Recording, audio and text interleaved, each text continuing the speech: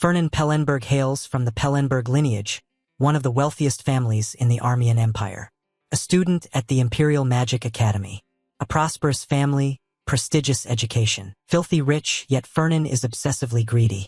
No one can match his avarice and his obsession with money. At the debate competition of the Armian Imperial Academy, the top prize for the winner was 1,000 vials of a supreme potion. Fernan loudly declared, "I hereby state that nothing in this world is more valuable than money." And from then on, people began calling him the money hound. This money-crazed man, Fernan, was enjoying himself as usual, receiving reports from the Merchants' Guild run by his family. Holding the report, he asked how much they made this month. If the staff reported less than last month, they'd be in for a world of hurt. Fernan would sign off on those who failed to meet his expectations. It was a perfectly ordinary day for him. But people say tragedy often strikes when least expected. That day, Fernan was walking in the courtyard, grumbling about when people would actually work and deserve their wages, when Hyde checked the report and said, "Didn't he do better this time?" Fernan remained unsatisfied. True, it was better than before, but still. Suddenly he looked up at the sky. Something seemed off. On a clear day without a drop of rain, Fernan was struck by lightning. As Fernan's consciousness slipped away from the shock, a strange spirit took the opportunity to enter him. Seeing him, it blurted out, "Oh, what is this?" And Fernan, startled, asked, "Who are you?" It laughed and said, "Who am I about to possess?" He felt confused. "Possess? What are you talking about?" While the spirit kept rambling things he couldn't understand, Fernan's instincts recognized that the spirit intended to seize his body. He used the remaining mana to attack the intruder. Fernan clenched his fist and punched it. The thing cried out, "What is this? It hurts. Save me." Although the spirit was easily defeated, Fernan absorbed a portion of it. At that moment, unfamiliar memories flooded his mind. Fernan felt like a bolt of electricity raced through his brain. He scrambled upright, and Hyde anxiously asked, "Young master, are you all right?" Fernan saw strange words before his eyes. They were a prophecy of the world's end. The ending was near. 72 demons would rise again and bring souls to the world. The descendant of the founding emperor Ain't Armian would, Fernan Pellenberg, heir of the ducal Pellenberg family, would be expelled from his family for collaborating with them, lose all his money, and become homeless. Seeing him stunned, Hyde called out loudly, "Young master, young master." Fernan froze, saying nothing. The prophecy had pointed to a future worse than death. Fernan Pellenberg, heir to the ducal Pellenberg line, would be expelled from his family for collaborating. He panicked inwardly. What, me? Expelled? Lose all his money too? What the hell is this? After that day, he tried every means to track down that strange spirit and why it attempted to possess him, and why he received those memories. The result was that he found nothing. But one thing was certain. The prophecy was real, its accuracy 100%, at least up to now. Because of this, he could exploit the prophecy for profit. However, he did not feel happy, because if it was real, his downfall was drawing closer, so he had to be absolutely certain these words were true. Fernan returned home after class. Hyde asked how the lesson went. He replied curtly, as always. Hyde hung his master's coat on the rack and then offered, "Would you like some coffee?" Fernan reached for the paper on the table and answered, yes. Seeing him staring at the paper and rifling through it, "Where's the news about the academy?" Hyde brooded for a moment, then asked, Young master, have you not been feeling well lately?" Fernan denied it. "No, why?" He continued, "I feel like you've been more anxious than usual." Fernan turned in surprise and asked, "Since when?" Hyde replied, "About half a year ago. Sometimes you seem lost in the clouds, calling you over and over with no response. Other times you make very impulsive decisions, even though you normally scrutinize every little thing. Are you sure this isn't a complication from being struck by lightning?" He was indeed observant. Fernan searched for an excuse. Those odd choices still turned a profit. What complication? Suddenly, he spotted a brief item about Ain't Armian, the heir. He actually enrolled in the academy. Hyde suddenly asked, "Do you have another source?" Before he finished, Fernan quickly left. "I'm heading south for a bit." Hyde wondered, what about the coffee? The Imperial Academy is located on an island called Bardian. The environment is largely man-made by magic. The southern part of the island is a flooded marsh. Fernan rode to that area to scout. He thought to himself that this way he could confirm the prophecy's authenticity. Among the prophecies, 3 things were burned into his mind. First was the future where Fernan Pellenberg is expelled from his family. Second, the future where Fernan Pellenberg is penniless. Third, the future where Fernan Pellenberg is homeless. These things terrified Fernan. He spurred his horse to full speed, muttering no no. He reconsidered once more.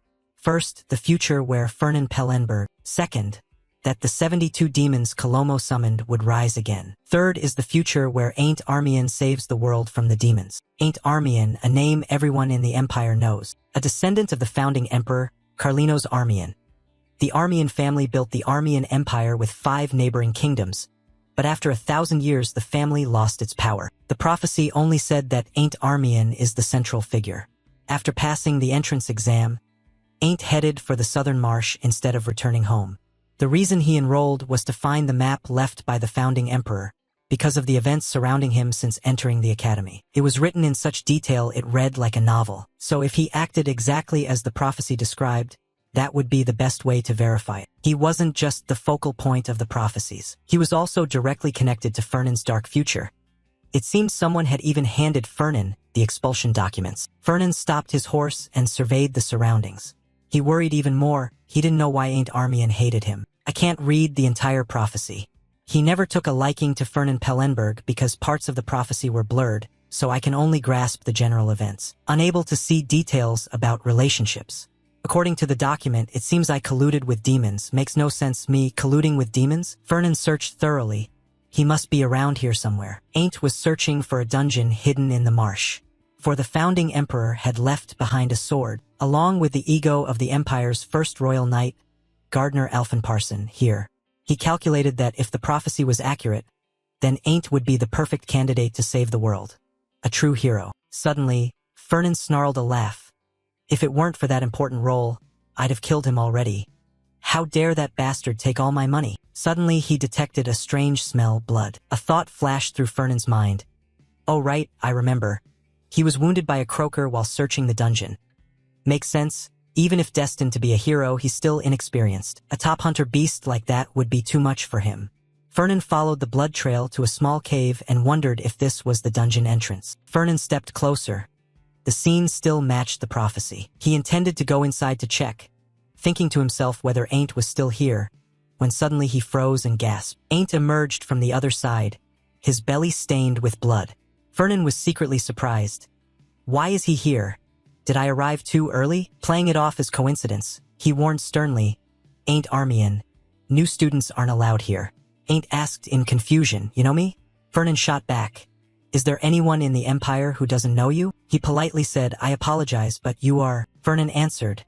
Fernan. Ain't blinked and exclaimed, Fernan Pellenberg? Fernan put on a cold face and snapped. How presumptuous. I'm a year above you. He hurriedly corrected himself. Right, my apologies, Master Pellenberg.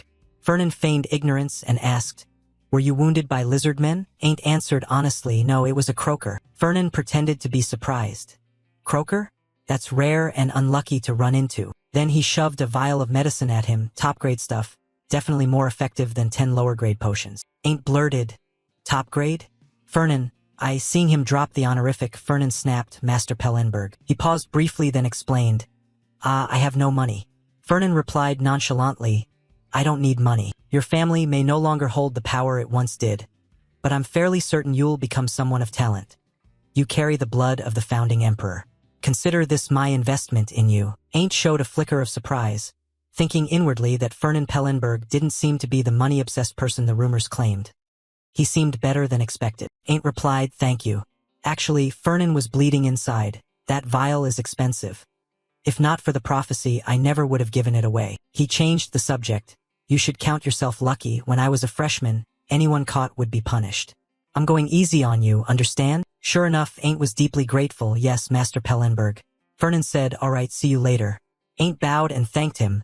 I will repay you. Fernan pretended to leave, but then hid nearby to watch him, still lamenting the lost vial. Ain't drank the potion Fernan gave him and entered the dungeon. After a while, Fernan followed him inside. Fernan surveyed the area, muttering that he had his doubts, but there really was a dungeon. He saw nothing. Ain't must have cleared it out. He reached for a lamp, puzzled why he couldn't sense any mana traces despite so many magical lamps here. After a moment's inspection, Fernan realized, they're absorbing mana from the environment, eternal magic lamps. He wondered why Ain't would leave these behind. Don't they know how valuable these are? He felt Ain't seemed somewhat naive, unlike the prophecy's depiction. Was it safe to entrust the future to him? According to the prophecy, Ain't was injured upon entering the dungeon and even struggled after falling at the entrance. Ain't bit down hard as his whole body throbbed. He drank all the potions he had, yet the wounds did not heal due to their severity and because the remedies were low quality. Even so, he pressed onward. It was instinct that drove him forward. A sword was embedded on the altar, a long blade that looked unremarkable, yet he couldn't take his eyes off it. Its call echoed in his mind, resonating through his very soul. When Ain't grasped the sword, a brilliant light filled the pitch-black chamber. When Ain't opened his eyes, he was no longer in the dungeon, but in an alley within the Imperial Academy. Fernan suddenly noticed a faint streak on the stone altar. Subtle, but undeniably a trace of magic. This must have been where the sword had been placed. Ain't had vanished, proving the prophecy true, which meant Fernan recalled his own fate prophecy and the expulsion papers. Everything the head of House Pellenberg had given him, along with everything he owned under the name Pellenberg, would no longer be his, nothing at all. The head warned, "Do not appear before me again, no, appear before anyone. This is the greatest mercy I can grant you. My future is real too, undeniable." Fernan clutched his head and groaned that he'd end up penniless. He ground his teeth and snarled at the damned future. Ain't Armian, the protagonist declared by the prophecy book, the destiny-chosen hero to protect the world from demons, and the one who will leave me empty-handed. Fernan sat at his desk doing the math. But Ain't is still an appreciating asset. I should jump on him and wag my tail like a dog. Yet Ain't is described in the prophecy very differently from how he is now. He's the type who values honor over wealth. If I'm not careful, it could backfire. Fernan suddenly imagined Ain't's fury. He'd surely order, "A shameless man trying to bribe me with money? Execute him at once." He didn't know how to approach him. Fernan complained it was difficult. Hearing this, Hyde asked, "What's so hard?" He said, "Hyde, imagine there's a merchant's guild that's always thriving. If you could invest, what would you do?" Hyde set his coffee down and replied, "I'd invest immediately without hesitation." Fernan wondered, but what if the guild's principles don't suit him? Hyde answered sternly, "What's the problem? Isn't it always said, Master, that with money you can follow any creed?" Fernan felt Hyde was right. He kept thinking about demons and saving the world, but at the core it's the same: invest, hedge risks, then reap huge rewards. Personality differences mean nothing in the face of massive profit. Still, I need more specific information on Ain't. He stood up, grabbed his cloak, and stepped outside. "I'm going to meet him now." Hyde hurriedly reminded him. "Who? Sir, you are expecting a guest." He sighed, looking helpless. "Same thing yesterday. Where did he run off to?" "At the academy, dormitories are assigned by entrance rank. Ranks 1 to 10 are top tier, housed in Ravidos Hall. Ranks 11 to 30 live in Bless Hall. Those ranked 31 and below are the bottom of the social ladder." Ain't was assigned to Debes Hall. Gardener Alphen Parsons' ego, dwelling in Ain't's sword, was furious and loudly roared, "Debes Hall? The descendant of Armian at Armian Academy placed in Debes instead of Bless or Ravidos. Unbelievable. If the late emperor were alive, he'd rise up and strangle them all like a madman." Hearing this, Ain't asked in surprise, "Why are you suddenly mentioning demons?" He replied, "Because if not for demonic interference, how could such an absurdity occur? You feel like you're being criticized." Ain't said, "What can I do? I'm here because I'm weak." Gardener Alphen Parsons' ego bellowed, "The descendant of Armian weak? How could that be believed?" He suddenly concluded that, to be honest, the first emperor was partly at fault. He blurted out, "What?" Ain't explained, "Think about it. He abolished the hereditary succession and switched to an emperor election system, with 7 noble houses as electors. He also gifted lands and assets to the empire. A century ago, the throne effectively belonged to other houses. Armian's territories were no longer theirs, the house declined, and even part of their secret sword techniques were lost. Though nominally still a prince-elect, he couldn't even master the sword techniques." Gardner cleared his throat. "But you still have talent, Ain't. I will fully support you to reclaim Armian's glory. Perhaps the late emperor foresaw this and entrusted me to you." Suddenly someone called from outside, "Ain't Armian, are you there?" Gardner wondered, "Who's come to see you?" Ain't asked, "Who is it?" The voice outside answered, "Your senior." Ain't pondered for a moment. "Senior." He stepped out to open the door. Could it be? At the sight of Fernan, Ain't asked in surprise, "Why are you here?" Fernan smiled and asked, "Are you busy?" He replied, "No, nothing urgent." Fernan quickly proposed, "Then may I have a moment of your time?" Seeing the hallway crowded, Fernan said, "This place is a bit busy. Let's go somewhere quieter." Ain't exclaimed, "Right now?" Wait 10 minutes, I need to prepare a bit. Fernan put on a stern lecturing act. Make your senior wait outside for 10 minutes? Back in my day, if a senior called you out of bed, you'd run out in your underwear. New students are spoiled now. Ain't hurriedly corrected him. 5 minutes. I will be ready and out in 5 minutes. Fernan patted his junior's shoulder. Fine, I'll let you off this time. I'll wait in front of the dorm. The door slammed shut. Gardner erupted in anger and growled. What's wrong with that spoiled, pompous brat? Ain't explained. That's Fernan Pellenberg, eldest son of House Pellenberg. Gardner scowled, voice full of annoyance.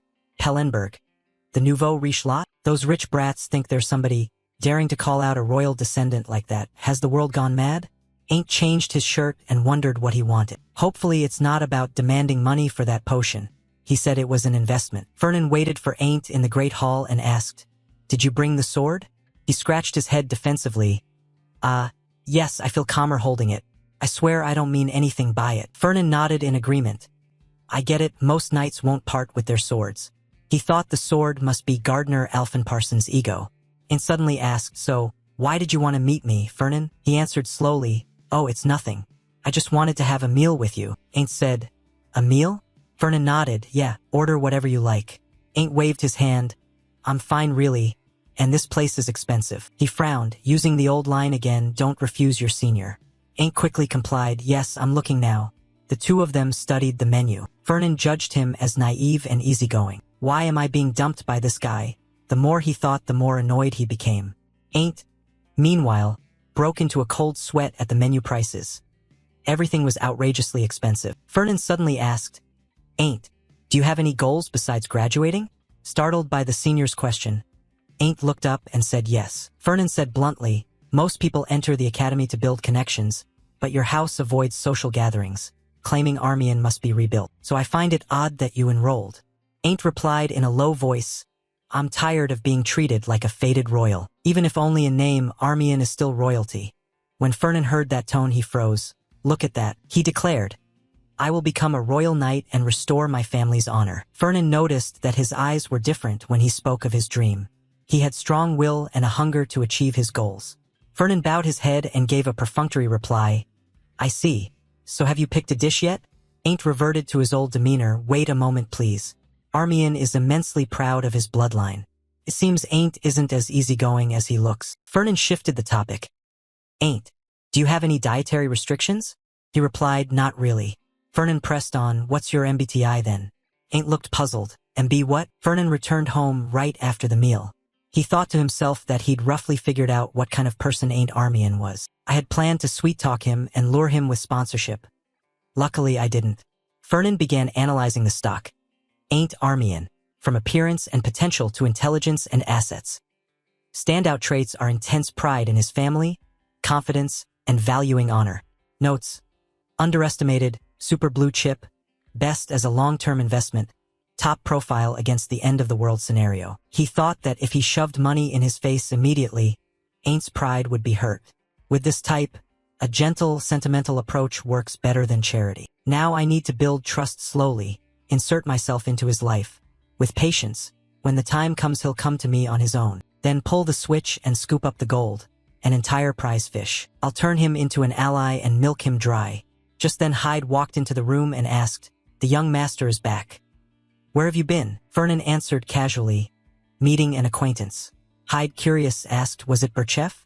Fernan wondered, Birchef, why mention that all of a sudden? Hyde repeated, Luina Birchef, she came today to discuss that debt. Fernan suddenly remembered, Oh, today is the day. Hyde sighed. If I'd known you'd be late, I'd have sent her away earlier. I told her to wait, but after 3 hours she left. Maybe Birchef thought you stood her up to discourage her. Fernan reached for his coffee and replied calmly, Good, discouragement is better. After all the effort to bind them, you have to hold on tight. Suddenly he felt dizzy. Fernan clutched his head and let out a cry. Hyde asked worriedly, Young master, are you all right? He replied, I'm fine, just a sudden headache. Strange lines of text suddenly appeared in Fernan's head, and he was astonished. This is prophecy, and it's the part one couldn't read before. How is it appearing now? Brown hair like drifting clouds, aquamarine eyes. These only capture a corner of that girl's presence. Her swordplay was exquisite, beautiful, noble, more alive than anyone. Ain't had been captivated by that dance under the moonlight. She was surely talented enough to be a royal knight, but there was a shadow in her heart. If those chains were broken, she could spread her wings and fly free. Those chains, I want to free her from House Pellenberg. Isn't that Luina Berchef? Fernan wondered whether that was the reason Ain't hated him. He grabbed his head and swore. Damn it, Hyde froze at the outburst. Fernan quickly explained, I wasn't talking about you. Luina Berchef sat waiting in the lower hall, thinking to herself, Fernan Pellenberg. He intentionally stood me up yesterday and now calls me here. I'm the one anxious about that debt. Luina wondered if he meant to crush her. Fernan stood behind her and watched the girl for a moment. Even from behind, he could tell how uncomfortable she was. The lineage of Count Berchef were originally border counts. They used to be a powerful house guarding the empire's northern front, one of the 7 elector houses. But then a massive wave of monsters swept through. Their solid heritage collapsed and their glory vanished. To rebuild the house, Berchef had to sell everything they owned. That included the official charters and the signet and seals that proved their electoral rights. But it still wasn't enough. At that time, the one who helped Berchef was Duke Ivan Pellenberg, head of House Pellenberg, and my father. Was it because my father pitted Berchef's misfortune? No. The Pellenbergs lacked swordsmanship talent and always wanted to obtain extraordinary sword secrets. Berchef's tragedy was the perfect opportunity. Pellenberg prevented other nobles from supporting Berchef financially and gradually forced Berchef into huge debt. That way Berchef avoided disappearing, but the annual interest kept them suffering. Fernan calculated that if he pushed them a bit harder, he could squeeze out their secret techniques. Yet fate drew Luina to become Ain't's future lover. The analysis on Luina Berchef shows that from appearance and potential to assets and intellect, notable points are debtor, talented enough to become a royal knight, Ain't Armian's future love interest, connected to Armian. Fernan did the math. Restore the family, save the world, romance, whatever Ain't likes, do that. He told himself to forget about the sword secrets.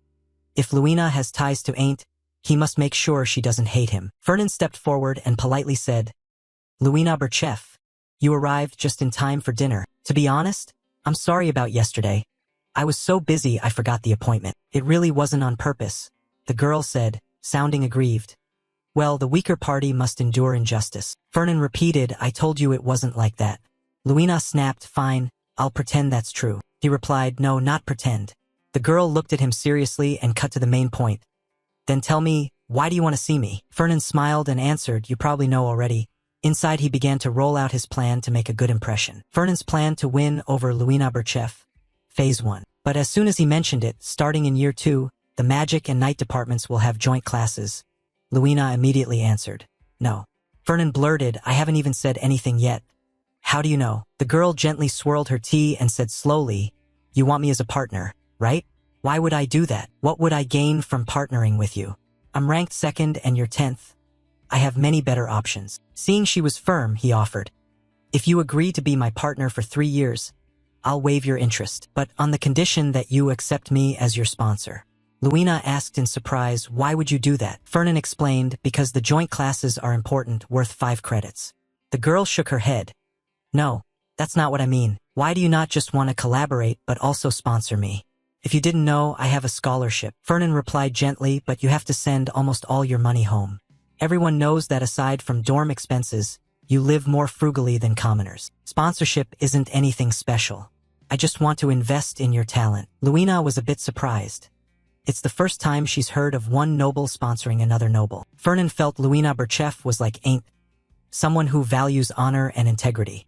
He smiled softly and replied, yes, Pellenberg and Berchef are both noble families, but they're not equals, he was sure inwardly. No matter how proudly Berchef holds its head, it can't compare to what it once was. Luina, angry, accused him, are you insulting me? Fernan smiled, confident that unlike Armian, he already had her under control. Even if she hates it, she'll have to accept it, even if she bears a grudge against Pellenberg. He told Luina, this isn't the time to let pride stand in your way. Her talent isn't a lie. Fernan's plan to win over Luina Berchef moved into phase 2. He shifted to a new topic. Actually, I've recently seen you perform swordplay. He relied on the prophecy. Brown hair like drifting clouds, aquamarine eyes, that only captures a facet of the girl. Her blade work is exquisite, graceful, noble, and more vivid than anyone's. He painted a splendid picture. Her swordsmanship is refined and alive. Luina was utterly astonished. From the look in the girl's eyes, Fernan was certain she wouldn't refuse someone who recognized her talent. Luina froze for a moment and blurted, "Huh, are you saying?" Fernan sprang up and cut her off. "I can't forget the first time I saw your sword dance." The Ode to Luina Bercheff's Swordsmanship, by Fernan Pellenberg, begins, "Her blade, oh how lovely, fluid, noble and righteous, swift as a flash, yet gentle as a butterfly's wing. Her every move haunts my nights. How can I sleep?" These saccharine words made Luina cry out, "That's gross. Stop it. Please stop." Fernan shouted, "No, I can't." Luina's face clouded. "Why not, you pervert?" He lunged in front of her and repeated the ode. "It's because I can't find words that capture the beauty of your swordsmanship." Luina, exasperated, screamed, "Fine, I'll be your partner, please." Fernan's plan to win over Luina Bercheff succeeded splendidly. After returning to the dorm, Luina told Nurse Serena about it. Serena exclaimed, 3 years interest-free and sponsored, with a clause that the sponsorship remains confidential. And when you graduate, in return you must work as his partner for 3 years. The girl smiled and said, "Yes. How could I refuse? He said he saw potential in my sword art." Serena asked in surprise, "Saw what?" Luina excitedly recounted, "Potential. He said lovely, fluid, noble and righteous, and also that he couldn't find words to describe the beauty of my swordsmanship." Hearing this, Nurse Serena's veins bulged on her forehead. She flew into a rage and said, "My lady, that money-crazed man is plotting something, but I must admit he has an eye for talent." Luina cautioned her to speak carefully. "He is still the heir of Pellenberg." Serena shouted like fire. "Exactly. Now that Pellenberg is playing the courtship game too, I'm sure he's trying to seduce the young lady with those sharp, deep eyes. Don't forget that lecherous smile." Luina thought inwardly, "Nurse, that expression. Please tell me your type isn't him." She laughed and said she didn't feel he was trying to seduce her, though it was suspicious. But 3 years interest-free would ease the family's burden, so she'll try to endure it. Serena still felt aggrieved. Luina is the class's number 2, while Fernan is number 10. Suddenly there was a knock at the door. Serena opened it and saw a tall man outside. She asked, "What's the matter?" Hyde announced that Mr. Fernan Pellenberg wished to see Miss Luina. He said he's waiting at the training grounds and requested the young lady come as soon as possible. Serena frowned. "Do we have to drop everything and run over?" Luina was surprised. "The training grounds?" Nurse replied she'll ask the young lady. Luina worried inwardly.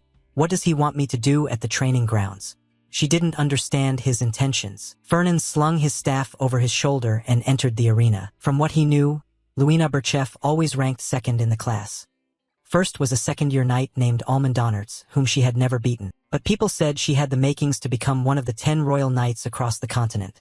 She certainly had the talent to be a royal knight, yet there was a shadow in her heart. Today he wanted to test whether that was true. Luina stepped forward with her sword and asked him, puzzled, "I don't understand. What is this about?" Fernan smiled and said, "I don't want you to think I'm just a burden, so I'll show you I'm not weak." Luina asked, "You mean by proving it here by defeating me? Even though you're only ranked 10th, you have the right to live in Ravidos Tower, so I acknowledge your skill. However, the gap between 2nd and 10th is very clear," but Fernan insisted, "Go on, let's see." The girl drew her sword. "Fine, as you wish. I also want to see you prove yourself. I'll let you strike first." Fernan raised his staff and replied, "More than willing." He began to cast a spell. The orb on his staff flared brightly, mana radiating powerfully. Fernan muttered the incantation, "On Bani Bat Ni Rihong," and a redstone formation materialized. It lunged forward to attack Luina. The girl swung her sword, striking hard. A thundering crash echoed. Luina's strength was unquestionable.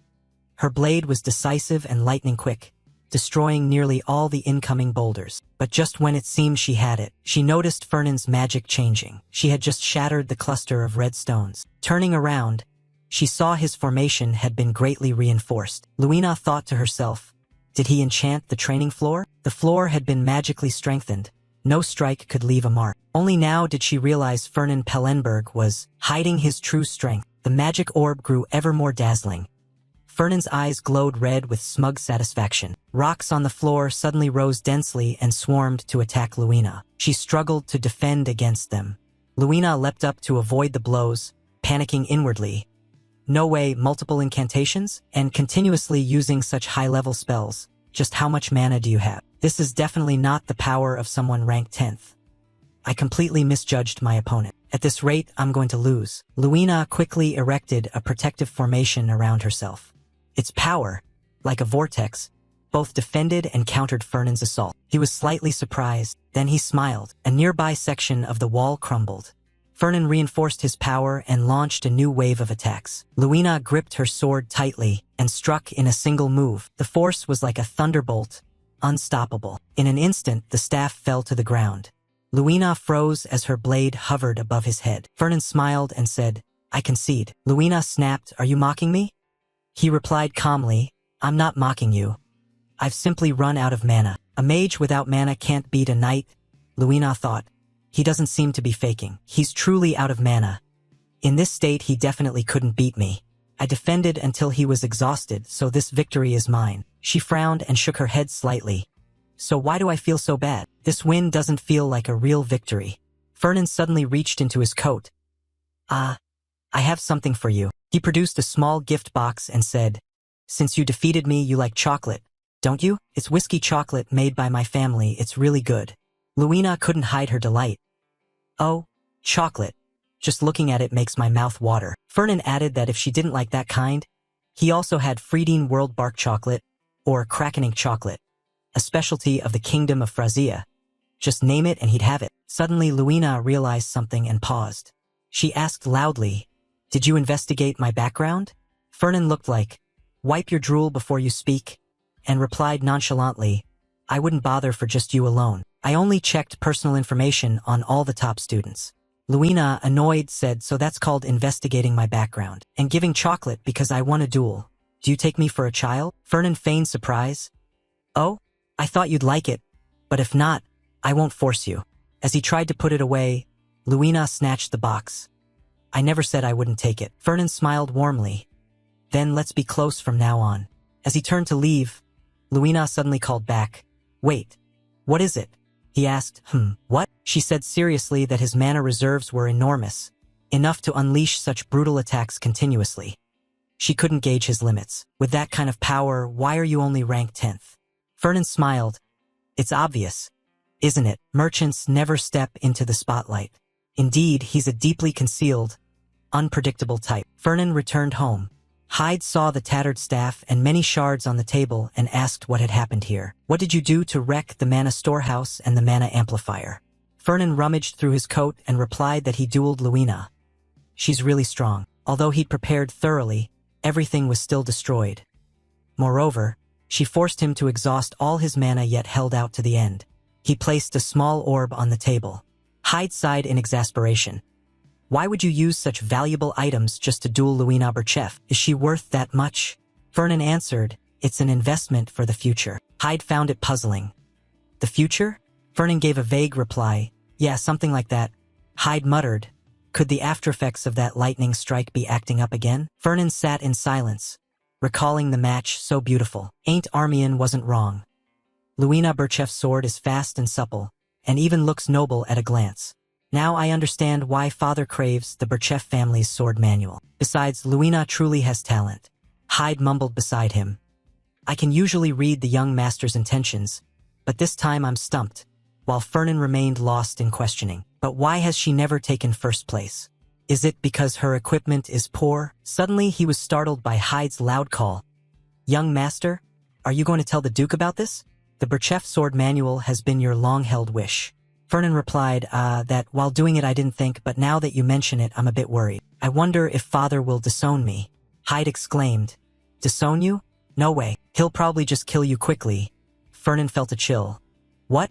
I'm his biological son, you know. Hyde's expression was, paperwork and procedures take time. Elimination is fast. Fernand doubted that his father would kill his own son just to stop a plan.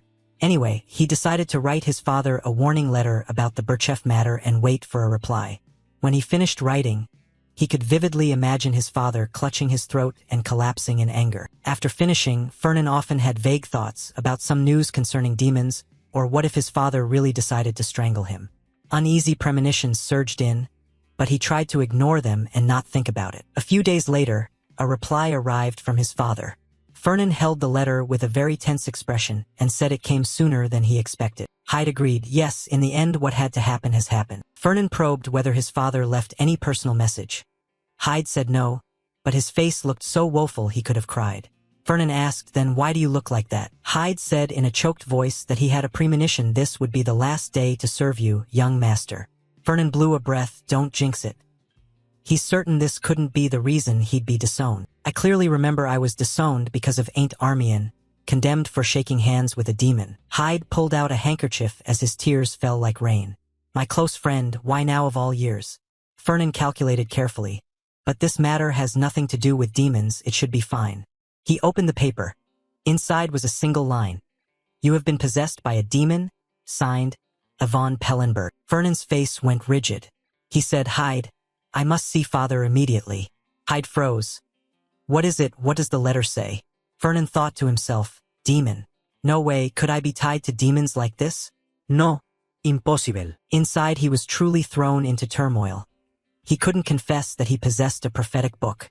Fernan headed to the Pellenberg castle. The butler bowed and said, please follow me. The prophetic book doesn't exist in physical form, nor is there any way to prove it. A prophetic book exists only in my mind. If I spoke of it, father would think a merchant had gone mad with delusions, or he'd fly into a rage, accusing me of trying to ruin the family's reputation. I must produce something that can compensate for the Birchef loss. He followed the butler to his father's study. As the door opened, Yvonne Pellenberg sat at his desk. He put down his pen, looked at him, and said, you seem calmer than I expected. I thought maybe you'd been on something and lost your mind, or a demon defeated by the late emperor had resurrected and entered my son. If it's not those things, then explain why you did this. Fernan answered calmly, I've decided to invest in Birchef, but in a better direction. Yvonne asked, what investment is better than the secret sword manual? Fernan blurted, I can't say about that. His father chastised sharply. Fernan, this is not a request. At this moment you are a criminal, a fool squandering the family's assets. He didn't dodge and replied confidently, I know. Yet my thinking hasn't changed. If you entrust the entire Birchef affair to me, I'm confident I can produce profits even greater than that sword manual. Yvonne stared into his son's eyes and challenged. Oh, really? Then let me ask again. Where does that confidence come from? Fernan stuck to his answer. I can't say. His gaze filled with suspicion. Ridiculous. I've never taught you to act so rashly. You don't understand that this isn't something to be solved with a few childish sulks. Seeing his father's resolve, Fernan thought as expected. I have no choice but to bargain with what was mentioned in the prophecy. I didn't want to play that card so early, but now I have no choice. Fernan replied evenly, I'm not sulking. In exchange for me taking full responsibility for the Birchef matter, I'll provide father with information only I know.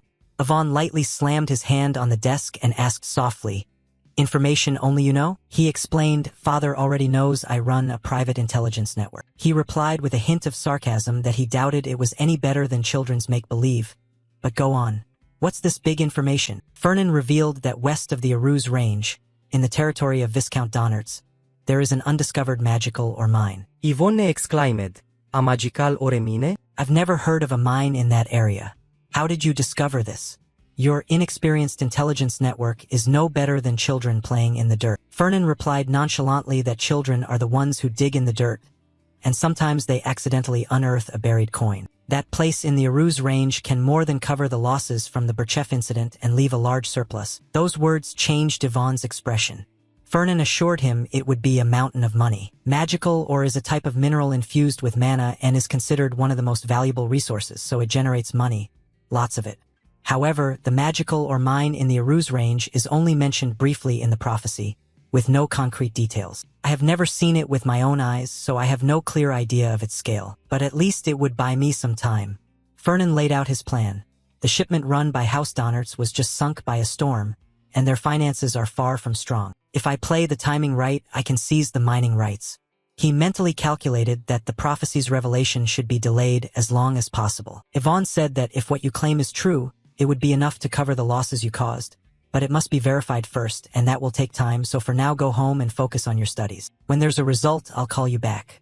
Fernan replied firmly, understood. He turned and left at once, a bit anxious. Did I manage to quell his anger? Why do I feel like 10 years of my life just evaporated? Suddenly Yvonne called. Fernan. He flinched, turned back and answered, yes, father, his stomach in knots. What now? Did I mess up again? But his father only said, while we're at it, have a meal with me. I can't keep sending you away. He breathed a sigh of relief. Ah, right. The heavy door was quickly closed. After Fernan left, Yvonne scolded. I'm a bit disappointed in you. You even failed to have Huynh Kui uncover what you found. Note for readers. Huynh Kui is the intelligence unit under Duke Pellenberg. Orlando replied sternly, my apologies. I'll have a full reinvestigation. Yvonne cautioned, don't be harsh. Take it slow. He suddenly asked his associate, beyond that, what do you think of Fernan? Orlando laughed, you're planning business with the Duke now. You've become a merchant yourself. Yvonne remained somewhat doubtful. I'm still suspicious. How did he find the magical or mine? That will become clear. Maybe the team that specializes in tracing mineral veins should take a look. Orlando asked again, the Golden Pillars unit? Note, Golden Pillars is Fernan's intelligence unit. Yvonne analyzed that Fernan understands the profit potential of minerals very well. That's why, despite a natural talent for fire magic, he chose to become an earth mage. Of course, the information still needs verification. Orlando guessed that it's very possible the young master truly controls the Golden Pillars. He might even have developed that organization to the point it controls mineral veins. Yvonne smiled with satisfaction. That kid has been obsessed with minerals since he was little. Who would have thought he'd pull something like this off? He looked at the paper in his hand. A magical or mine? Whose son is clever enough for this? Yvonne's expression turned serious. He instructed, and one more thing, investigate Luina Berchef thoroughly. I want to know exactly what she did to charm that brat Fernan. Orlando asked, you mean the young master has fallen for Luina Berchef? Yvonne reminded him, I've said it, move on. No profit, no investment. But if there's profit, we must fund it. He paused, then added that if an investment isn't for a clear reason, it means your gaze has been captured by something else. If not youthful love, then what else could it be? But I have the feeling that's still not the whole story. That kid who loves money like his life depends on it.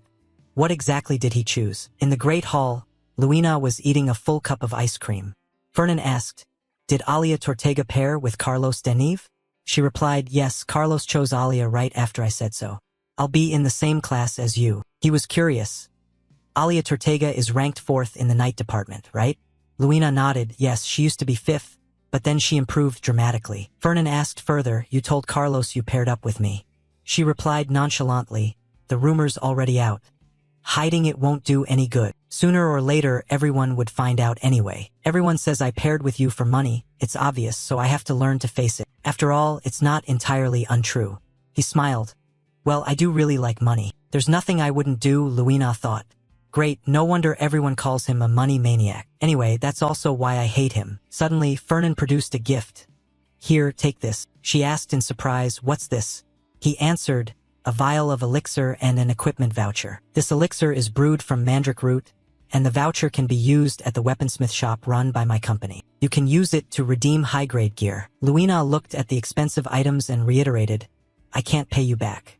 He said, have you forgotten the contract we signed, the sponsorship agreement? The girl replied frankly that even so, receiving goods produced by the Kim Kui Trading Guild is beyond what she can accept. It's like a gift. Don't you think that's excessive? Kim Kui is the trading guild run by the Pellenberg family. Fernan smiled and nodded slightly. Luina continued, judging by your reaction, you also think so. He replied firmly, no, internally he calculated, yeah, it really is excessive. But if this price wins Luina's favor and spares me the prospect of begging in the future, it's a bargain. And if she's strong enough to help me fight demons, it's even more worth it. Luina resolutely refused. It's still too much, I can't accept it. Fernan said slowly, refusing the sponsorship would breach the contract, a valid reason to terminate it, and the penalty would probably be. Startled, Luina hastily cut him off. Fine, I'll accept. Fernan stood up. Good. See you in class. I've got some things to do. I'll come by later. He left quickly. Luina sat there worried. Even a sponsorship, this is far too expensive. She suddenly wondered, does the contract have a penalty clause? Luina refreshed her memory and searched for a long time. Is there one? No, definitely not, right? She suddenly felt terrified. What was that? Did he just lie to give me these valuables? Is he really trying to seduce me and steal the sword manual like the nurse said, go ahead and try, but don't dream of succeeding. Class had begun. Fernan stood on the balcony watching for a while, muttering that Ain't Armian should be present for this lesson. Where is he? Ah, there he is. Ain't stands in a group of students on the other side of the arena. The first-year night department's opening class. Warfare and Field Combat. A course famed for evaluating students' abilities through friendly matches. According to the prophecy, since Ain't Armian came into possession of the sword-housing gardener Alphen Parsons' soul, he began to shine and rise to fame.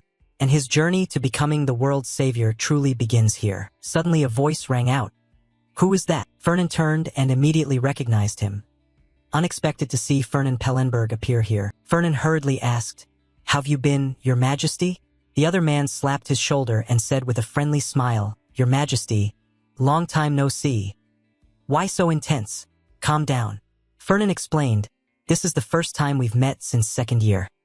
I thought at least a proper greeting was in order." Ludger asked curiously, "What's going on?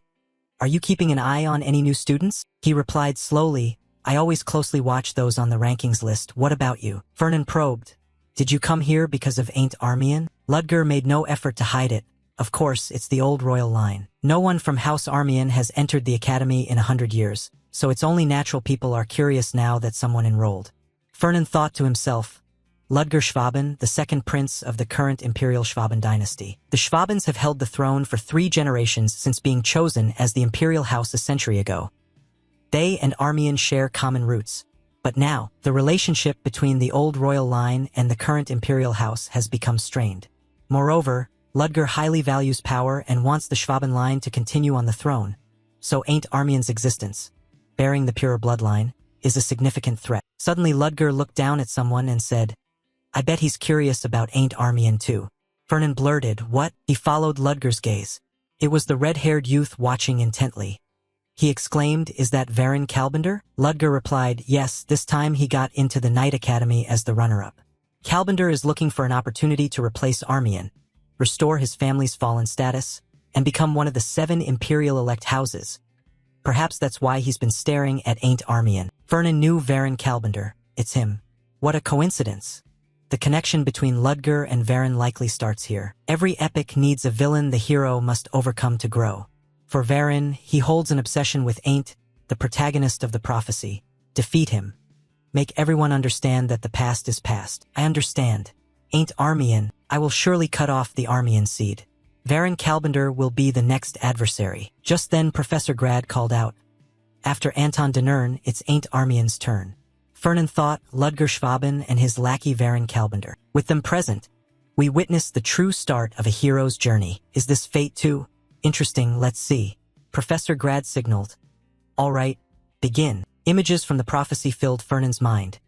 The victor, Ain't Armian, cheers erupted. Ain't won, Ain't defeated Anton Denern.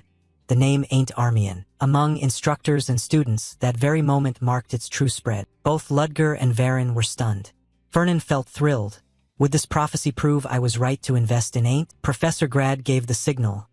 Then, begin. Anto began to move. His speed was very fast. Ain't was a bit anxious. He swung his sword to block the opponent's attack. Anto followed up with a slashing strike across Ain't's neck. He leapt up hastily to avoid the blow, and tried to land as safely as possible. After only a few moves, Ain't was already breathing heavily. Ludger said, "I heard this class pairs contestants randomly. Poor Ain't Armian." Anto Dern ranked 10th in the entrance exam, while Ain't Armian was down at 38th, too tough an opponent for him. The match grew tenser by the moment. Ludger sighed, "Being pressured like this, well, rank 38, I don't expect much, but the fight is boring." He patted Fernan on the shoulder.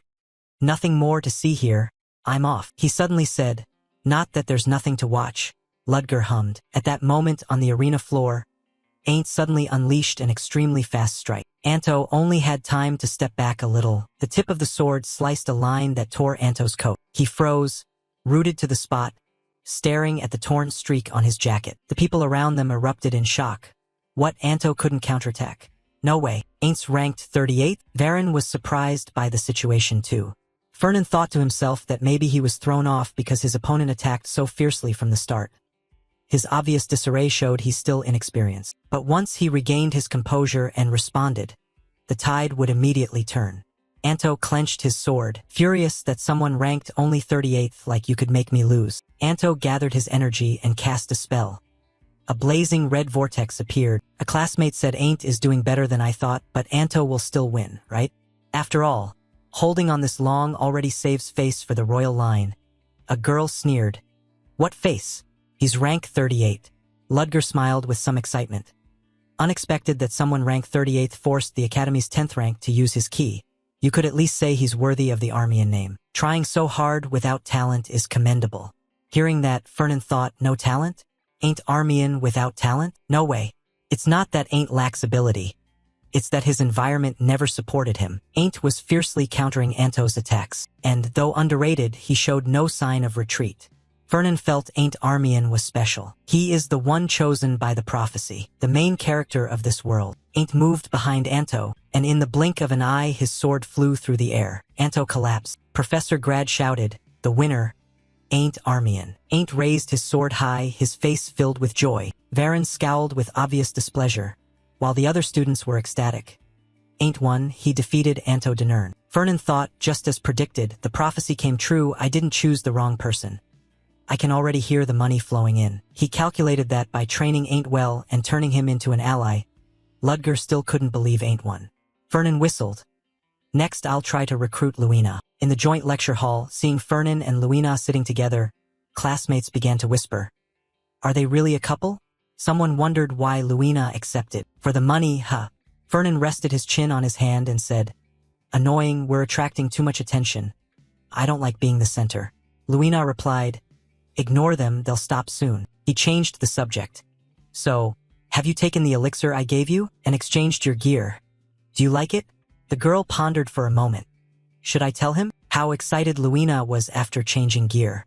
Even Serena exclaimed, oh my, the young lady is so cool. Or how energized her body felt after drinking the elixir. She couldn't say it outright. She hesitated, well, it's not bad. At that moment, the professor entered the class. Is everyone present? Accompanying her was another tall professor. As she stepped onto the lectern, she said, everyone seems to have a partner. No one's late, right? I am Professor Rosalia of the School of Magic, and as you know, this is Professor Grad of the Night Department. From now on, the two departments will hold joint classes. Now let's begin the lesson. Have you all received the maps from the teaching assistants? Fernan was handed a roll of materials as well. Professor Rosalia cast a spell to set up an array. The first lesson will be an outdoor practical exercise. Professor Grad explained the exercise. Nothing tests knowledge better than real combat. From now on, you'll be thrown into a field test. The map marks your destination. You only need to reach that spot within 4 hours. However, do not arrive too early or too late. Arrive exactly 4 hours from now. That is, at 2 p.m. Any questions?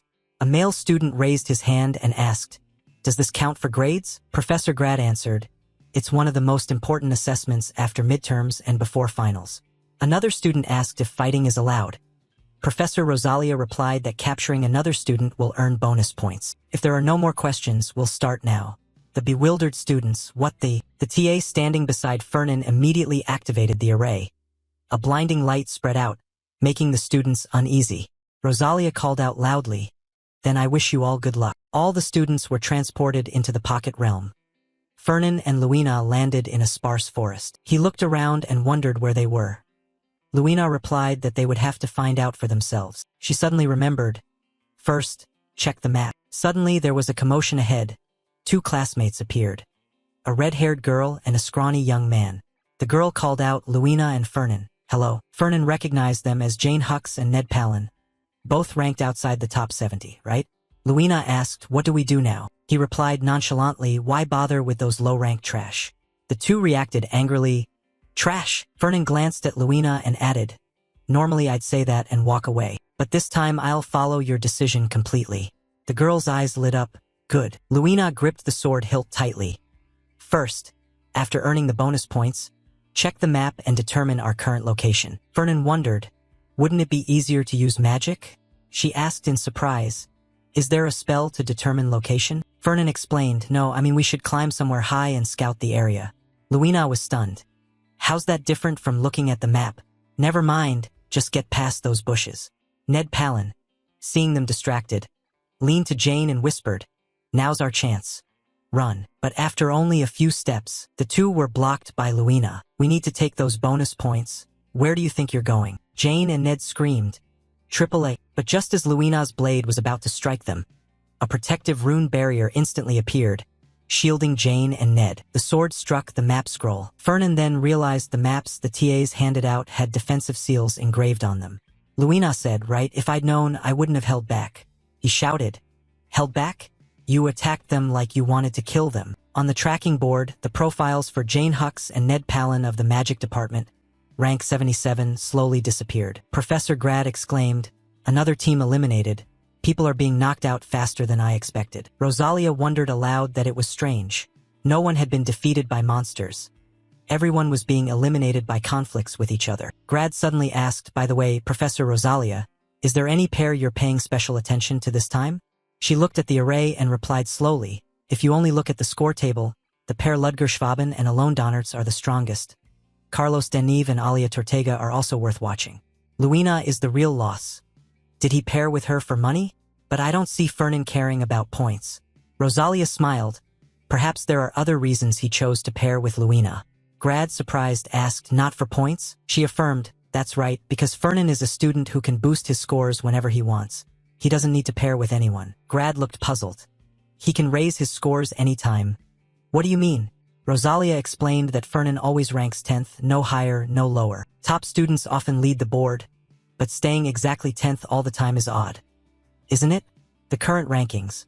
First is Carlos Deneve, second Ludger Schwaben, third Daisy Harn, fourth Jean Brad, fifth Neria Hoffman, sixth Peter Roman, and 10th Fernan Pellenberg. Moreover, Fernan's theoretical scores are nearly perfect, but he always loses points in practicals, no more, no less, enough to keep him housed in the Ravidos building. I thought he was the type who dislikes standing out. Grad concluded that Fernan must be deliberately hiding his true strength. Rosalia agreed, yes. Do you remember the training grounds that were recently wrecked?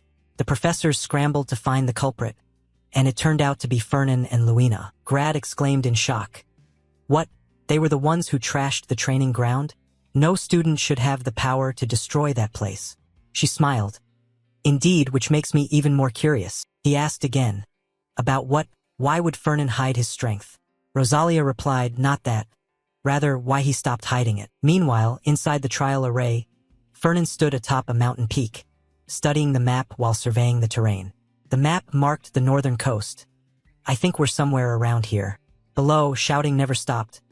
It's Luina, help me, Luina Burchef, you monster, I know points are important, but this is too much. Fernan casually said he was just finding the way, while Luina took on clearing obstacles. He judged that this must be the western mountain region. Luina called up from below. This side's clear, how about yours?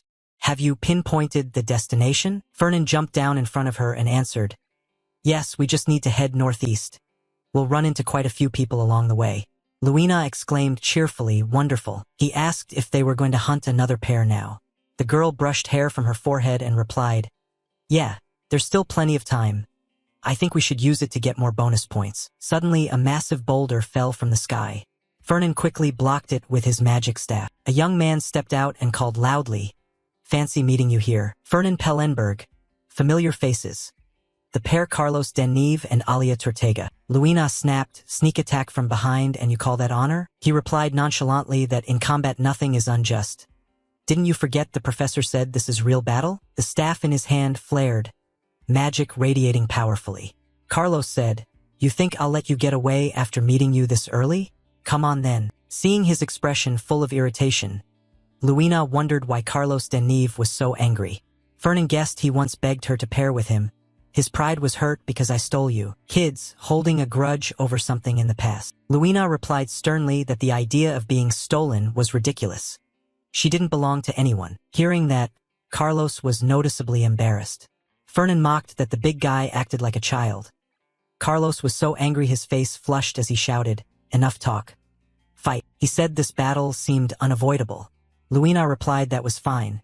Defeating a high-ranked pair yields more bonus points, but because this pair is highly ranked, you can't just stand back and watch this time. Fernan sighed, I know, I will support you, so go all out. Luina's face showed little faith in this teammate. She said, support? Don't overdo it. We haven't even coordinated yet. How are you going to support me? He smiled reassuringly. We're a pair. Fighting separately makes no sense, right? Don't worry. Fernan began casting the array. Stones and earth from the ground rose into the air and quickly encircled their opponents. Mana light grew stronger by the moment. He shouted, trust me. Outside the lecture hall, Professor Rosalia noticed a major disturbance. It looks like there's a pretty big fight over there. It's the Western Mountain area. Grad wondered. Have the students already started fighting monsters? She immediately checked and discovered there were no monsters appearing in that area. Take a closer look. The pocket realm view of the Western Mountains was zoomed in. Grad exclaimed that it seemed the two pairs Professor Rosalia mentioned had encountered each other. She replied excitedly, "Oh my, two high-ranked pairs meeting like this is worth looking forward to." Grad smiled, wonderful. Fernan Pellenberg, this time I'll see your true strength with my own eyes. Inside the pocket realm, the match between Fernan's team and Carlos's had turned serious. Both sides rushed into close-quarters combat with maximum intensity. Luina suddenly felt something extremely strange. She wondered to herself, what's happening? My body feels unusually light. A thought flashed through her mind. Could it be a support spell? Since when did he use that? Luina glanced at Fernan. One hand controlling the staff, the other casting a support array. She was genuinely astonished that he had time to cast a support spell mid-battle. Seeing Luina had noticed, Fernan winked as if to say, I'm cool, right? She panicked.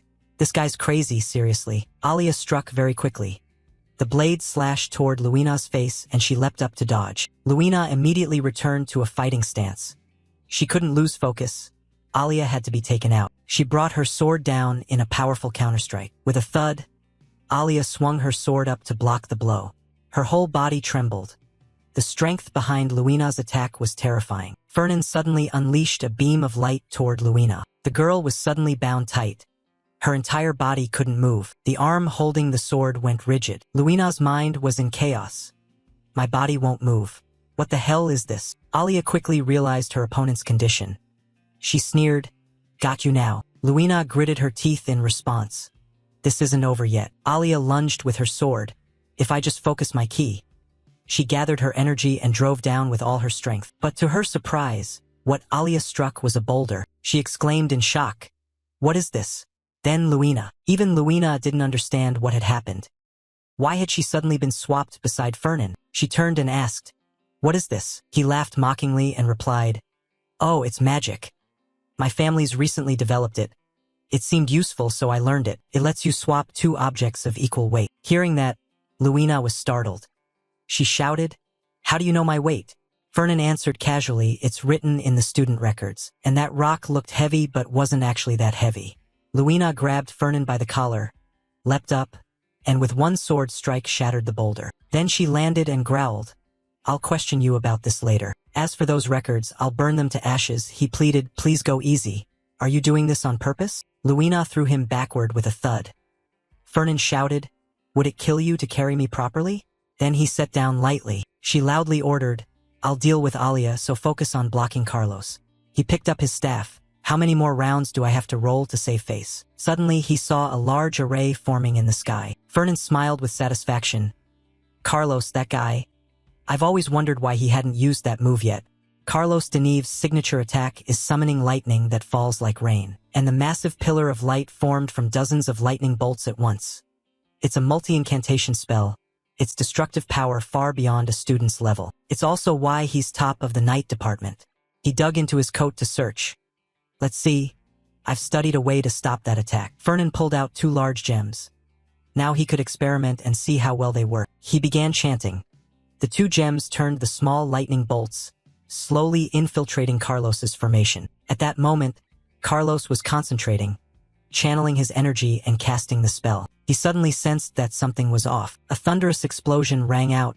The formation collapsed. Carlos roared. Fernan. Smoke and dust billowed thickly, clearing only after a while. Fernan stood smiling. It worked. Carlos shouted in shock. You stopped it?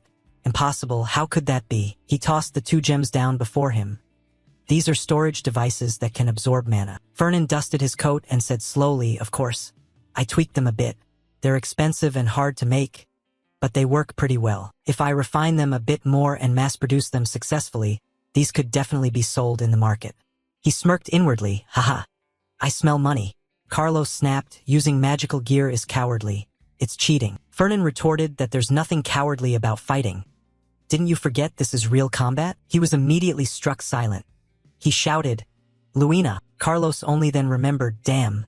Alia. Fernan urged, Finish this. Luina's eyes flashed with killing intent. She swung a powerful slash, finishing the opponent. Not far away, the pair Ludger Schwaben and Alone Donnerts sensed the presence of the next opponents. Ludger said that of the four, now only two remained.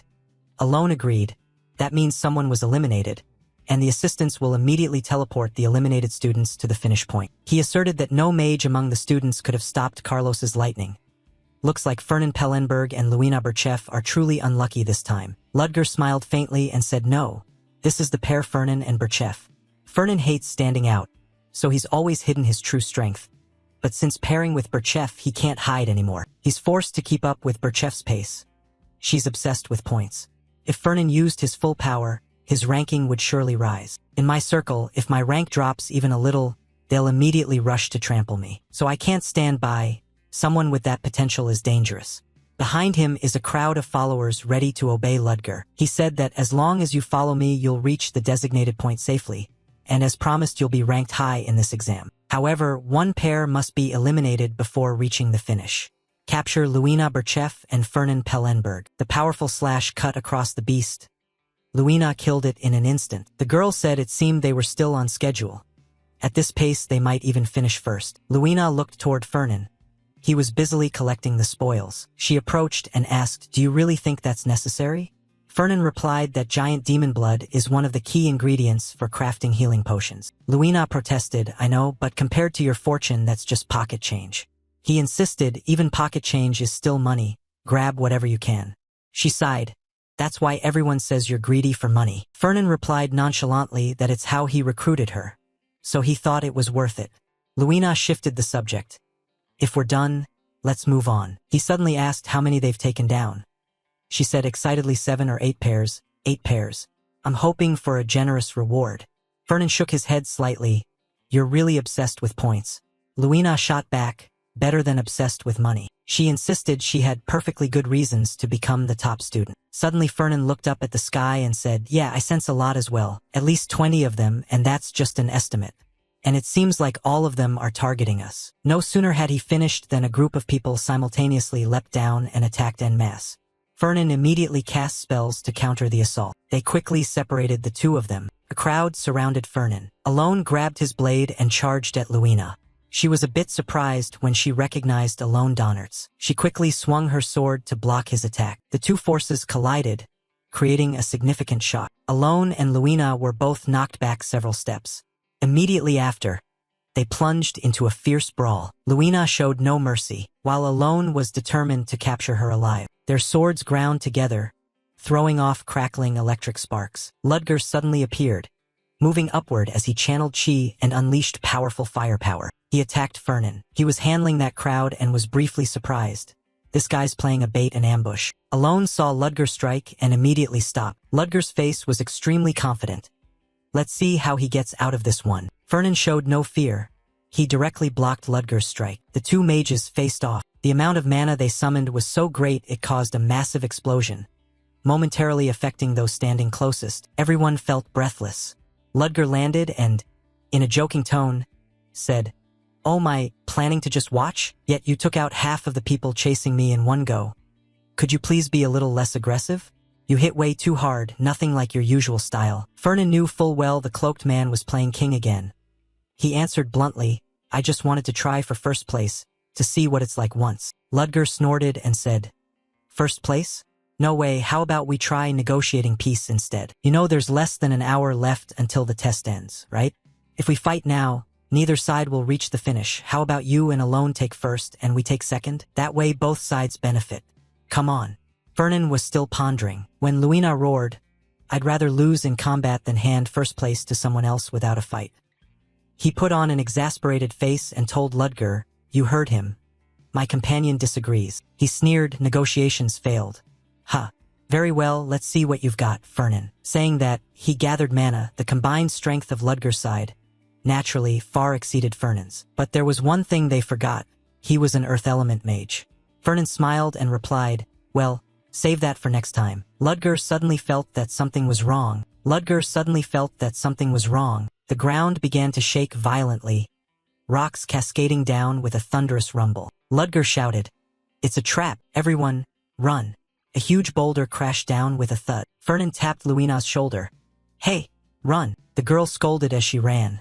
Really, if you had that trick, why not use it sooner? He grumbled. I'm exhausted, and it doesn't last long anyway. The trial ended and the students gathered at the finish. Professor Grad praised them. Well done, everyone.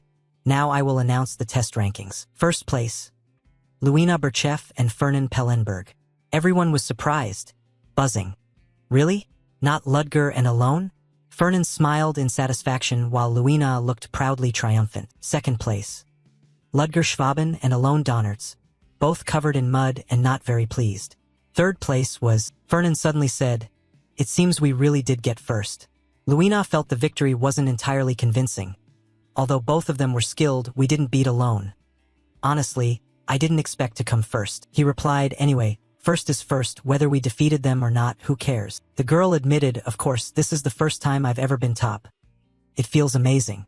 Fernan flashed a bright smile, thinking to himself that the strategy had worked. Professor Grad instructed, the test ends here. We'll return to the academy soon, so don't go far. Suddenly Luina asked Fernan, by the way, you know the new student ain't Armian, right? He answered, of course, who doesn't know Armian? The girl continued, actually, I ran into him the other day, I really did. Fernan was startled, what, you met ain't Armian? Luina recalled, yeah, I accidentally bumped into him while practicing at night. It was rather interesting. It's like the time you secretly watched me sword dance.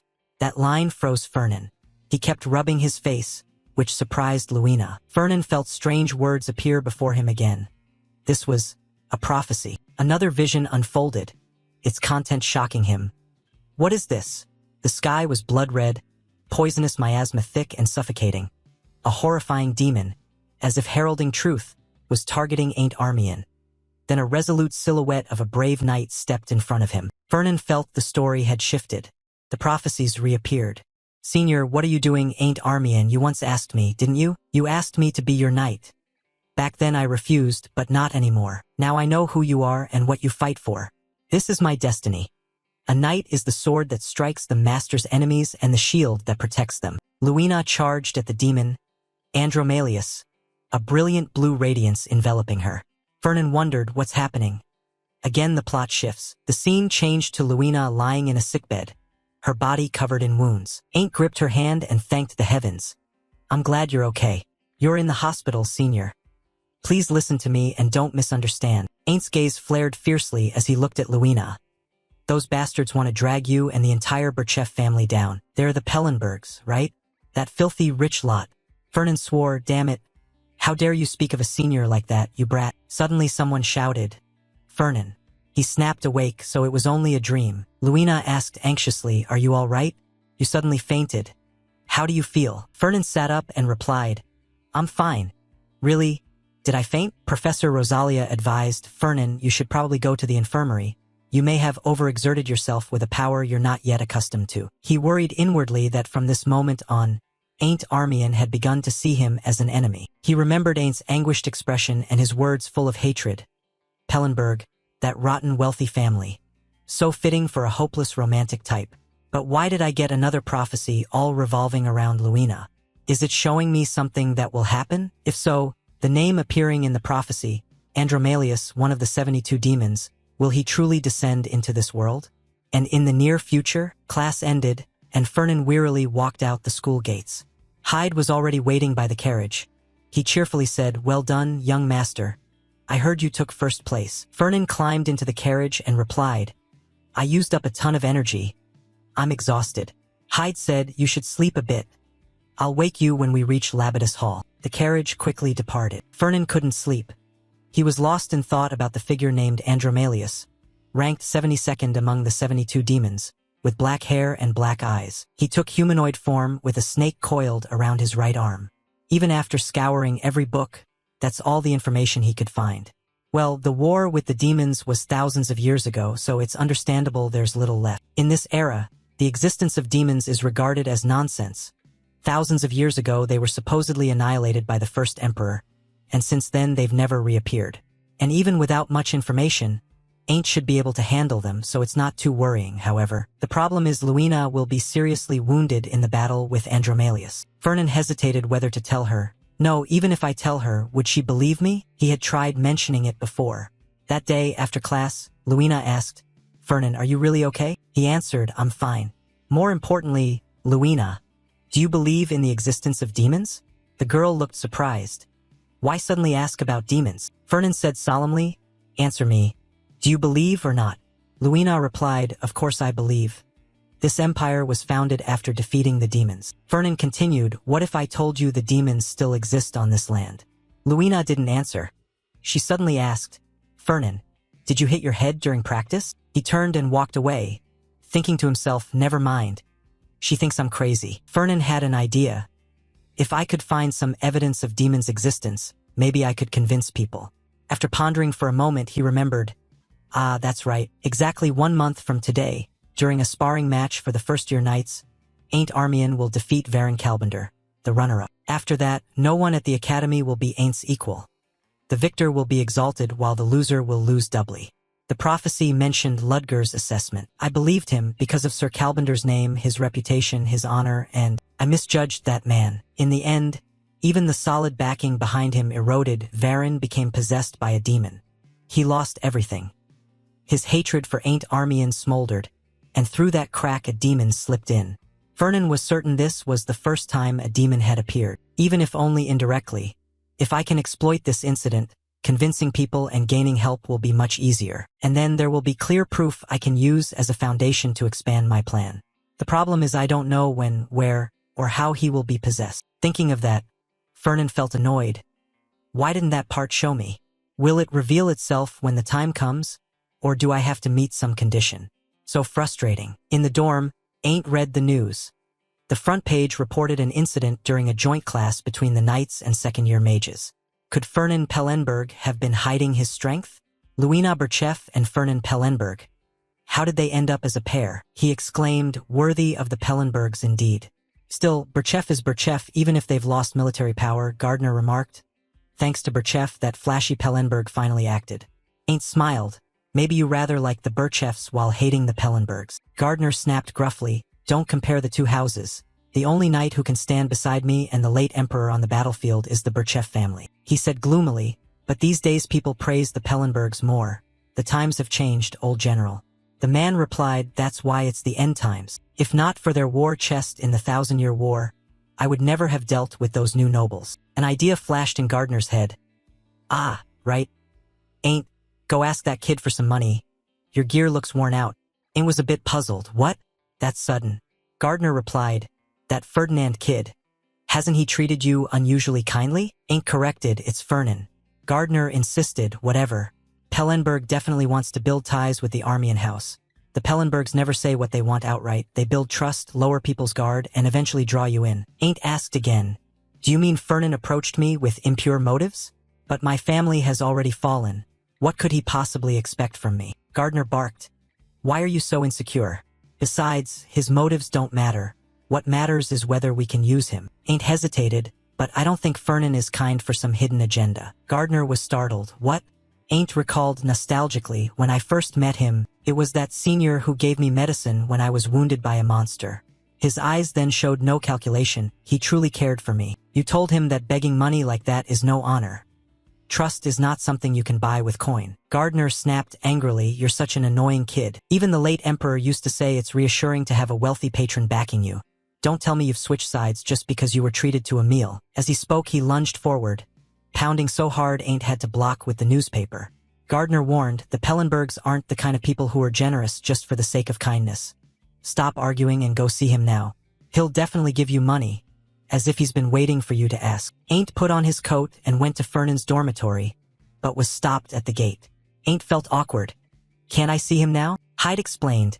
Young Master Fernan manages the family's merchant guild and is also studying, so he's very busy. Without an appointment, it's hard to find time. Ain't said, oh, in that case, please tell him that the visitor is not a guest but Ain't Armian himself, come in person. A moment later, Hyde reported back. I told him a young master from House Armian had come, but he said he's busy and asked you to return. Ain't was embarrassed. Oh, is that so? I understand. He left quickly. Ain't told Gardner you said he'd give me money as if he were waiting. Gardner replied, he's busy. So I bothered him?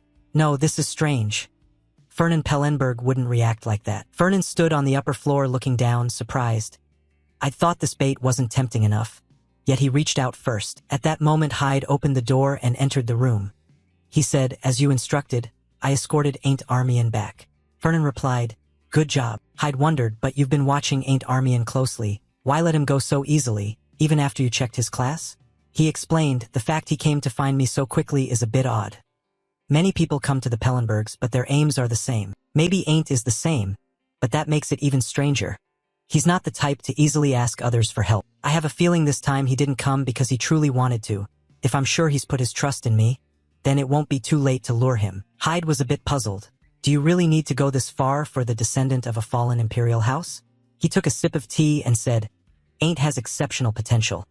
If we can get him fully on our side, he'd be a valuable ally." Hyde picked up the teapot and poured another cup. "But if you let him leave like that, won't you lose the chance?"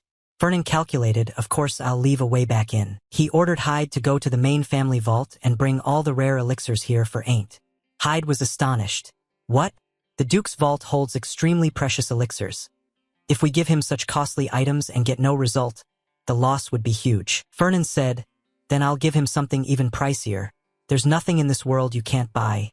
Money can get anything. If you haven't bought it yet, it just means you don't have enough money." Cut to Debest's dormitory.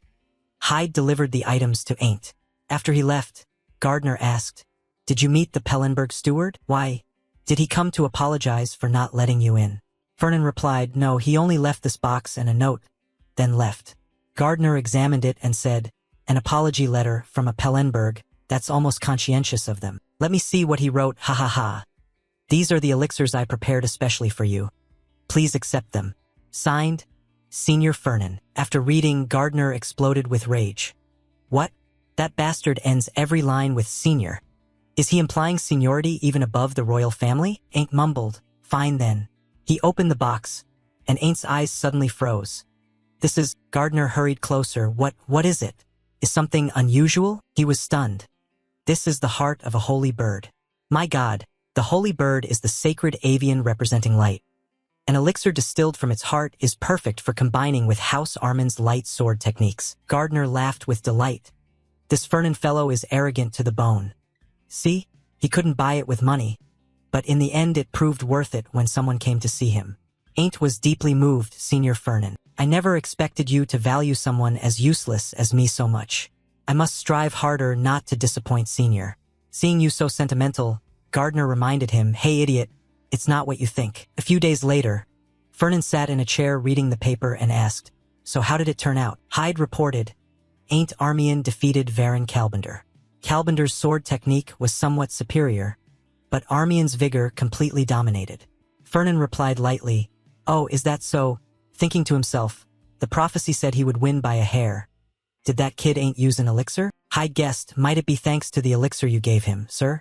Fernan whistled. It probably had some effect. He asked again, "So you mean that even without the elixir, Armian could still have one?" Fernan flipped the paper to the next page and gave an ambiguous answer. Who can say for sure? He thought inwardly. But true to the prophecy, Ain't defeated Varan, and soon, Varan will be possessed by a demon. This is the perfect opportunity to find proof that demons still exist. He instructed Hyde to continue monitoring Varan Calbender for now. Hyde was a bit surprised. Varan Calbender? So not following Armian? Fernan said, "Yes, track the places Varan goes. I want to find how the demon tempts him, the people he interacts with, and their conversations." Hyde was puzzled.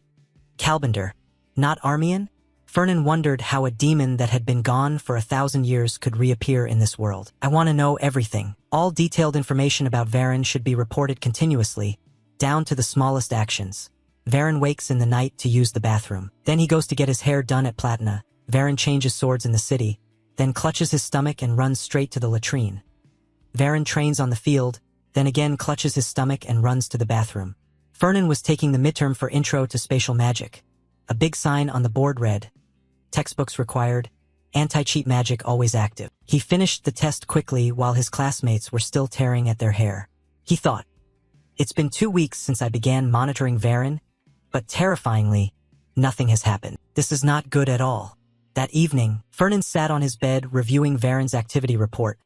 There should have been a major incident by now. So why does this guy keep running to the bathroom all day? Is that kid Hyde slacking off? Or is the prophecy that Varan will be possessed wrong? He picked up a pen and jotted key points. Varen, toilet addict, irritable bowel syndrome, stress, 'cause ain't maybe. Fernan speculated that if the prophecy's crucial part about the demon is wrong, he might have to reassess its reliability. After his defeat by Ain't, Varen, always grinding his teeth in rage, finally met Ain't again at the midterms. Varen charged straight at Ain't, but the outcome of that duel was already decided. Someone who had once failed to beat Ain't couldn't turn the tide. Ain't was not careless. Moreover, he had Gardner Alfenfarson, the best instructor, standing beside him. Ain't left Varen, who had fallen behind him, unaware that demonic energy had begun seeping into Varen's body and mind, slowly devouring him. A flash of electricity shot through his head. Fernan startled and sat bolt upright. He looked around and wondered, "What?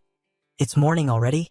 I must have fallen asleep." Fernan held his forehead and complained, "Now I even dream about the prophecy." He got out of bed thinking, "At least I now know the exact timing. Varen will be possessed after he loses to Ain't once more in the midterm duel." Fernan muttered, "The first-year knight's midterm combat exam is on. Isn't it today? Damn." The prophecy said Ain't would fight him during the exam. From the start, Varen rushed Ain't, but the outcome was set. Defeating an opponent who seemed unbeatable wasn't luck. Ain't had Gardner Alfenfarson as his coach, and everything became painfully clear. Hyde opened the door and stepped into the room. Surprised, "Young master, you're up early. Come have some breakfast." Fernan was standing by his desk, taking weapons out to inspect them and not replying. Hyde repeated, "Young master, what are you planning to do now?" Fernan suddenly said, "Oh, Hyde, perfect timing. I'm going to observe the first-year knight's midterm. I need an escort, so come with me." Hyde answered, "I've been called back to the Duke's manor. I have to return soon." He muttered, "Damn, why today of all days? Fine, I'll go with someone else." Hyde asked, "Someone else, who? You don't have any friends at the academy, sir. Are you seriously asking that? With your usual haughty nature, where would friends even come from?" Fernan irritably replied, "Ido." He suddenly remembered that there was indeed one friend he had bought with money. Luina stood with her arms crossed at the door and asked in surprise, "You need an escort just to fetch elixirs? It's exam season. Do you really have to go today?" Luina hesitated. Fernan pressed, "If we delay, the potion's effectiveness will drop, so I must go now." Luina replied, "I'm busy studying for exams too." He bargained, "If you come with me, I'll waive interest on Burcheff's debt for a few months after graduation." Before he could finish the second offer, the girl immediately said, "I'm in." As they stepped into the courtyard, Luina asked, "So where are we going?" Fernan replied, "The Northern Mountains." The girl snapped, "What? That's where the midterms for first years are being held. If upperclassmen sneak in, I could be disciplined for violating regulations." He said casually, "There's nothing money can't buy in this world." Luina frowned. "You say that out loud. Have you bribed someone?" Then she answered herself, "Of course the one taking bribes would be Professor Grad, shameless." Fernan looked pleased. "Professor Grad is flexible like that. I like him." Suddenly Luina said, "I'm heading back to the dorm." Fernan froze and shouted, "What? No, it's almost done. I told you no one will notice, you won't be punished." "You're a knight and you go back on your word?" Luina said coldly. "No, I forgot my sword." Watching her hum a tune and skip inside, he breathed a sigh of relief. "Oh, I see. Go get it quickly." They quickly disguised themselves and entered the Northern Mountains. "We must stay hidden so the professors and TAs don't spot us," Fernan whispered. "Even if I did bribe Professor Grad, doing it openly would be a big problem." Luina snapped, "Exactly. It's still a big issue. You know it's a problem and you still do it?" He replied, "Right. You really are a good kid. Keep living like that." She was left speechless at him. Fernan opened the map to check the route. "Wait, let me see where to go." He thought to himself, Ain't is currently ranked second in the department, right? Number 2, here. He discovered the boy was very close to Varen, who was ranked third. Have they already crossed paths? We must hurry. Fernan crept along, hugging the bushes and whispered, "Take this path, hurry." Luina suddenly recalled, "Wait, isn't this the professor's map?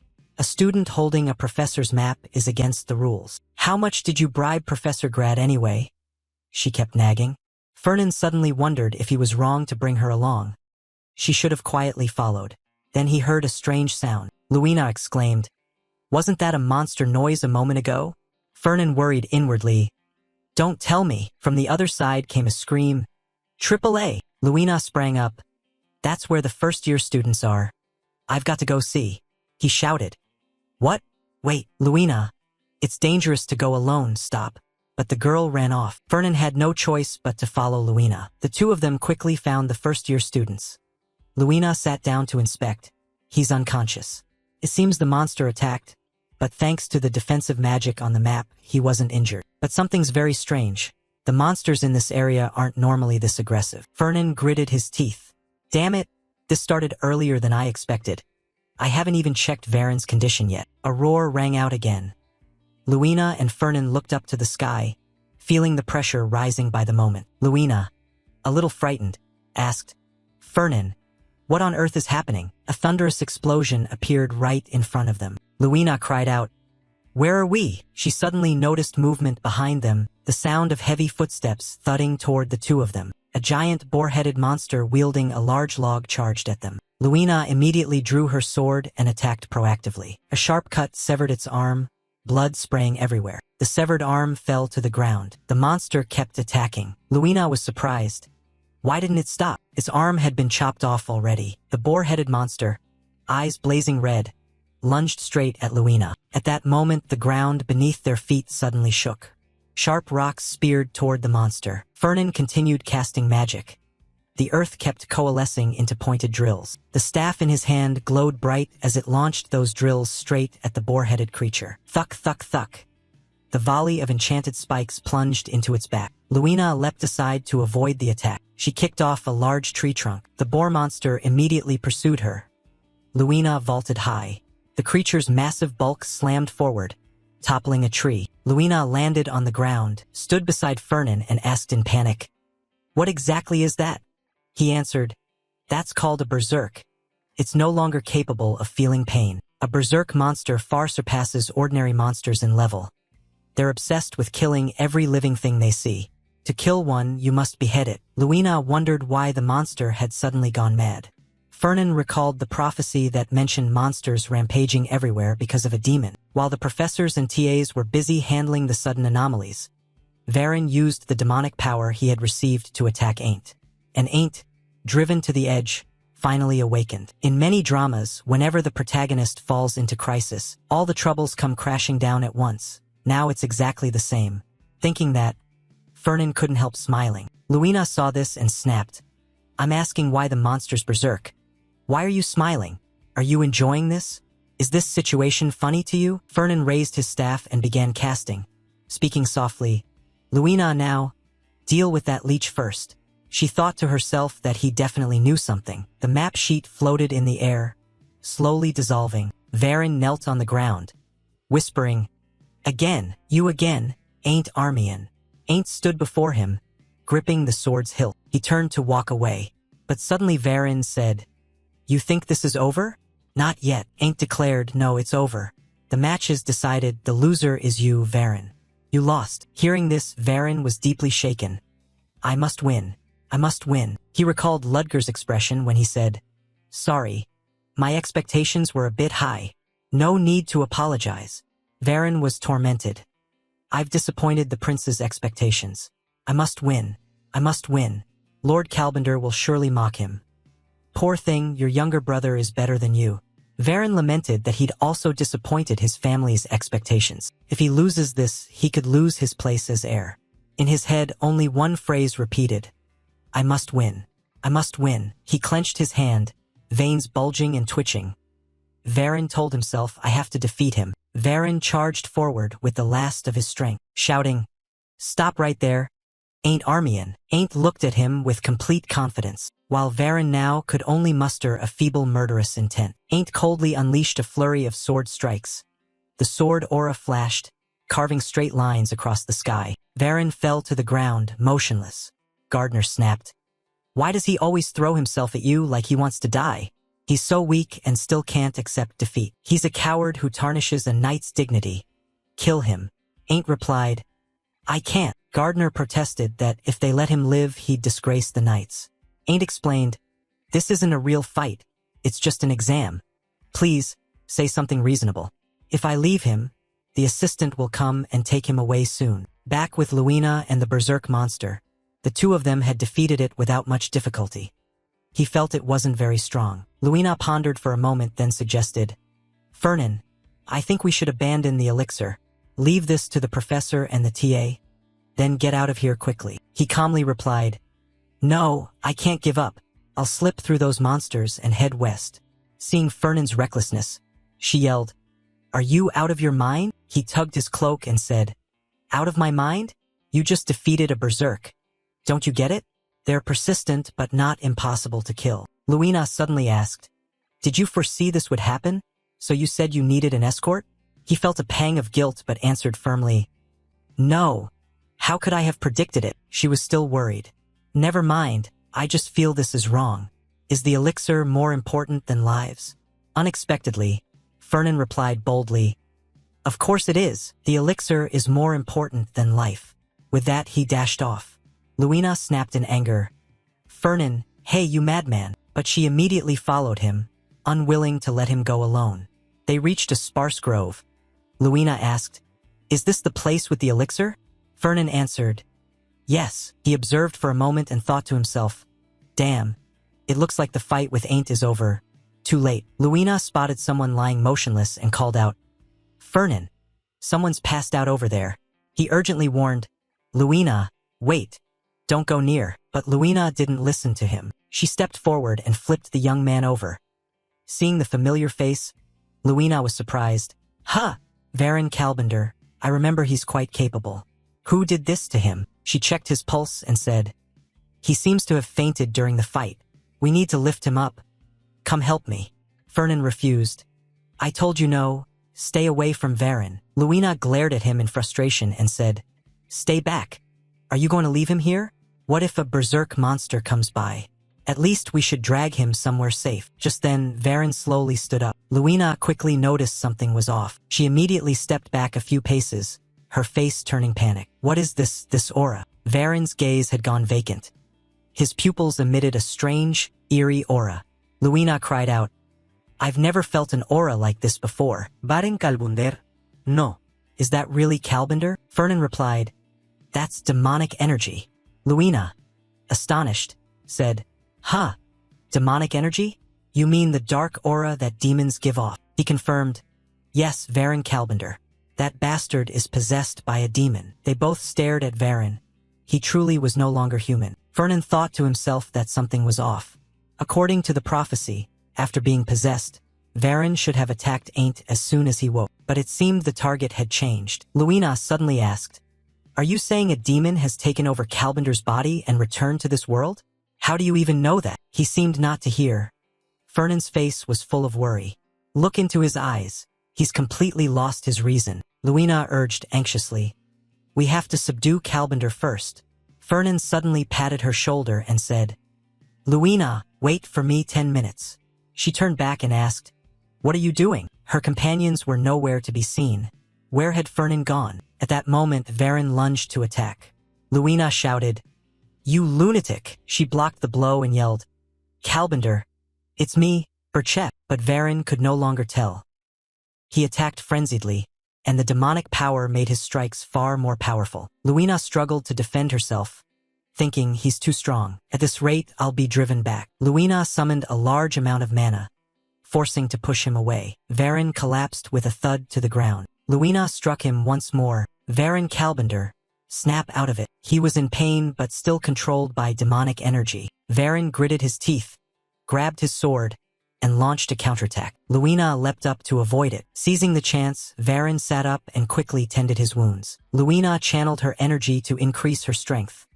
Spiritual energy radiated intensely. Black energy pouring from Varan grew thicker by the moment. He lunged at Luina with brutal force. The two of them clashed in close combat, the impact shaking the whole grove. After a while, Luina began to tire. She stopped, thinking to herself that her spiritual power was depleting faster because the demonic energy kept pouring from him. "What should I do now? At this rate, I'll be drained completely soon." But it's not without options. While worrying and searching for the next move, Luina suddenly looked to the other side. "Fernan, you?" He, standing opposite, called, "Over here, Luina." Varan turned to look, and Luina jumped up, stomping on his head, then sprinted over to Fernan. He immediately led the way. "This way, quick!" she shouted. "What are you doing? Showing up now?" "No. Why are you running away?" Fernan replied slowly. "Why? Because he's a demon, of course." The two continued bickering even with Varen right behind them. Luina, exasperated, said, "You ran to save your own skin. Do you even have the right to call yourself a person?" He protested. "I didn't run away. I set up a formation to restrain Kalbender.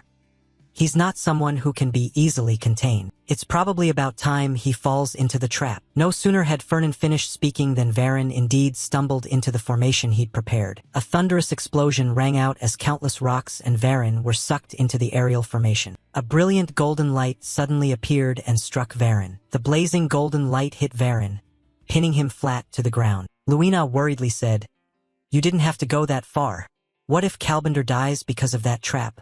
What will you do then?" He exclaimed, "He won't die, look. If anything, it seems we've only made him angrier." Just as he said, Varen sprang up, his inner power surging even stronger than before. Luina suddenly said, "Fernan, after fighting Kalbender I realized."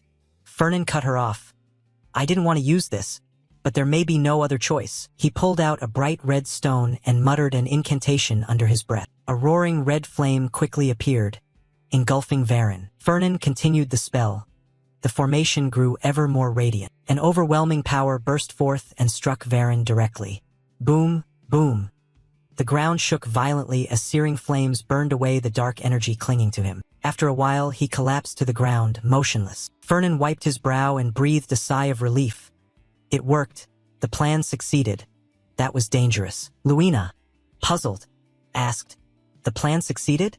The items you used just now were extremely expensive, weren't they? Don't you think that was wasteful?" Fernan replied, "It was costly, but the situation demanded it." Luina grumbled that if they'd coordinated, they could have taken him down without such luxury items. Fernan explained, "What are you talking about? He's possessed. Can't you see the blackened skin and those blazing red eyes? And that terrifying demonic aura?" Luina countered that outwardly he did look like a world destroyer, but at his core he was still Varen Kalbender. Fernan was startled. Still Varen Kalbender? He reasoned for a moment that Ain't Armian must have struggled greatly to awaken. Thinking back, even if Ain't Armian is the world's savior, he's still only a first-year student who hasn't awakened his full power. Given the current strength, Luina, you're a second-year student and naturally stronger than Ain't. Fernan suddenly felt angry. "Did I make such a simple mistake?" Luina said, "I told you before we didn't need to do all that extra stuff, and you wouldn't listen." Fernan inwardly complained that he'd been so focused on the word demon, he'd forgotten the most important thing. Oh man, holy relics are insanely expensive. Rolls of enchanted paper are crazy pricey. Just to set a trap. Seeing him dazed, Luina lightly tapped Fernan's face and said, "You're staring into space.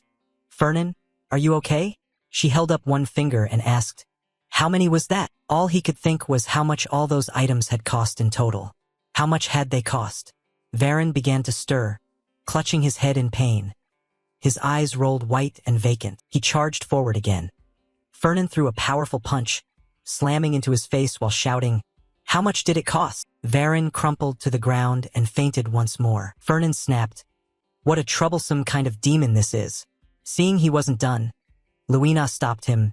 "Fernan." Varen stared at the recording orb before him and asked in astonishment, Is that me?" "It can't be," Fernan said. The recording orb captured everything exactly. Everything that happened. "It can't be fake," he cried in panic. "I don't remember anything after the fight with Ain't Armian." Fernan replied loudly, "That's why the senior is being kind and explaining it to you again. After losing to Ain't, you were possessed by a demon and attacked us." Varen protested loudly, "I've never even met a demon. Why do you all keep insisting I'm possessed?" Fernan suddenly lowered his voice. "Varen, you've watched the recording orb, so you should understand. You were hit by a direct blast. Your body was pierced by dozens of magical arrows, then engulfed in a pillar of hellfire that burned you completely. Yet you're still alive because demonic energy shielded your body." Hearing this, Varen was stunned. Thinking back, "I'm really not dead." Fernan sighed with regret. "And I spent who knows how many things to stop your demon-possessed form." He hesitated, If you're talking about the magic implements used to kill, no, to restrain me, then I'll pay for them. Vernon held his forehead, putting on an exaggerated look of sorrow. And my psychological trauma isn't small either, you know? Facing someone where a single strike could kill me instantly, Varen said sternly. So what? Say it. What exactly do you want from me? Vernon immediately produced a sheet of paper and said, What you need to do is simple. Contract. Varen Kalbender. From today on will be a slave of the Pellenberg family. He set the condition. Just sign it and everything will be forgiven. Varen picked up the contract to examine it. Isn't this a slave contract? No matter how you look at these clauses, they're excessive. Vernon babbled on. You really don't know how to appreciate a senior's goodwill, trying to arrange everything smoothly for you. Luina studied his face. She felt he was afraid of something. Vernon placed his hand on the orb, his tone a bit threatening. If that's the case, I have no choice but to handle this by the rules. I'll take this recording orb and hand it over to the Purge Corps. Varen flinched. The Purge Corps, Vernon explained. The Purge Corps is an organization under the Emperor, tasked primarily with hunting and exterminating demons. Under the banner of demon eradication, they once held absolute power. But after 1,000 years, when demons seemed to vanish from history, they're now only a shadow of their former selves. Vernon continued. Now they're just looking for an opportunity to return to the political spotlight. If they see this recording orb, they'll celebrate like they've struck gold. Varen shouted. I told you, I have nothing to do with demons. Vernon pressed the point. Because you've been connected with demons, you'll of course be expelled from the academy. And do you think Viscount Kalbender will accept a son who sold his soul to demons? He might disown you. These words struck Varen's fatal weakness. He had no other choice and had to sign the contract. Varen stood before Vernon, bowed respectfully and said, From now on, please take care of me, master. No, senior. Luina sighed. So it ends up like this. Vernon cleared his throat a few times. All right, the three of them headed back toward the northern forest. Luina asked, Are you sure we can handle this ourselves? Shouldn't we inform the professors? He replied, Not yet. Whether Varen was possessed voluntarily or manipulated, why he was manipulated, we still haven't clarified any of that. And if Varen really is being controlled by someone, it means someone inside the academy is colluding with demons. If this becomes public, they'll immediately go into hiding, and it'll be even harder to find who's behind it. Luina felt his reasoning made sense and asked, So you plan to investigate quietly? But why would they target academy students? Vernon explained, It's just speculation, but the academy gathers the Empire's most talented elites. If they attack the students here. Hearing that, Luina exclaimed loudly, That's like destroying the Empire's future. I can't stand by and watch. If you need my help to exterminate demons, call me anytime. Seeing her stance, Vernon smiled inwardly. Great. Now I won't have to charge her interest anymore. She still didn't realize it. Maybe she'll understand later how foolish a promise I just made. After that, even the professors and teaching assistants were mobilized to suppress the monster outbreak. But the midterm for the first-year night department was canceled halfway through. However, they couldn't cancel the entire midterm. An urgent notice was issued. Due to safety concerns, all practical midterm exams will be replaced with written exams. After reading the notice, the students were stunned. Every practical midterm this semester had been converted to written exams. They murmured and complained, No way, what? Midterms are written? We're doomed. Because the Academy's grading system inherently values practical skills over theory.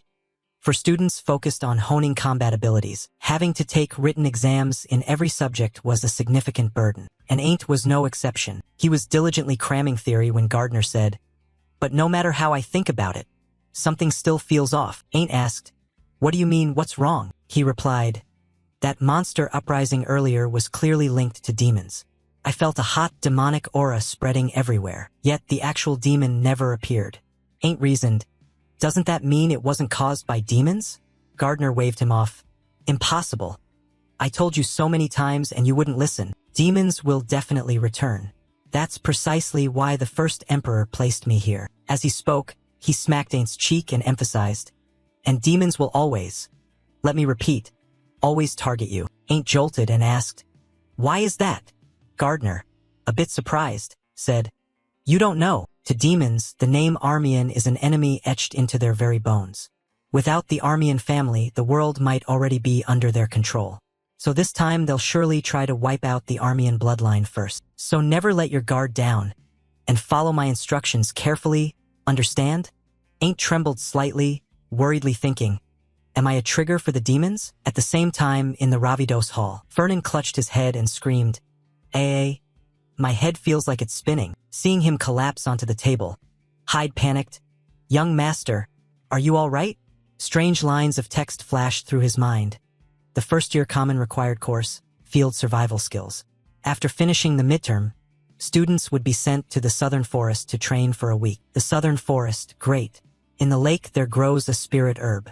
They say that place has absolutely no detectable aura. The plan is to make him soak his feet in that mirror-like lake, and the moment he does, the lake will strip away all protective layers around him. Ain't stepped into a cave, so this is the place. If I hadn't searched with intent, I'd never have found it. Ain't step was always light, and now he tried to hide even more.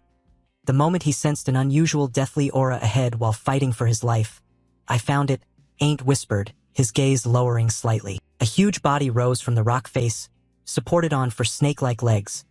The heart it had just pierced and swallowed was covered in blue-green scales like gemstones. It wasn't the smell of blood, but a greenish viscera oozing from the wound. The creature's body seemed to breathe. No, it really was breathing. As Ain't approached, its breath carried a chill that seeped into his cheek. The closer he got, the colder it became. Gardner shouted, "It's a holy beast. Some thief acting like the master. This is beyond you, run." Ain't swallowed and tried to turn and run, but the monster gave him no opening. When Ain't's gaze sharpened, the beast lunged. Ain't leaned aside to dodge, then swung his sword at its body, but the creature easily evaded the blow and charged again. Ain't continued dodging and counterattacking. Through a crevice in the rock face, a vein of mithril ore was revealed. Gardner was overjoyed. "My goodness, a vein of mithril. Ain't, you must mine all of this. Don't let a single chunk go to waste." Mithril is called a metal blessed by magic.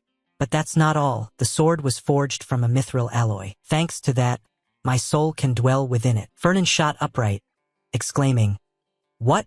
A metal that can contain a soul?" A thought flashed through his mind. "This is mine." He immediately went to find Luina. The girl asked in surprise, "Last time you said it was a spirit elixir. Now it's a spirit herb." He explained, "Last time I lied, but this time it's real." "Seriously, how can you admit lying so easily?" Luina said, "The first-year outdoor combat course lasts a week, right?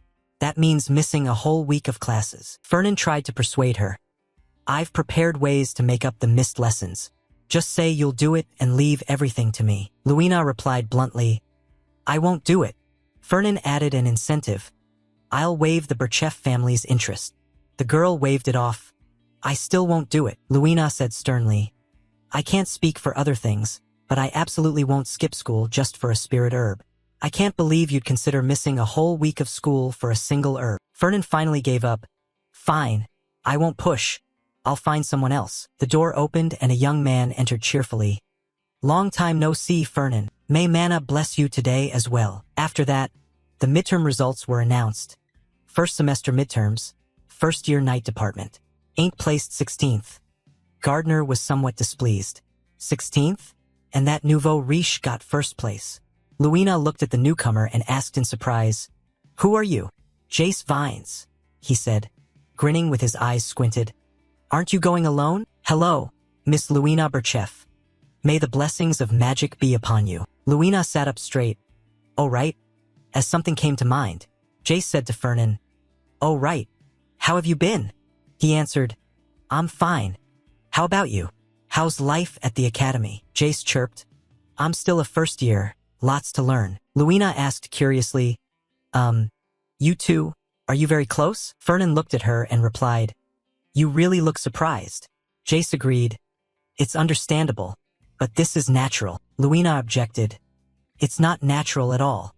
"Jace Vines, aren't you? The archpriest of the Holy Dragon Church? The archpriest everyone praises. Getting involved with a money-hungry demon?" Fernan made a face like, "Are you insulting me?" Jace laughed loudly. "You probably don't know Miss Luina, since you're not a mage. The Holy Dragon Church once worshipped ancient dragons and granted magic to humanity. Over time, we've shifted to venerating mana and sorcery itself. So most followers are mages, and the church has become a powerful mage organization. To become an archmage, you must be recognized by our pope. It's immense authority. Luina raised a hand to stop him. I know that much, but what does it have to do with the two of you being close? Jace rambled on. Let me finish, because our church is all mages. Operating it requires massive funding, and Pellenberg is the church's largest patron. Countless magical implements produced by the church are channeled through the Pellenberg Trade Guild. He incessantly praised Pellenberg's glory. The Holy Dragon Church and Pellenberg are intertwined like roots and earth. As the old saying goes, the rich are the elders. Fernan said sternly, Besides, I'm actually older than you. Jace hurriedly replied, Of course, of course. Luina observed his behavior with some doubt. Was this guy really the archpriest? Even his pronunciation of the word archpriest was off. Jace put on a wounded expression. That hurts. I'm embarrassed too. Luina quickly apologized. Oh no, I'm sorry, archpriest. I misspoke. He spun around 180 degrees and returned to his playful demeanor. Just kidding, ha ha ha ha. Luina cleared her throat. Anyway, I understand your relationship now. I'll take my leave. Jace whined. Leaving so soon? Are you really going? We just met. She replied bluntly. Yes, I'm not getting involved in this. He waved goodbye. If you change your mind, come back anytime. Farewell, Miss Luina. May Mana always bless you. The door closed, and Jace turned back in with a smile and asked Fernan, So then, why did you call me here? I don't like that grin of his at all, but I answered, During the first year survival training, we'll be collecting spirit herbs, and I need someone to help. Jace exclaimed, Spirit herbs? Sounds tempting. Fernan snapped, You planning to grab it all yourself? He waved his hand. Come on, of course not. I'm not stupid enough to burn my ties with Pellenberg over one herb, but is it necessary to collect it during training?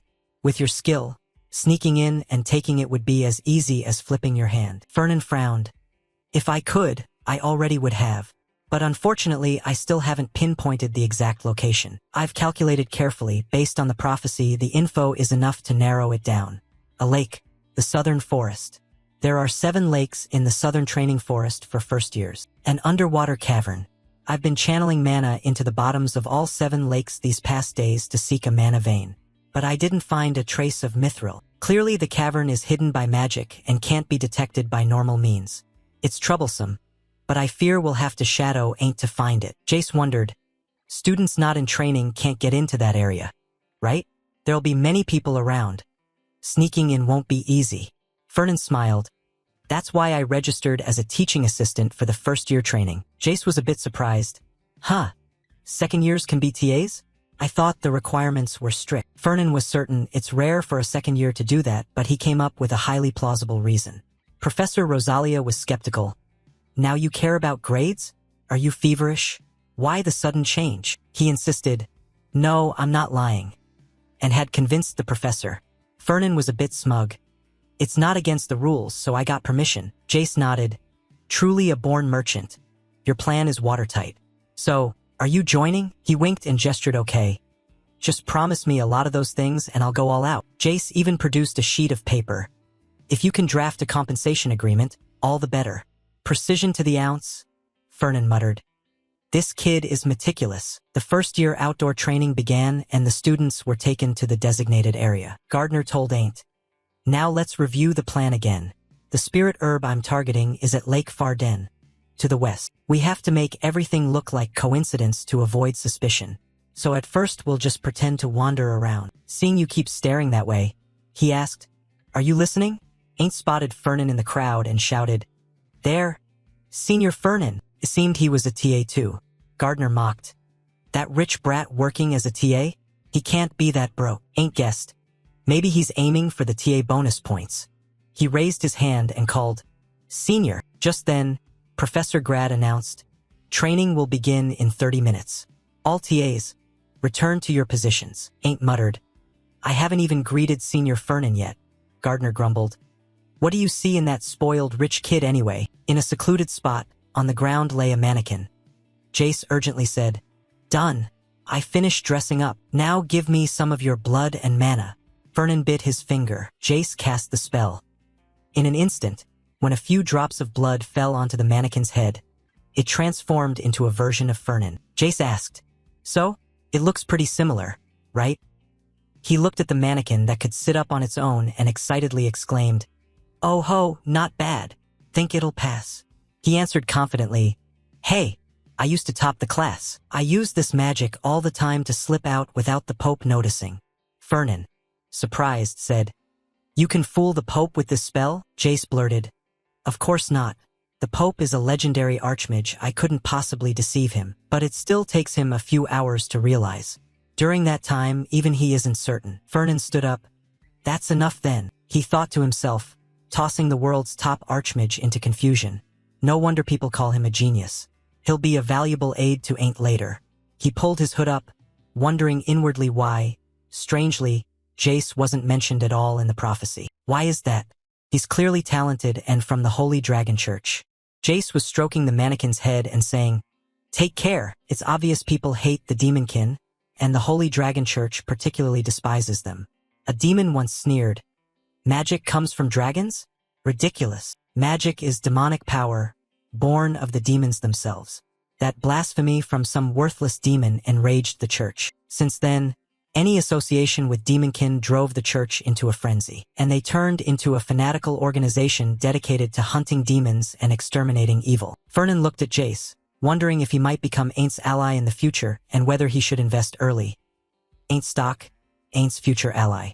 Jace suddenly reminded him, "Oh right. Hey, remember to be back within 5 watches." Fernan smiled. "Got it. I'm counting on you." He waved, "Take care, man." Fernan immediately tailed Ain't, sitting atop a large log to observe as he headed west. The only lake to the west was Lake Farden. Fernan activated the comms system. "It's your turn.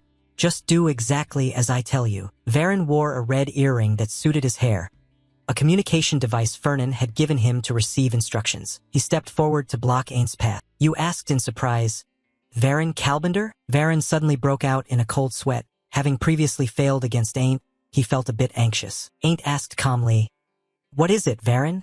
Don't tell me you want to try again. You know you can't win, right?" He thought, "Know it, you bastard. But I also don't want to keep looking so pathetic." Not long before, Fernan had summoned him to assign a task. Varen exclaimed in shock, "You want me to follow Ain't Armian throughout the entire live combat training? Why should I do that?" Not long before, Fernan had summoned him to assign a task. Varen exclaimed in shock, "You want me to follow Ain't Armian throughout the entire live combat training? Why should I do that?" He immediately clutched his head and shouted, "No, senior." Varen looked Ain't in the eye and replied, "I can't accept defeat. You asked again. Isn't 2 times enough?" He gripped his sword hilt and asserted, "Whether twice or 100 times, it's the same. Losing to you buries my honor. I'll fight you once more to reclaim my honor." With that, he circulated his chi, mana flaring fiercely as he raised his sword into an attack stance. Gardner felt exhilarated. Wow, such an undefeated spirit, even after failing. At first I didn't pay much attention, but now I see. Truly a splendid knight. Ain't, accept his challenge. Ain't pondered for a moment, then smiled faintly. Varen, that would be fine, but this training forbids one-on-one duels between contestants. Varen shouted, "Doesn't matter. I'm fighting for honor." Gardner agreed. "What rule? Ain't? A knight must seek honor." On one side, Varen was burning with the spirit of revenge. "Fight me," while Gardner kept pressing. "Ain't, are you really going to trample a knight's courage?" Ain't felt a headache. He stood still. Fernan watched this and chuckled to himself. Varen, no matter how he complains, he's actually doing pretty well. Keep stalling. As for me, I have my own business to handle.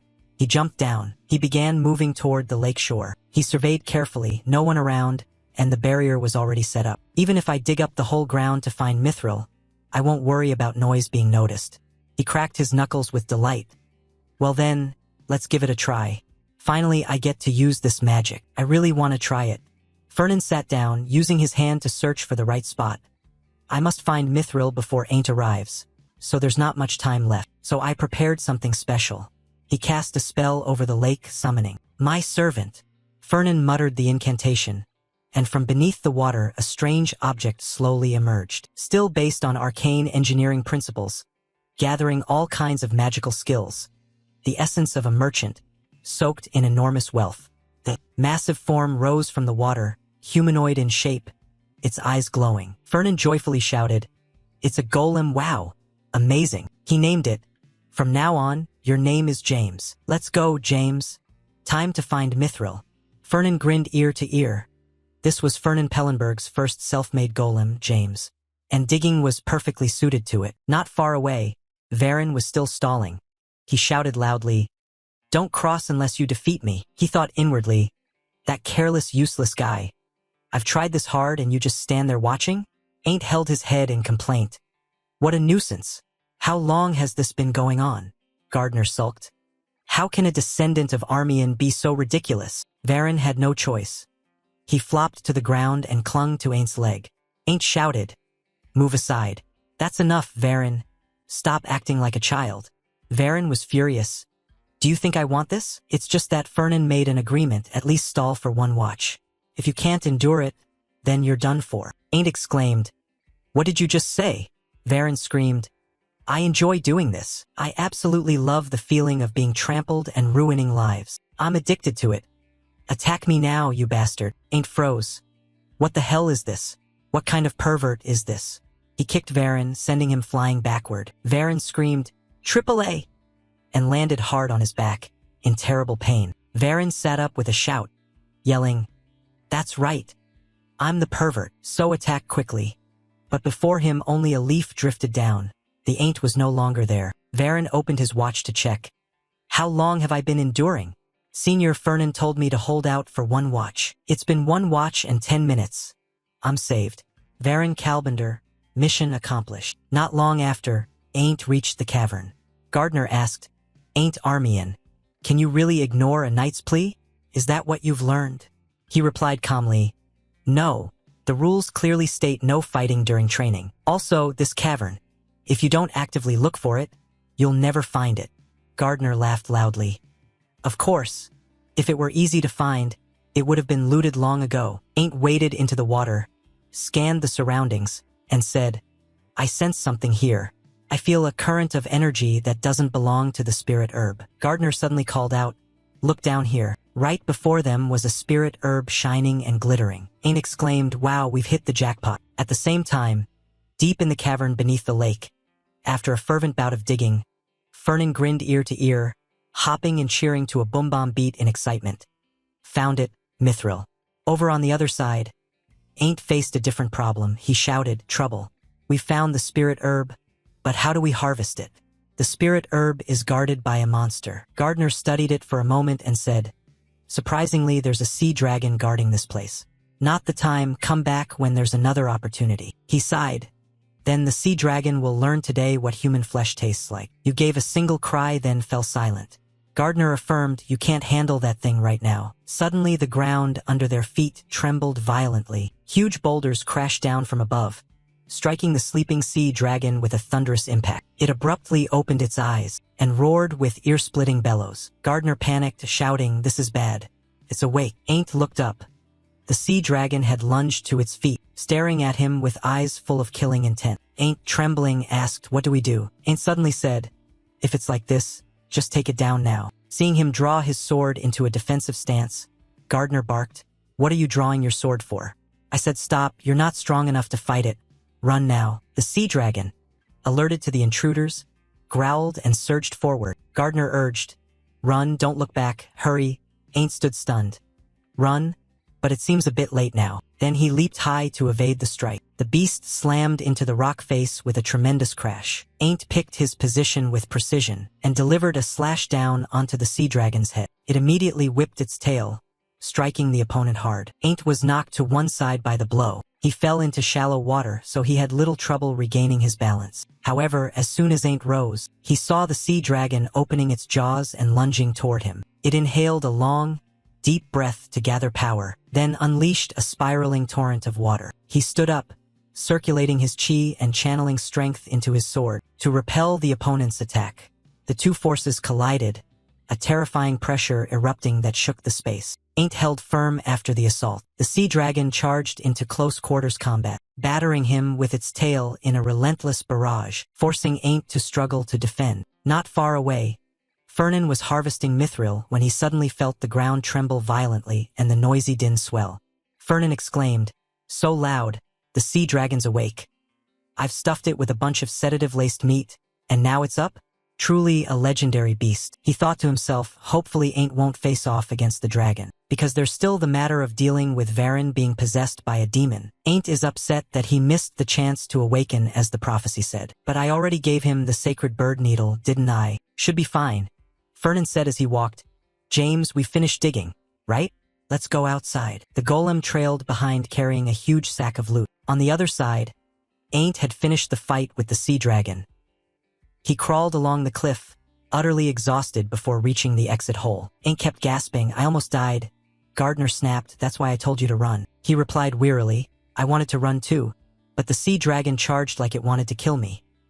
Gardner scolded, if the ground hadn't held you up you'd be in its belly now, you reckless idiot. Ain't suddenly said, I'm actually okay though. Gardner agreed, it's thanks to that sacred bird needle he gave you that your aura strengthened. They both looked to the opposite side. Look, the herb is still safe. Thank goodness. Ain't sighed. It's too high. Climbing out will take a long time. Suddenly Gardner sensed something odd over that way. He called out, Ain't, come in here. I'm feeling something strange from that direction. Ain't stepped closer and surveyed carefully, but said he couldn't feel anything. Gardner urged hastily, don't just stand there. Move your feet. Ain't sighed. All right. He went deeper inside, looked up at the towering cliff and asked, is this the place you said felt strange? What's so strange? Gardner searched around and insisted, no, there's definitely something. Ain't replied, just take the herb and leave. Suddenly Gardner noticed something unusual. He shouted, Ain't, over there. Look, there's a light.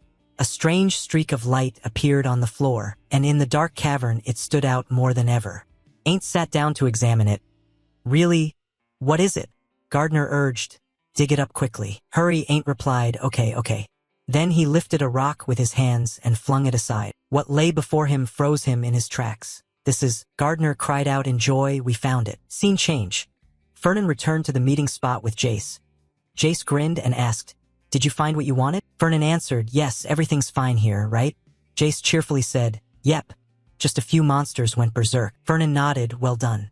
Jace immediately demanded his payment. Fernan cut in, I already know what you're going to say. Our trading guild will place an order with the church today for the contract amount. Needless to say, Jace was overjoyed. He left quickly. See you later, Jace. He waved goodbye. Thanks, big bro. May Mana's blessings follow you. Fernan sat on a large tree trunk, taking out a lump of mithril to admire, thinking about how rare it was for anyone to see it up close. Now he just needed to find the right or to pair with it. Mithril can absorb and conduct mana very well, but alone it can't reach its full potential. It needs to be alloyed with another metal to truly shine, and of course not with some mediocre or. The best match for mithril is adamant, a metal harder than any other. He pondered for a moment, but adamant is as rare as mithril. Having money might not even guarantee you can buy it, so where would he find it? I wonder if the prophecy can tell me. Just then a cry came from below. Help! Fernan on the tree kept mumbling, adamant, adamant, adamant. The girl below was running at full speed, screaming, help me, instructor. Save me, save me. She ran circles around the trunk where Fernan sat, 3 dogs close on her heels. Not hearing him say anything, the girl scolded, instructor, are you really ignoring me? I asked you to save me. Fernan put the mithril away and replied indifferently, all right. If you're in danger, I'll save you. But an elf actually in danger from being chased by dogs. The girl was a bit startled and stopped pretending. She immediately leapt onto the tree in front of Fernan. The dogs below barked loudly. Fernan looked annoyed. Handle them. They're too noisy. Arya Fridian channeled her chi, and her magic staff flared brilliantly, dispelling the dogs in an instant. When she finished, she sat on the branch and said, happy now? Fernan suddenly asked, what do you want with me? Arya beamed. Oh, not at all, it was just coincidence, you were tactful. Now go on your way. The girl corrected herself, not coincidence. I have a reason. Who are you to be so curt? Fernan asked again, what, trying to cozy up to the recruiter's family? Arya Fridian. She smiled, caught red-handed.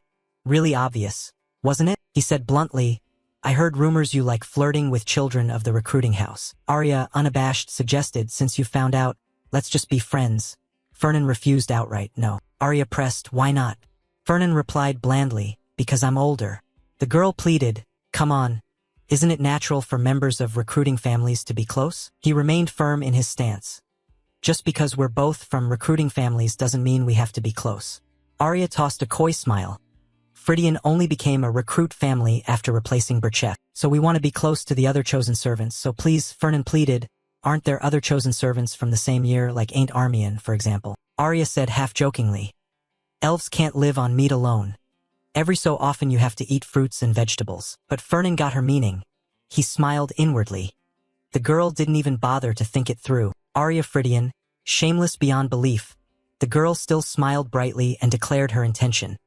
I want to be friends with all 6 chosen imperial servants. Suddenly, the tree trunk shook violently, and both of them jumped. Arya blurted out, what nonsense now?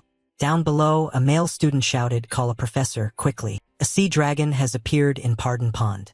Sure enough, a massive sea worm burst from the water, sending shockwaves across the surface. Fernan was stunned.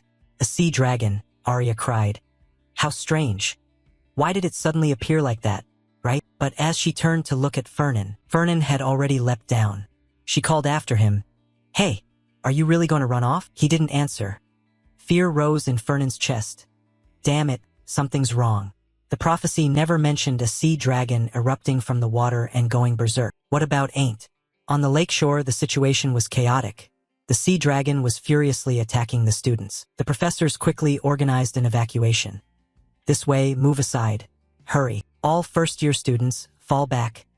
Teaching assistants, cover the first years on the front line. Gardner told Ain't that sea dragon's targeting you because you took the spirit potion. Let the professors and TAs deal with it, we're withdrawing. This time he obeyed quickly and replied, understood. Gardner warned, run, be careful, don't draw attention. But the sea dragon had already spotted Ain't in the crowd, and it lunged forward immediately. A dark shadow suddenly appeared, blocking right behind Ain't. Fernan gripped his wand and raised a defensive formation to hold back the beast. Ain't muttered an incantation and unleashed an attack move. Countless sharp spears of stone erupted from the ground and shot straight at the sea dragon. But the beast didn't flinch. Its eyes were full of killing intent, and its defenses were terrifyingly strong. Fernan worried. Damn it, is this beyond our ability? Professor Grad felt quite pleased. You held the line well, Fernan. Now leave the rest to us. He charged in to confront the creature head-on, with support from the other professors and teaching assistants. After a period of ineffective strikes, the sea dragon turned and fled back into the pond. Someone shouted, it's retreating. Follow it. Chase it down. Fernan exhaled in relief. Strange. Did my intervention slightly alter the prophecy? Either way, the chosen one destined to save humanity is still safe, and that's what matters. Besides, I still haven't recouped my investment. If he dies, I'm ruined? He suddenly asked. Ain't. Are you okay? Seeing the boy's tearful, moved expression, Fernan was a bit shaken inwardly. What's with that look? This guy, are you scared? Ain't choked and replied. You came to save me? Fernan answered nonchalantly. Protecting students is a teaching assistant's job. Never mind, as long as you're okay. Now go do your work. Seeing Fernan head to leave, Gardner reminded him, Ain't, don't we still have business to settle with that guy? We can't just let him go. Ain't hurriedly called after him. Actually, I have something to say. Are you free for a moment? Fernan turned back. Go ahead. What is it? He hesitated and answered, well, saying it right here is a bit awkward. The two quickly moved to a quiet spot. Fernan reassured him, don't worry, no one will hear. Say what you need to say. What do you want to tell me? Ain't smiled and said, I was wondering if your trading guild deals in, or? Fernan replied bluntly, of course we do. Why, are you looking to buy, or? But a moment later Fernan muttered to himself, not exactly. I don't have a single coin, so I probably can't buy anything. Maybe I have something to sell. Ain't felt that hit a sore spot. He couldn't deny it, but it tasted bitter. Fernan flinched, thinking to himself, damn it, I blurted that out again. He always acts obedient around me. I almost forgot. This guy is the one who got me expelled. He suddenly remembered. Ain't handed him the expulsion notice with the reason, you said I was dirt poor. Those words were deeply insulting. It's definitely not wise to anger him. Fernan said gently, if my words offended you, then I apologize. Ain't was a little surprised. That's very polite. Fernan added, I didn't mean it. Please don't take it to heart. The boy hurriedly said, I was only joking. Fernan waved his hand. No way, impossible. That spoiled brat actually apologized. Fernan moved to the main point. So, You said you have something to sell to me? Ain't smiled and replied, yes. He took out a gleaming blue-green stone and said, it's this. The moment Fernan saw the item, he couldn't hide his astonishment. Adamant. I was just tearing my hair out trying to find this. And now it's appearing right in front of me like this. He smiled, what kind of luck is this? Then he reminded himself, no, it's not in my hands yet. Stay calm. Fernan asked seriously, Adamant, are you planning to sell this to me? This isn't something you find on the street. Where did you get it? Seeing Ain't's nonchalant face, he marveled. Finding Adamant and staying so calm. Rich people really live easy. Ain't scratched his head and laughed. I can't say exactly where I got it, but I swear it's not contraband or stolen. So don't worry. I have so much of it that even my pocket dimension is full. Fernan thought, pocket dimension full. This is practically a treasure trove. He judged silently, no doubt about it. He must have found it in that underwater cavern. Can't get mithril but stumbled on adamant. This is what you call the protagonist's luck. Fernan was curious, what kind of cave contains both mithril and adamant? Seeing, he fell silent. Saying nothing, Ain't began to bargain. If you're really interested, my condition is, before deciding to sell the adamant to Fernan, Gardner warned Ain't, be careful. The Pellenberg crowd will snatch it in the blink of an eye. Even if you negotiate, don't agree to anything. Even now he kept repeating to Ain't, are you listening to me? And Ain't laid out Gardner's terms. He even thought those conditions sounded pretty fair. Fernan quickly agreed, fine, I'll buy under those terms. Gardner was a bit surprised to hear that. What the hell? Did he just accept my terms? Fernan suddenly asked, you could have auctioned it for a much higher price, why sell to me? Ain't answered honestly, well, I want to get rid of it as soon as possible. It's so rare that if word got out it would make you a target from every side. Our mine isn't strong enough to protect it. Fernan challenged, and I'm strong enough, right? What if I killed you and stole the adamant? Hearing that, Ain't froze for a moment, then burst out laughing. Come on. You gave me the holy bird's heart, and you even fought the sea dragon to save me. How could I do that? Fernan thought to himself. Ain't. Does this guy really trust me? Saving him earlier seems to have earned me a lot of goodwill. He affirmed, others might, but you would never do that. I know you wouldn't harm me. He patted Ain't on the shoulder. Right, Ain't, I honestly care about you. The boy smiled and replied, yes, I know. Fernan continued, besides, I was the one who saved your life from the sea dragon, right? Ain't answered, yes. Then he looked into the boy's eyes and asked, so Ain't, if one day you suddenly get the urge to turn me into a beggar, remember today. Hearing that, the boy broke out in a cold sweat. Turn you into a beggar? Suddenly Fernan emphasized, never forget I risked my life to save you. Understand? Ain't replied, yes, of course. Those words reassured Fernan particularly. He turned to leave, not forgetting to promise, I'll prepare the contract and get back to you. Ain't replied, yes. The boy felt a bit puzzled by Fernan's hot and cold attitude. Once alone, Ain't asked himself, what did he say just now? Turn me into a beggar? Gardner grumbled. The guy must be crazy. Probably in shock after seeing that pile of adamant. Scene change. The Ravidos dormitory. Hyde called out loudly, I'm back, master. He pushed the door open and asked gently, you've been at the Duke's residence for quite a while. Did anything happen while you were gone? Fernan exclaimed. Hyde, you're back? He hadn't finished speaking when he froze at the sight inside the room. Sir, what is all this?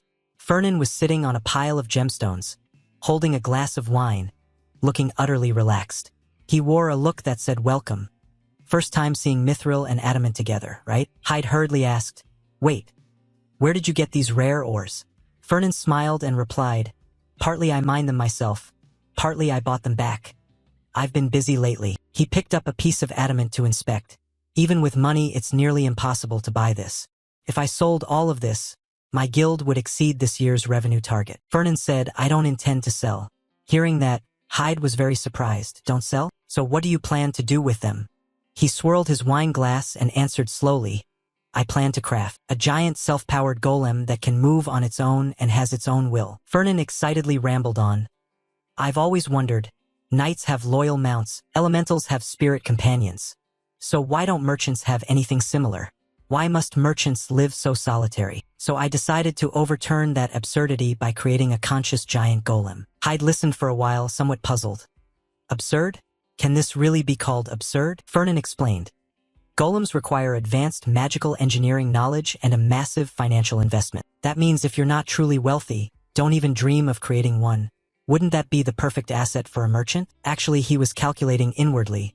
Owning a conscious golem, especially with a great war against the demon tribes looming. In this terrifying era of demons running rampant, it would be a reliable guard for its owner, so I must create something sturdily built and truly trustworthy. Seeing his master's passionate expression, Hyde thought to himself that he still didn't understand why a merchant needed a golem. The young master seemed very excited. Better to stay quiet. He suddenly asked, but if it's a conscious giant golem, how big exactly? Fernan replied, 10 meters. Hyde cried out, 10 meters? Why make it that big? Fernan said seriously, why else? Because it looks insanely cool. At that moment, a headache suddenly hit. Fernan muttered, damn it, a headache again. Another damned prophecy. The world spun before his eyes and his head felt like it would explode. Hyde shouted, young master. He helped Fernan onto the bed and handed him a thermometer. Bite down on this. Fernan squirmed. I'm fine. I told you it doesn't hurt. Hyde snapped, it doesn't hurt?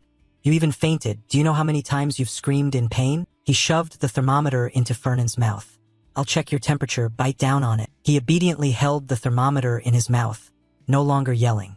Hyde looked at the clock and murmured that it was probably a lingering effect from being struck by lightning before. Fernan sat motionless on the bed, deep in thought. There was no time to rest, another prophecy, right on schedule. This time it was about the sea. Armian dies.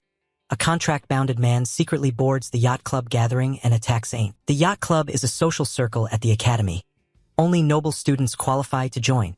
I also joined the club to expand my connections and attend regularly. More than that, I was the one who proposed turning a simple afternoon tea at sea into a lavish offshore gathering on a yacht. Yet just as I convinced everyone to go out to sea, a monster appeared.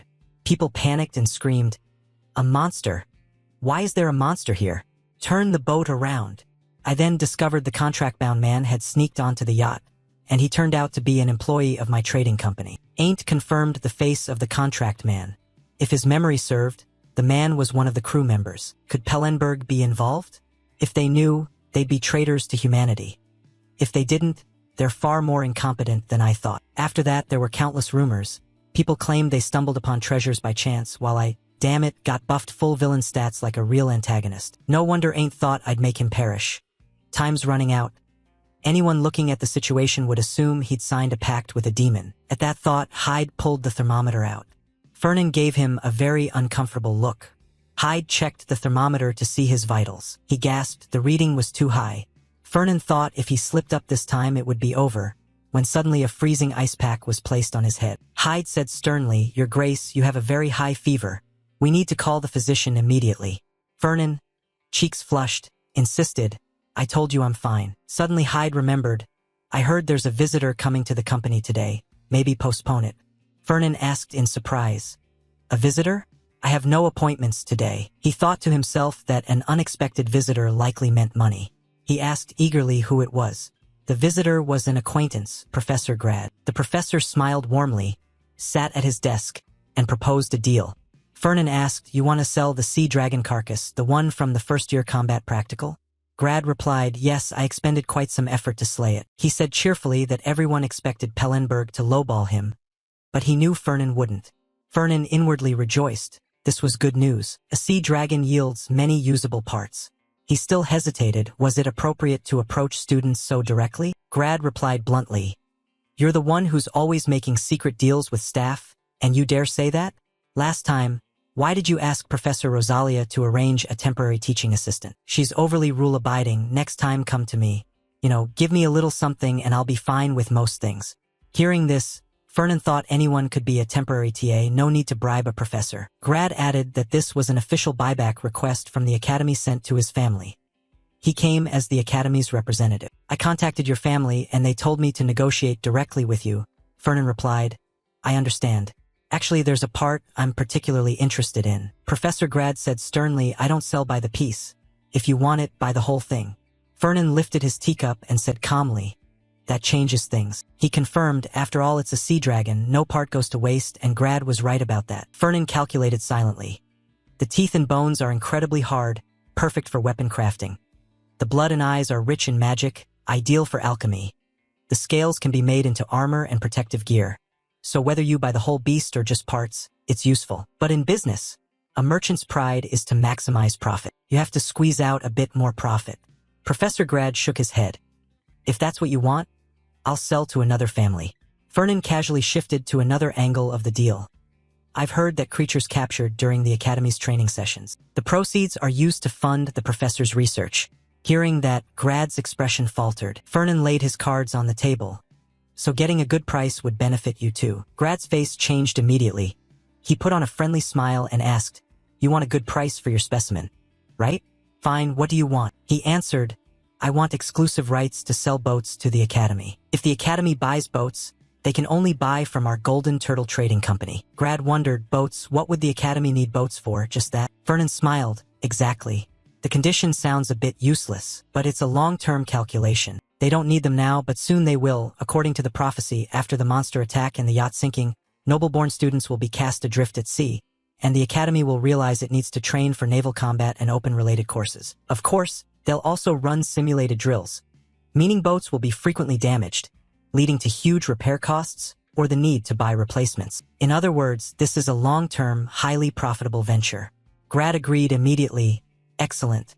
I'll propose it to the headmaster. Scene change. At a bookstore in a small neighborhood, a customer asked, "Do you have a basic cookbook?" I checked the cooking section and couldn't find it. The shopkeeper smiled and said, "If it's not there, it's probably sold out." He suddenly said, "Wait a moment. I'll check the back room." The girl nodded, okay. The owner opened the small door into the stockroom and went to the shelves to look. Basic cooking. Suddenly a wave of black aura appeared. A spirit manifested behind the young man and said, "Report." After checking, we confirmed that Ain't Armian, having never encountered the Varen Kalbender, went mad from demonic energy. According to the plan, Kalbender should have traced Armian's mana after being defeated. But it seems someone intervened midway, the spirit exclaimed. Intervene? The spirit continued, "I cannot identify exactly who. The traces have been completely erased." He asked again, "So there's no way to find out, you're saying that?" The spirit affirmed, "No, I will try other methods and I will find out." The shopkeeper suddenly said, "Forget it, if you've had to try that hard, then there really is no way. For now, focus on the next plan." The spirit immediately obeyed. Understood. The shopkeeper was a bit doubtful. This is strange.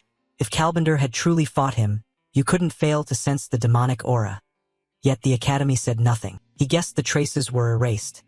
Could it all be a coincidence? Or someone deliberately did it? Hearing this, the spirit panicked. "So someone already knows about our existence?" The shopkeeper replied firmly, "Impossible. If someone really knew, the world wouldn't be this quiet." "That's true, it's probably just a coincidence," he warned his companions. "Still, we must be more cautious from now on. We're not strong enough yet. If our identities are exposed, it would seriously jeopardize future plans." The spirit replied, "Understood." The shopkeeper added, "Above all else, eliminating Ain't Armian is the top priority. Since he enrolled at the Academy, his rate of growth has been beyond imagination. Although I don't know why, this is also the work of that early emperor, the cursed bloodline. Therefore, the next plan must succeed. If Ain't Armian grows any stronger, it will be a major problem." A killing glint flashed in his eyes. "Absolutely no second failure," the spirit replied. "I will remember." Then he vanished without a trace. The shopkeeper stepped out holding the book and said cheerfully, "Customer, I found the introductory cookbook." The girl took the book and hurried off. "Thanks. Have a nice day." At the same time, in a restaurant, Fernan and Luina were eating. He asked, "When and where did you sense the demonic aura?" Luina poured herself a glass of wine and answered, "Exactly 3 days ago. Around 7 that evening after dinner. I was with Bella then." Fernan asked, "Bella Hen, the second semester rank 19 in the night department?" The girl agreed, "Yes, that's Bella Hen." He was curious. What exactly happened? Luina took a bite and recalled, "Here's what went down. 3 days ago, Bella challenged me. She said she felt her strength had improved and wanted to test it. Normally, we only use wooden swords, but this time she suggested real blades. I don't know if she took some kind of pill, but she was extremely confident. And it wasn't just talk. Bella's sword was much heavier and far sharper than before. During the duel, I noticed her power had truly improved. Not only stronger, her body was also more agile, enough to easily dodge my strikes. After a few exchanges, Luina said, "You really are different than before, heavier, faster." Bella cried out with joy, "Right? Lately I feel full of strength and my control's much better. Hearing it from your own mouth makes me even happier." Suddenly she said, "All right, I'll keep fighting." This time she summoned noticeably more mana. Hearing that, Fernan blurted, "So you lost after all?" Luina snapped, "No. I'm not finished telling it. Bella's sword style favors weight and the blade's momentum, Compared to other schools, its destructive power is superior. But because it's heavy and large, it has an obvious weakness in close quarters. At that moment, I seized the opportunity when Bella's heavy sword pulled her off balance. I delivered a decisive blow. Bella laughed coquettishly. Looks like I still can't control it well. Luina took another bite, so that's how it was. Fernan asked again, "Are you sure that was demonic energy?" She confirmed. I'll never forget that icy, disgusting air I felt in Varen. It was only brief, but I'm certain it was demonic energy.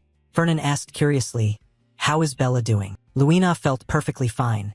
There was nothing abnormal even after the match. Unlike Varen, there was no physical mutation, and she hadn't lost her mind, so I suspected I might have been mistaken. Fernan listened closely and asked, "But you still want to double-check?" Luina replied, "Yes, because this involves demonic chi and Bella is my closest friend. We grew up together. I can't just stand by and watch her turn into a monster. I thought you might be able to help somehow, so I said it." She'd cut into the last piece of steak. Luina didn't often get to eat so well. Fernan said slowly, "I don't have a surefire method either, but I'll try to investigate in my own way." The girl nodded, "Thanks."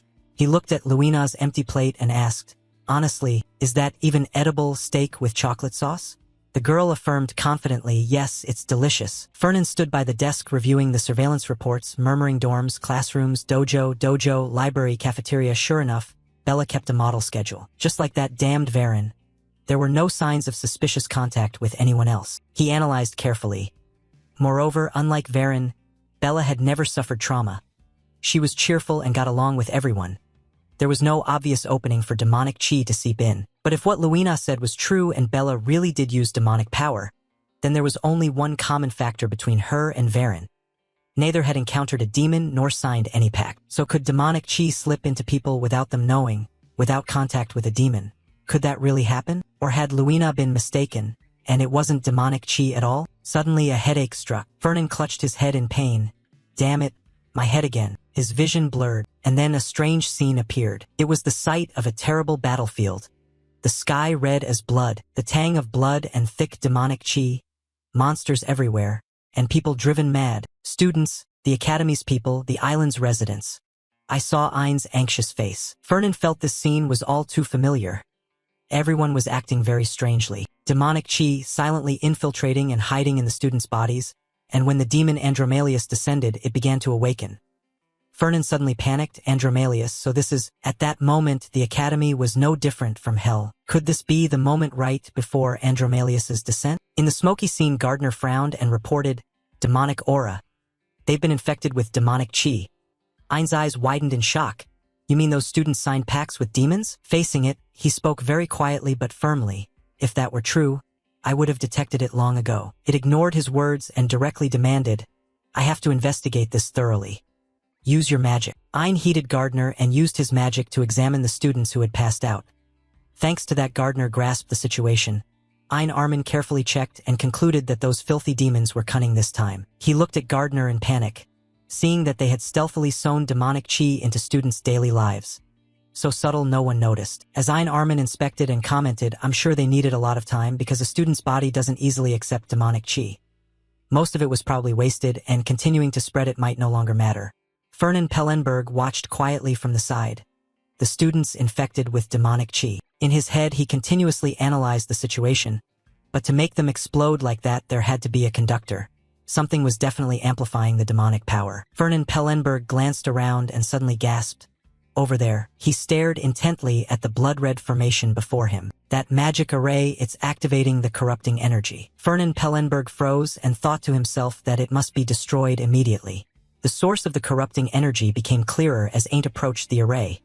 The summoning accelerated, and Gardner shouted as he realized the array's true nature. Suddenly countless corpses appeared strewn before them, forcing Fernan Pellenberg to ponder as the scene shifted. Elsewhere, Ain't Armian rushed forward enthusiastically, then abruptly froze, making Fernan Pellenberg a bit uneasy. Ain't Armian ran up and shouted a warning. "Bella. She's been tainted by corrupting energy." Fernan Pellenberg was stunned by that conclusion. "Bella? So the corrupting energy is inside Bella," Ain't Armian asserted. "If we destroy that array, she'll return to normal." Gardner warned anxiously. "My God. That's not an amplifying array but a normal force one. Facing the apparently evil array, he said firmly, that's a summoning array, we're trying to summon a demon into this world. After Gardner's words, a fierce monster with a grotesque serpentine form appeared, causing both Ain't Armian and Fernan Pellenberg to turn and look. A dark, faceless but menacing figure also flashed through his mind. The demons will return. It stepped forward slowly with a massive, muscular body, yet it couldn't push Ain't Armian out of his thoughts. This realm. Suddenly the vision shifted elsewhere.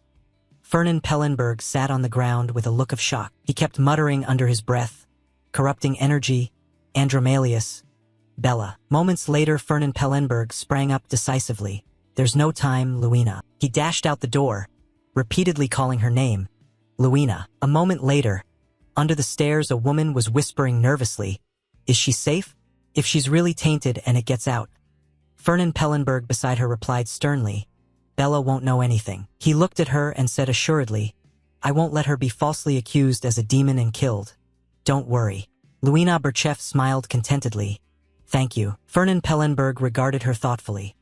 I need Bella alive because she's evidence. For her friend, Luina. A few images flickered through his mind, also for me because I need Luina to like me. Fernan Pellenberg lowered his head in worry and added, and for this continent, first I must prove that corrupting energy truly exists in Kolyui's body. The person just mentioned cheerfully ran up to join the conversation. Luina, have you been waiting long? The lecture ran a bit late. Luina shyly explained, no, we just got here too. Bella looked at him in surprise and asked, huh, Fernan's here too? Fernan coldly replied, I called him, but he immediately pointed at her and said loudly, because of what's in your head. Fernan's face darkened with ferocity. There are demons.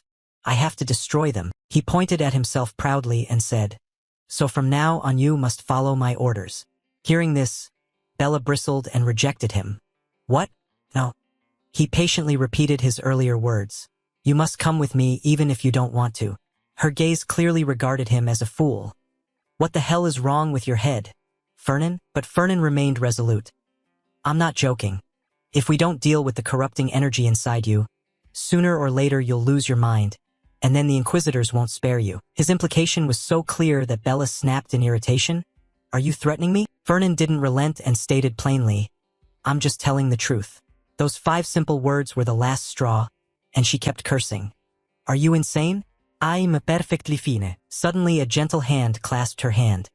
The person beside her softly called, Bella. Luina gently urged, can't you listen to Fernan just this once?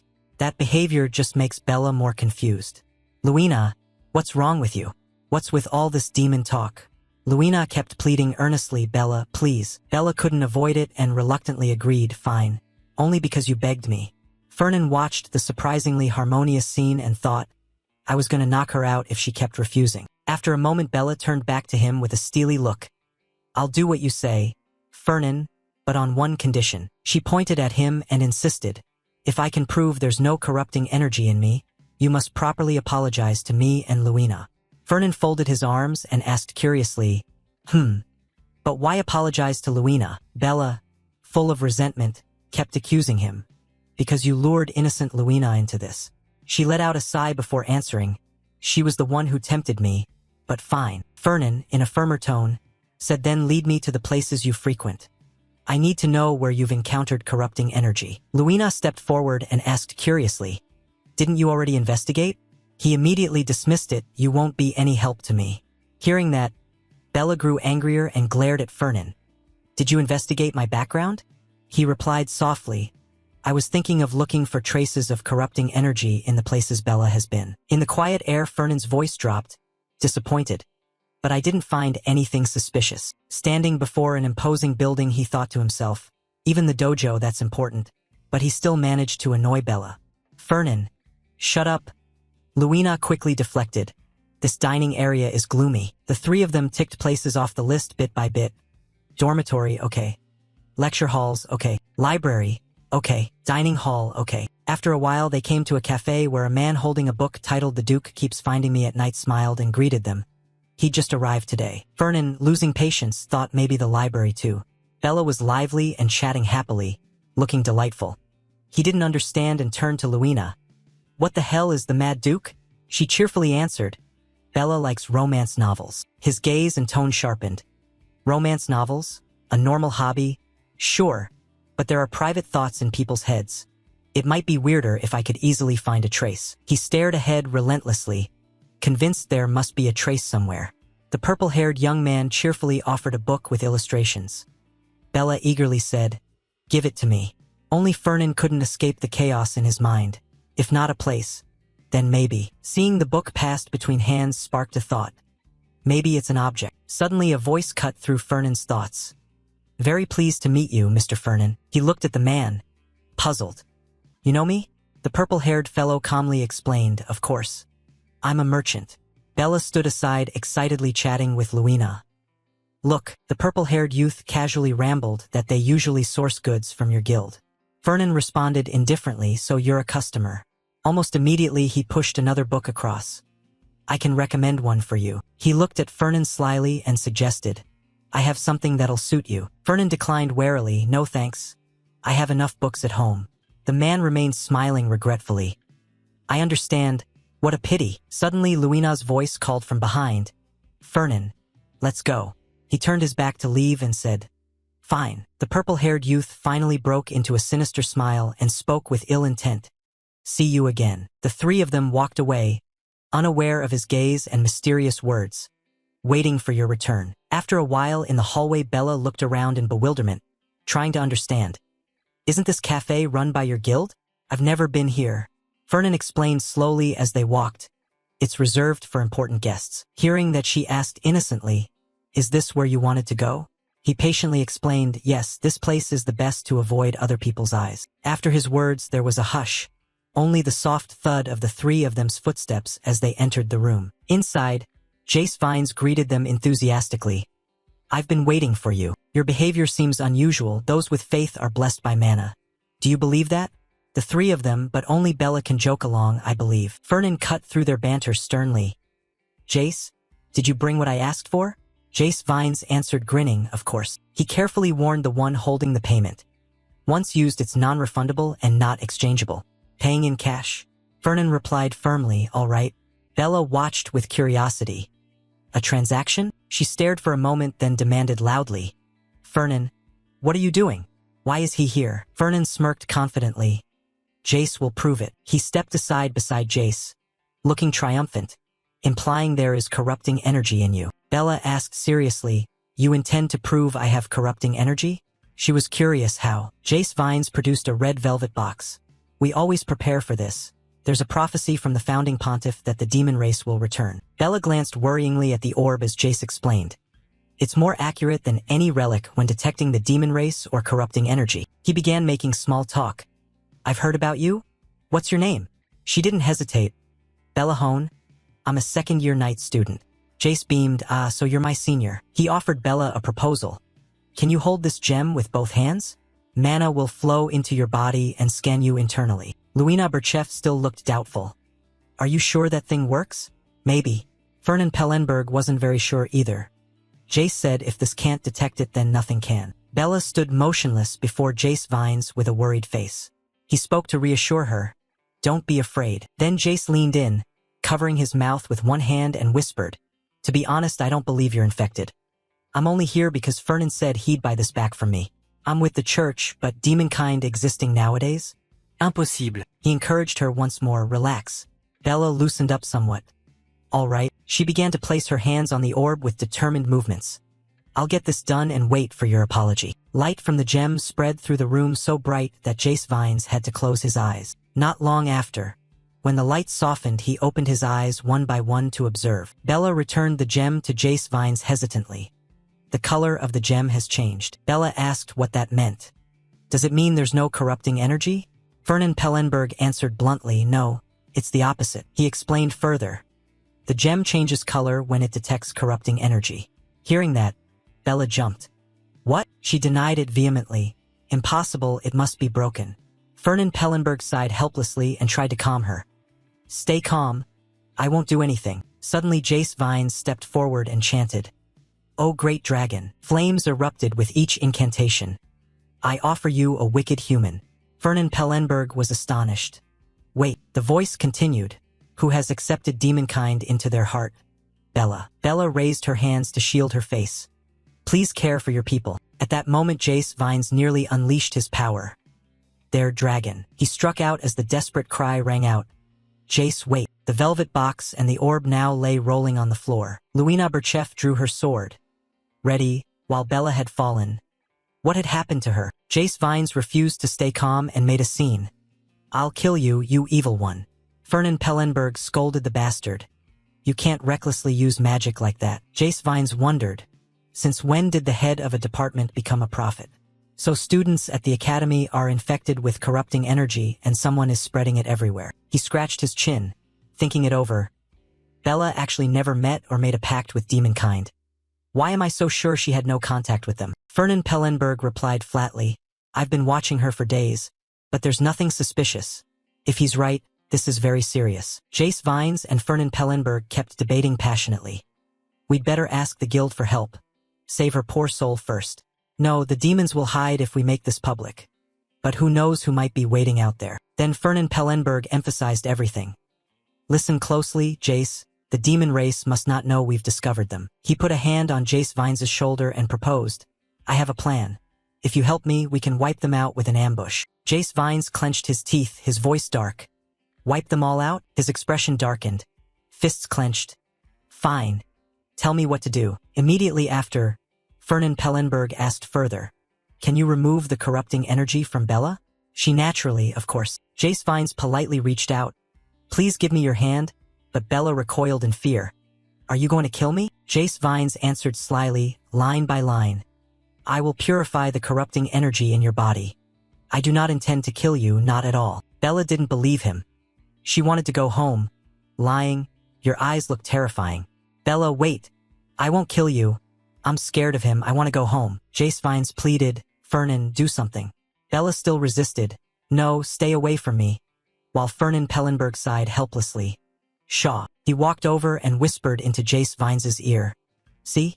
I told you Bella isn't a bad person. If you don't stop that look, I'll cut our work with the guild in half. Hearing that, Jace Vines paused for a few seconds to process the information. Then he adopted a kitten-like expression and said, Oh my, sorry. Fernan Pellenberg patted his shoulder admiringly. Good boy. Bella was still resisting the coaxing. It's okay. Give me your hand. Jace Vines' expression shifted 360 degrees. The guild only eliminates evildoers and demons. We don't harm the innocent. Only then did Bella speak up. Is there really a spell to purge corrupting energy? Jace Vines patiently answered, yes, that's a rite we've all had to learn. Bella gradually relaxed and placed her hand in Jace Vines'. Will I be okay? He replied, of course, it won't harm you. Immediately, before she could react, a bolt of electricity swept through her body, accompanied by a belated remark. Ah, it just stings a bit. After the procedure, Jace Vines rubbed his hands and explained, it burns inside to strip away the corrupting energy. Luina Berchef shook Bella. She had fainted, Bella. After the electric surge, scorch marks spread across the wall. Luina Berchef exclaimed, this building is really sturdy.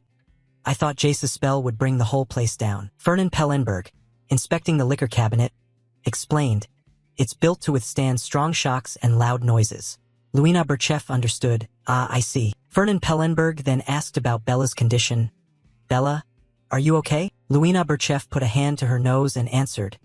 Yes, she's still breathing, though she probably won't wake up soon. Fernan Pellenberg took a bottle from the shelf when Luina Berchef said, maybe we should carry her back to the dorm. He stopped her. Wait a moment. Luina Berchef cried out in confusion, what are you doing?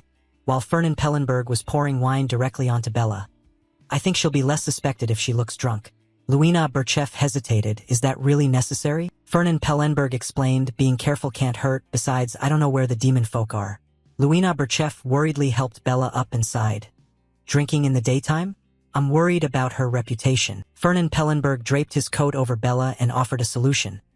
Then cover her face with this, that'll do. Luina Berchef supported Bella as they left, calling back thanks for the help. Fernan Pellenberg held the bottle in his hand. There's a little left. Shall I finish it? And that was the end of Bella's matter. He walked while thinking. Now I have to use Jace to find all the people infected with corrupting energy. We'll purify as many as possible. Fernan Pellenberg sighed at the situation. That's the only way to reduce chaos. It's best to prevent the demons from appearing, but I don't yet know how. He slowly poured a drink. First, I'll prepare for what will happen at the yacht club meeting. Before that, I investigated some suspicious infiltrators at the trade guild. He lifted the glass to his lips and sipped, and discovered one of them had already become a crew member on the yacht. But I didn't know they were collaborating with the demons. He stood there thinking, bottle in hand. This is the most natural scenario I can devise to prove I'm not connected to the demons. It's not hard to plan when you can foresee the future. His red-tinged eyes narrowed slightly. If everything goes according to plan, Ain't will believe me 100% afterward. Fernan Pellenberg spread a supremely confident smile. It won't be long before he considers me a friend. Another day passed. The next morning sunlight spread across the entire harbor. At the corner of Fernan Pellenberg's mouth, he now pressed his lips into a smile. He crossed his arms and declared, "It's time for me to catch my fish," while the attendant looked puzzled. "Fish?" The headmaster was silent for a moment, then looked at Fernan and asked, "I heard from Professor Grad that you want exclusive rights to sell the boats." In the room, at a large wooden table, the two sat facing each other while Hyde stood quietly beside Fernan watching the tense negotiation. The headmaster analyzed, "They say they'll buy the Sea Dragon at a good price, but exclusive rights to the boats is a bit much." He paused to consider, then continued, "Here's another condition, Student Fernan. Perhaps I should call you branch chief of the Golden Turtle Guild now." Thinking of this indispensable trade agreement, he smiled amicably and proposed, "In exchange for the Academy holding exclusive boat-selling rights for the next 20 years, we will supply any byproducts from the Sea Dragon at reasonable prices upon request." Fernan took a small sip of coffee, silently evaluating. Carcasses of magical beasts are most valuable sold intact. Buy the carcass at a high price and sell the byproducts cheaply. He set the cup down, looking pensive like an old man as he continued weighing the options. Normally I would never agree, but now it's time to take a step back. With a sharp gaze like a seasoned gentleman of commerce, Fernan smiled and agreed. "Fine. Add that condition to the contract." He couldn't help but think the Academy's boat industry would bring him even greater profits. He skimmed the contract and felt relatively satisfied. Sale agreement. 1. The Golden Turtle Guild, hereafter Party A, will buy the Sea Dragon carcass at the price proposed by Army and Academy, hereafter Party B. 2. Party A will hold exclusive rights to all boats, including warships, cruisers, and yachts supplied by Party B for the next 20 years. 3. Party A will sell some Sea Dragon byproducts to Party B at reasonable prices. Finally, the negotiation was done. The two shook hands happily and the contract was signed. On the way, Hyde praised him enthusiastically. "Well done, young master," but Fernan remained calm. "This isn't my first contract." Hyde continued to study the contract intently and asked, "But why do you insist on exclusive rights to these boats?" "This will require support from my family." He still felt uneasy. "Actually, I don't think the Duke will agree. He'll probably say there's no profit." Hyde's real worry was whether signing the contract without consulting him first would be okay, but Fernan smiled confidently and said, "Not yet, but the opportunity will surely come soon." Hearing that, Hyde looked quite surprised. "Really?" Fernan confirmed again, "I told you. By the way, where's the yacht crew list?" Hyde strolled behind and only then remembered. "Oh, I left it on the desk in my office." Fernan, unable to wait, asked first, "Any suspicious people on it?" He replied nonchalantly, "No." Fernan's expression gradually darkened as he kept speculating. "Makes sense. If they were easy to expose, they wouldn't be demons. Damn." Then he felt there was no need to worry too much. "Fine. This time Ain't will handle everything. No need to fret." He felt there was luck in misfortune. "It's a shame if such a beautiful ship gets damaged, but in return we catch the monsters, business will thrive, and..." Fernan broke into a confident, triumphant smile. "Ain't will be completely on my side." He crossed his arms and grinned smugly at Hyde. "Looks like it's time to haul in the net and catch the fish that have been swimming free all this time."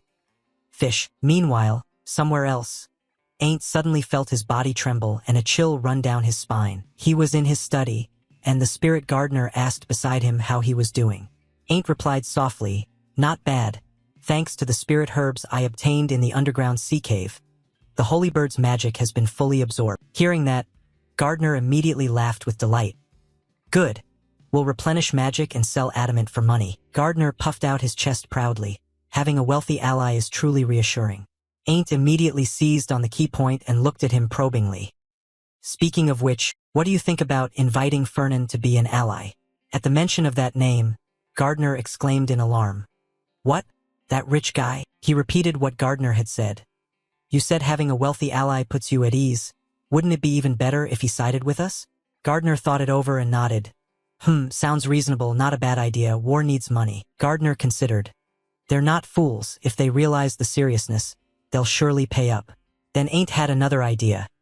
It's best to show Fernan the demons directly. As soon as he said it, he laughed at the thought, but I've never seen demons or monsters before, so I don't know how. Gardner immediately reinforced the opinion. Demons are real. One day they'll definitely reveal themselves. He also reminded him not to trust Fallenberg even if he invites him as an ally. Ain't was a bit surprised by that information. Why? Gardner answered bluntly.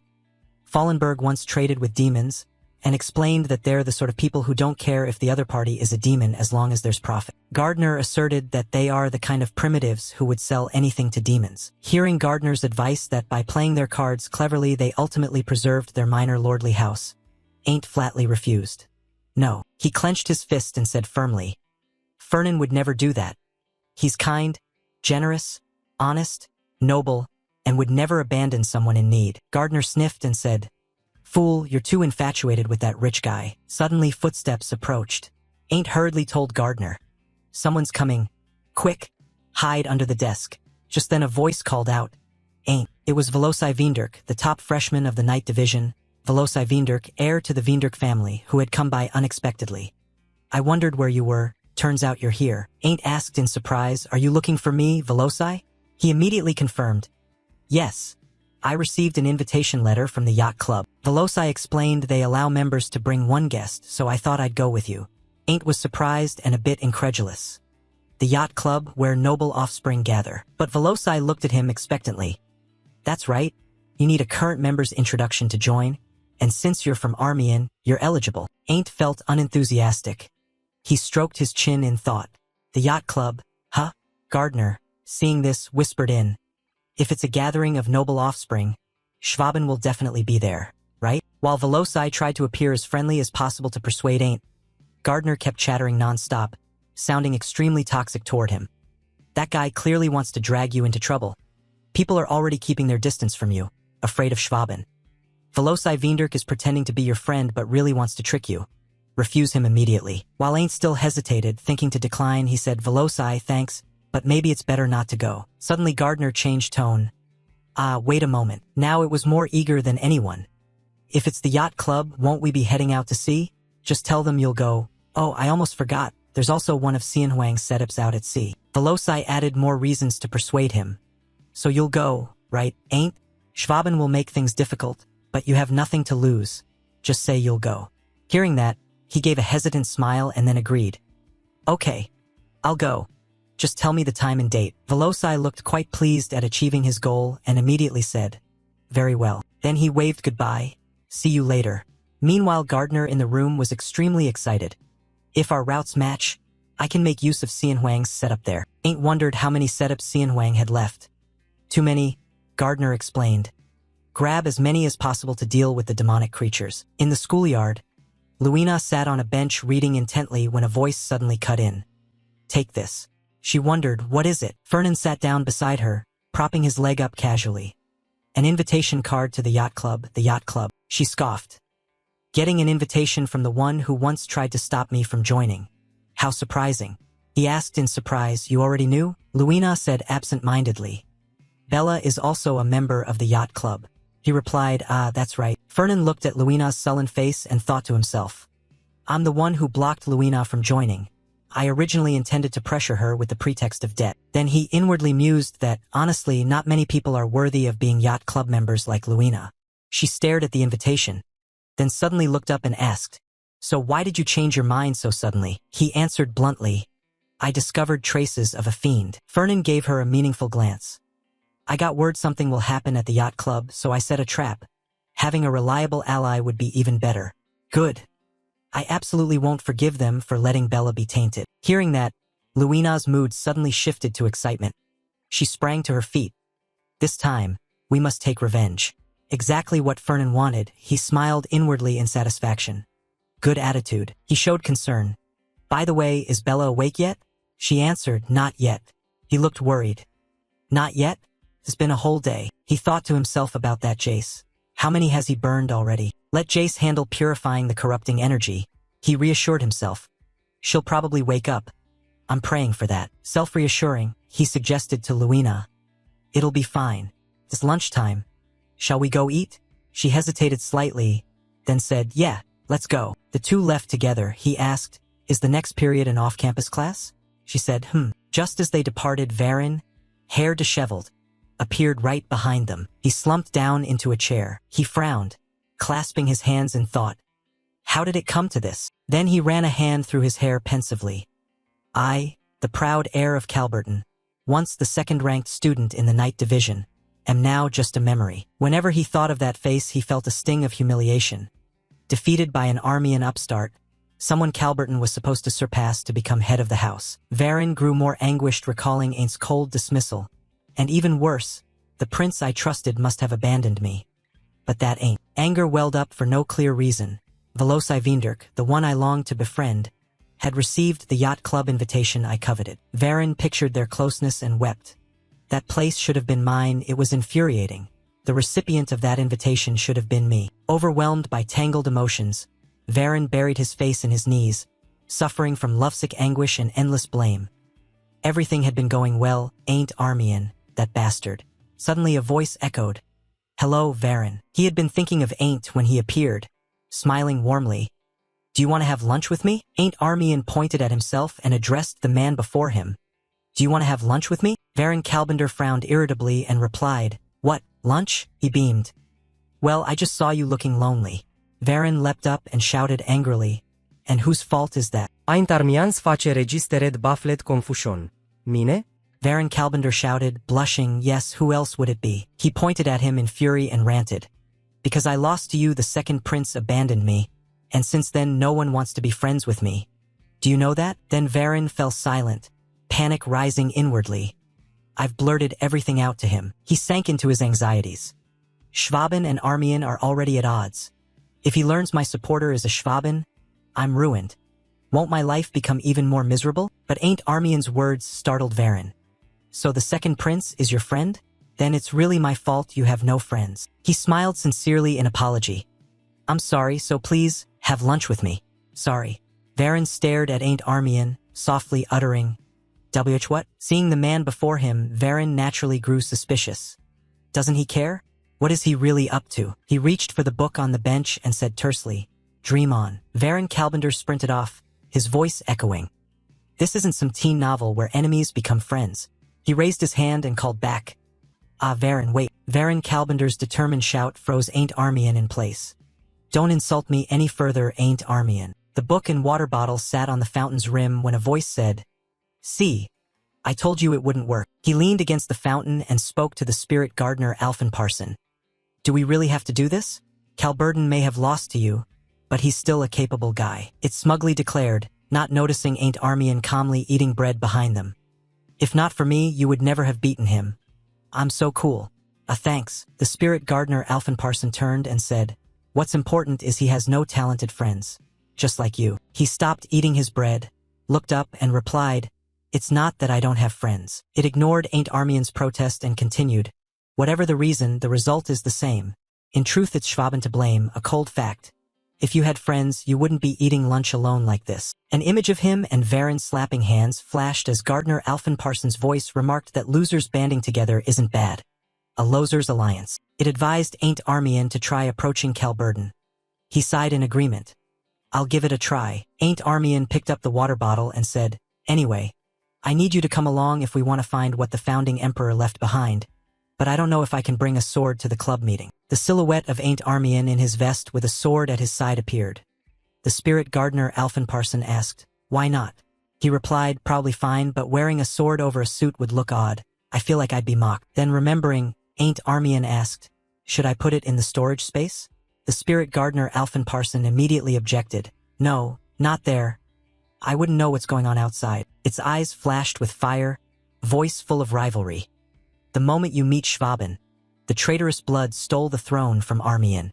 He took a sip of water and complained, You're noisy. Ain't Armian asked the key question. So how should I carry the sword? The spirit gardener Alphenparson reassured him, Don't worry. An image of the sword placed near him appeared. Its voice echoed, I told you there's mithril in the blade, right? Mithril can absorb souls, but it can do many other things too. The sword suddenly rose and began to glow. The spirit gardener Alphen Parson spoke.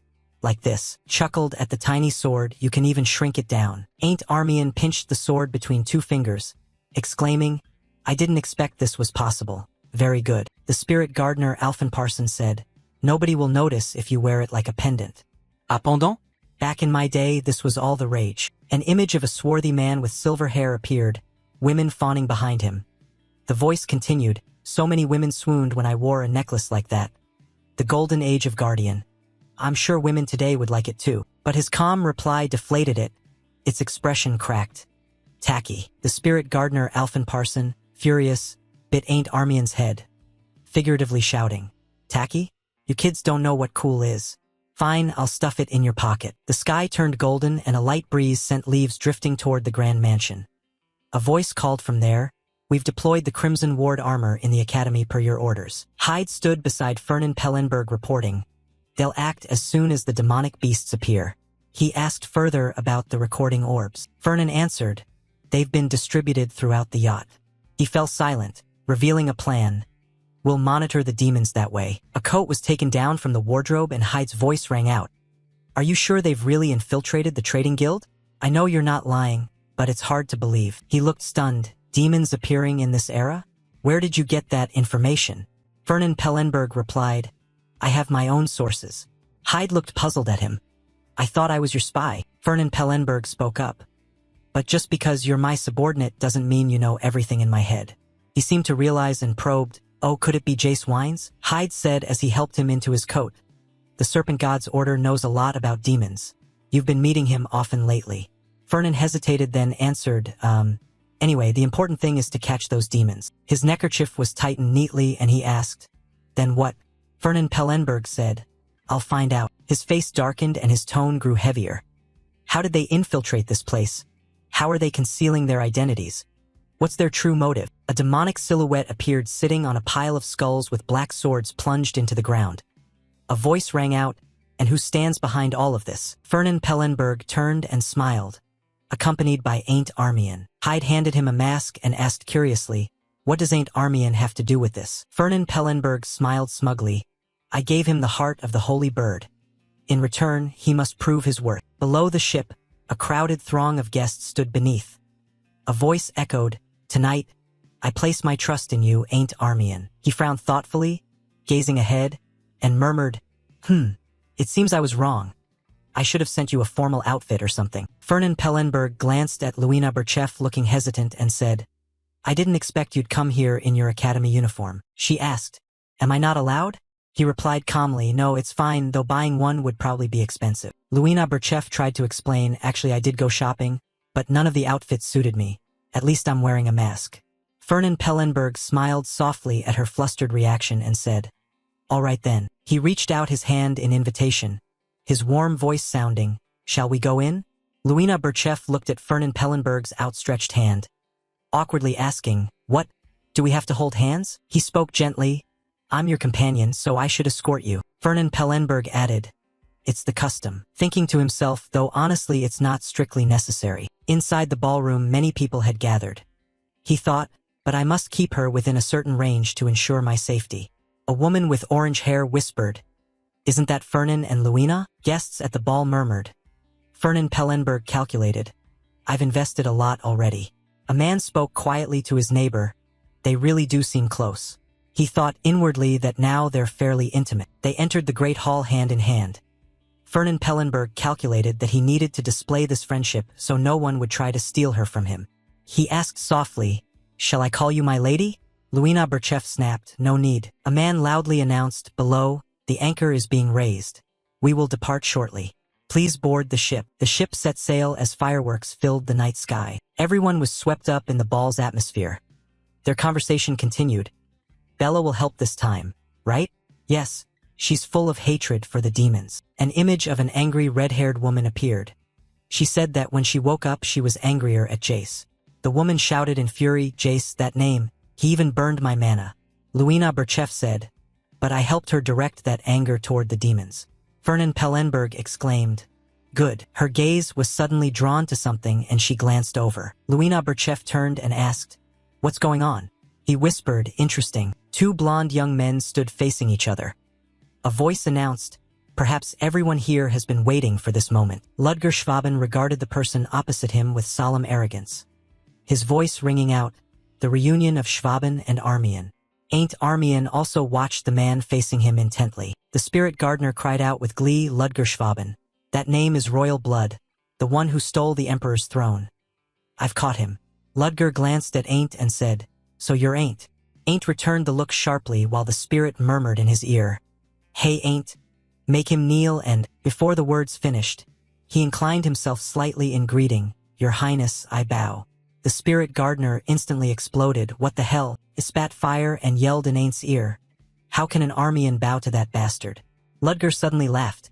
Haha, Your Highness. The next instant he placed a hand on his shoulder and said, This is an academy. You must follow its rules. Everyone here is equal, you don't need to observe that kind of ceremony. Ain't listened silently to every word Ludger spoke, then said, Still, you should keep your manners, since I am your senior. He smiled, his expression softening slightly. I'll remember. Good, now enjoy the party. No sooner had he finished than Ludger brushed past Ain't and walked straight on, here you go. Meanwhile Gardner was still bitterly berating him. Ain't, how could you do that? In the distance he was greeting two others, long time no see, long time no see. Vallacy, Ain't murmured quietly, I had no other choice. He glanced at the pile of drinks and thought to himself, I'm thirsty. Should I have a sip? Meanwhile it kept whispering in his ear, Schwaben, that bastard. I'll make him pay. Ain't picked up a glass and reassured, calm down.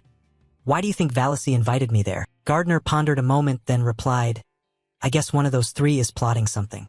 He chuckled after hearing that. So many suspects. Huh, it even put on a detective's outfit, pipe in its mouth. Following my brilliant logic, Sherlock Gardner, at your service. Want to hear it?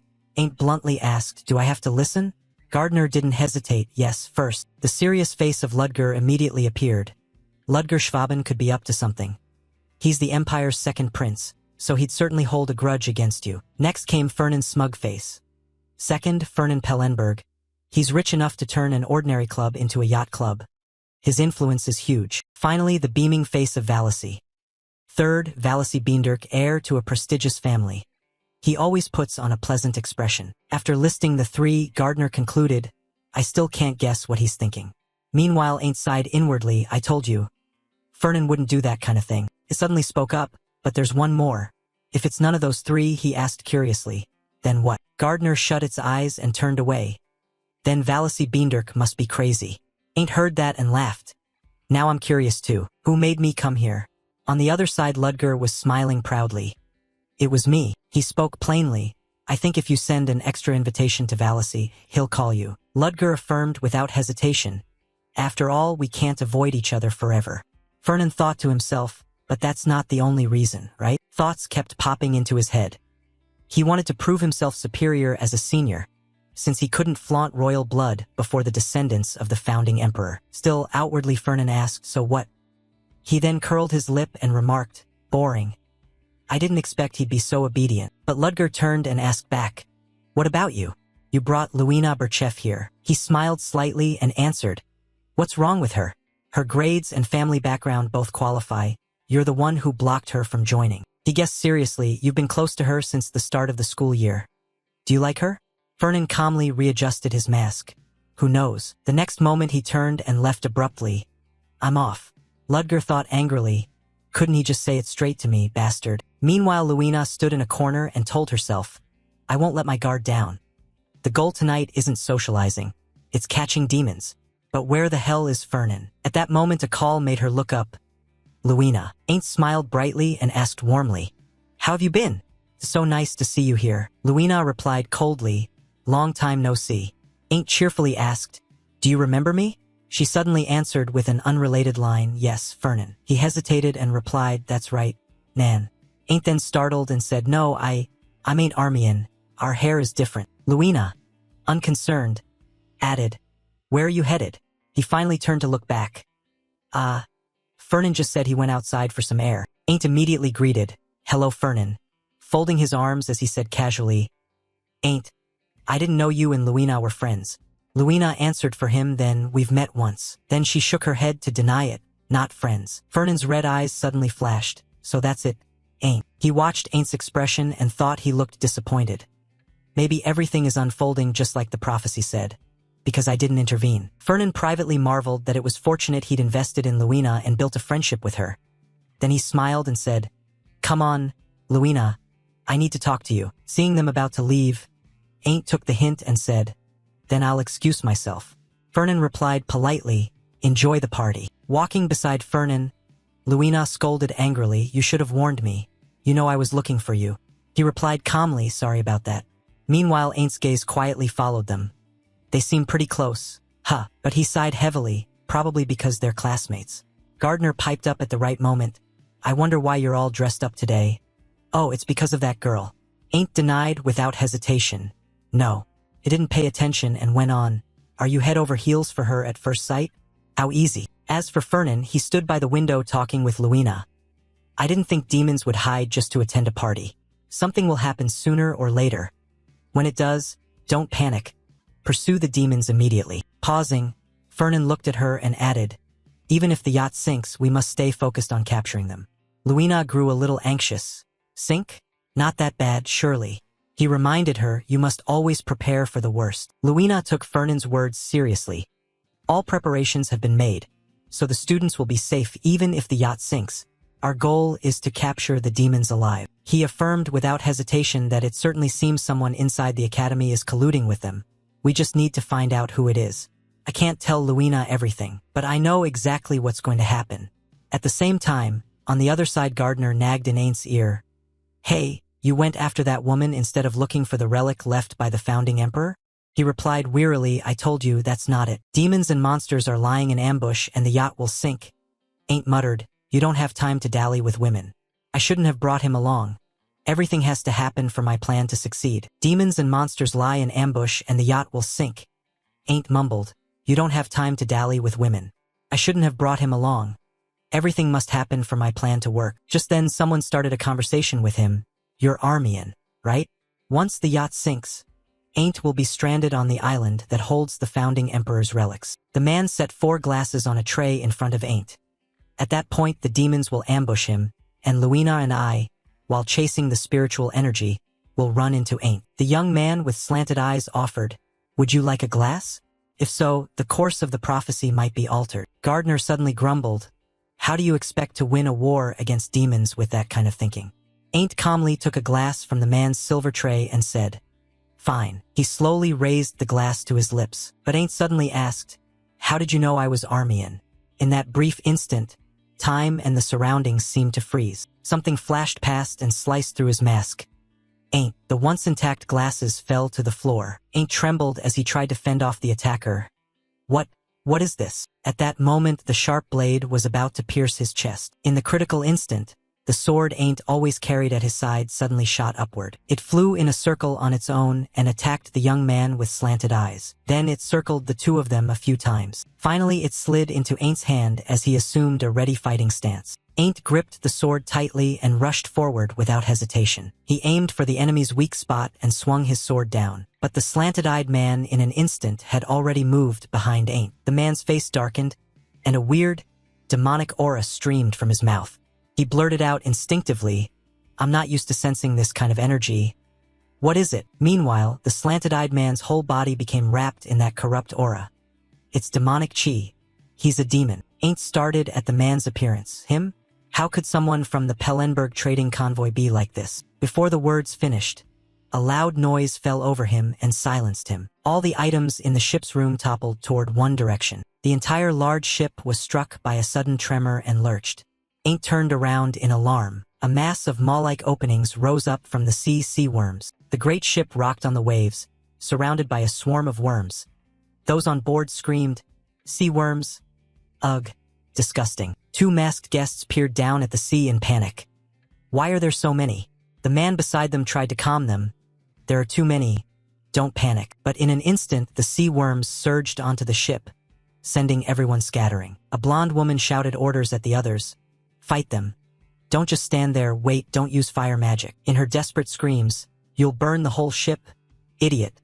Between the smoke and flames 2 men were dueling with swords. Feet stamped the wooden planks with skillful, ghostly precision. Before Ain't could steady himself, a sea worm suddenly appeared behind him like a vengeful phantom. The crazed man looked high on something, smoke spilling from his mouth as he lunged wildly. Ain't gritted his teeth and in a flash reacted to the man. A blade descended like a thunderbolt, making the ugly worm screech for its mother. But when the man calmed down, he couldn't find Ain't anywhere and spun around to search in all directions. Little did he know Ain't had already materialized behind him in a stance, cutting off the man's head, his gaze like an ice-cold CO. That ruse couldn't fool the high-on-drugs man. Luckily, he didn't join the headless ranks. They clashed like mad, eyes locked with murderous intent. Gardner called out, "This guy's a professionally trained assassin. Look at how he moves, he's stronger than you." Then a voice in his head gave a crass suggestion. "Throw him overboard." He actually used his 10-year unwashed foot to stomp the opponent. The assassin flew toward the swarm of bugs at a speed no 12th grade physics could calculate. Ain't stood on the deck with an expressionless stare down at the sea teeming with worms. Then he asked in a cold voice, "Is he dead?" A voice in his head answered, "He fell into the worm's nest. He's definitely dead." Looking at the writhing worms with shark-like jaws below, Ain't asked perplexed, "What's actually happening here?" A golden flash streaked by. Blue syrup with a fragrant scent splashed everywhere like a girlfriend's drink. Gardner replied to him, "The demons are targeting you." He gritted his teeth to dodge the splattered blue syrup. Gardner continued sounding off, "They've finally begun to act." Suddenly a terrifying sound rang out that made Aint's face go ashen like ours when we hear bad news about Mom. The atmosphere turned gloomy. The guests gaped and said, "That's..." The final boss had appeared. A powered-up sea serpent rose from the ocean surface. The crowd screamed in horror. A sea wyvern. The squire moves to the front, the Magic Academy. Support from the rear. Gardner snapped angrily at that. "Sea serpent? The demons really want to kill you." Ain't looked up, his face serious and righteous, and said, "I have to deal with the monster first." He said with rising worry, "The ship's going to sink." And at that moment the man he'd kicked into the sea was lunging at him with a silver knife and bloodshot eyes. Ain't quickly leaped aside and dodged the killing blow. He gritted his teeth and hissed under his breath, "Damn it, I thought he was dead." While Ain't was still distracted, that dirted-up buffed water snake opened its mouth and flew forward. With Gardner's terrified scream, Ain't shouts, "Careful." Before he could fully register it, a flash of light streaked like a divine gleam. Aint's hand dropped the sword. Gardner screamed like someone who'd lost his father. "Ain't, wake up." Gardner's desperate cry rang out as Ain't and a sword fell into the sea. The sea serpent suddenly flicked its tail. One quick-reacting man shouted a warning, "Everyone, get back." The serpent slapped its tail and the ship split in two. Its strength rivaled that of the Blind King, no doubt. The sea waves lapped at the shore, surprisingly chill. Only Ain't had no mood to enjoy it after barely escaping death. Gardner hovered and asked him, "Ain't, are you okay?" He was soaked like a drowned rat, breathed hard a few times and asked, "What happened?" "I passed out after the sea serpent attack." Gardner quickly explained, "You were hit by the sea serpent's breath. It temporarily paralyzed your body." He recalled the scene when Ain't fell into the sea. A blue vortex wrapped him. "You were frozen and knocked unconscious as the ship sank, but I broke the effect and kept your body heat stable so you regained consciousness." Surprisingly, that useless-looking little blue thing could do that. He asked, "You can do that too?" Gardner hovered by Ain't and explained kindly, "Your sword not only sealed my soul, it's also a magical tool that fully supports the air." He replied casually, "I see." Looking around at trees beyond the sea, Ain't asked dazed, "But where are we?" Gardner got excited and said, "Ain't, this is it, the place where the founding emperor left the item for you." He smiled bright as a little sun and said, "You're lucky. The island you washed up on is exactly where we've been searching. The founding emperor must have guided us here." Then Gardner couldn't help urging, "Hurry, I have to get that item before the rescue team arrives." But Ain't asked, "What about the others?" Gardner, who didn't overthink, answered nonchalantly, "Of course. They're all outstanding members of the academy." He continued, "I guess the sea serpent has sunk to the bottom by now," when suddenly a streak of purple light appeared, signaling ill omen. Ain't, having just surfaced from the underworld gate, smelled it immediately and narrowed his eyes. If he'd been a second slower, he might have been sliced in two by that dark purple killing strike. Old shoes shuffled from the beach onto land, looking like zombies from American movies. Ain't ground his teeth and scolded affectionately, "TSSK. These demons are stubborn." Sensing danger, Gardner slipped into his sword first, agitated, I didn't expect them to chase us this far. Without answering Gardner, Ain't stared as another madman appeared and shouted loudly, "Why are there two? There was only one before." Gardner, helpless, said, "How would I know?" Then he warned angrily, "Careful, they're not easy opponents." Ain't obviously didn't need the reminder, I know. Then he single-handedly took on 2 men at once. Not only that, but 2 more, 1 madman and 1 lunatic. Rushed him with swords, the clash of steel ringing loudly. The 3 struggled fiercely, leaving only black afterimages and interwoven streaks of golden-purple blades. The newly arrived long-haired madman sneered wickedly and rushed forward. Ain't gripped his sword with a calm expression, ready to face that madman head-on. A powerful golden slash severed one of the long-haired madman's arms, but he showed no intention of stopping and kept charging like a certified lunatic. He grabbed Ain't's throat with his bare hands, something Ain't couldn't block. Then the other man, knives in both hands, leapt down from above. A flash of purple light flared as if a nuclear blast had just gone off. He survived the blast, but his legs could no longer hold him steady. A deep cut gaped on his shoulder, red blood flowing nonstop. Seeing his trembling shoulder, Ain't realized, it's poisoned. Gardner finally spoke to reassure him. "Don't panic. Use your battle chi to fight the poison." In that desperate moment, Ain't wondered, "Can I survive?" Facing the 2 demons still brimming with ferocity, Gardner shouted firmly, "You must live. You are Armian, you can't die at the hands of these petty demons." Gardner kept urging in his ear, "Ain't, use your chi," but his vision was fading and his voice grew weak. I have no strength left." Gardner screamed in despair as one of them raised his sword to finish Ain't. But in that dangerous moment, 2 sand tornadoes suddenly appeared out of nowhere and swept the 2 attackers away. Ain't shielded his eyes from the sandstorm, silently asking himself, "Who is it?" Through the blinding sand, he made out the silhouette of a man approaching. Fernan used a cyclone technique to blow the demons away. At the same time, a figure beside him flashed forward. A young woman sprang up, sword in hand, attacking the 2 demons. She raised her sword to head height, her cold, murderous gaze fixed on them. Luina then swung her blade in a horizontal cut, striking both of them. They were sent crashing to the ground with such force that dust exploded everywhere. Luina landed safely, bracing with one hand and kneeling on one knee to steady herself. But the demons weren't dead. They rose again with savage faces and charged. Luina nimbly raised her sword and chopped down, severing the female demon's torso. Because she was occupied with her, she couldn't stop the remaining demon from running up to attack Ain't. The male demon moved with swift speed, leaping toward him to strike. The beastly expression on his face was like that of a savage animal. His hands were razor-sharp. A dangerous black aura swirled, lunging forward.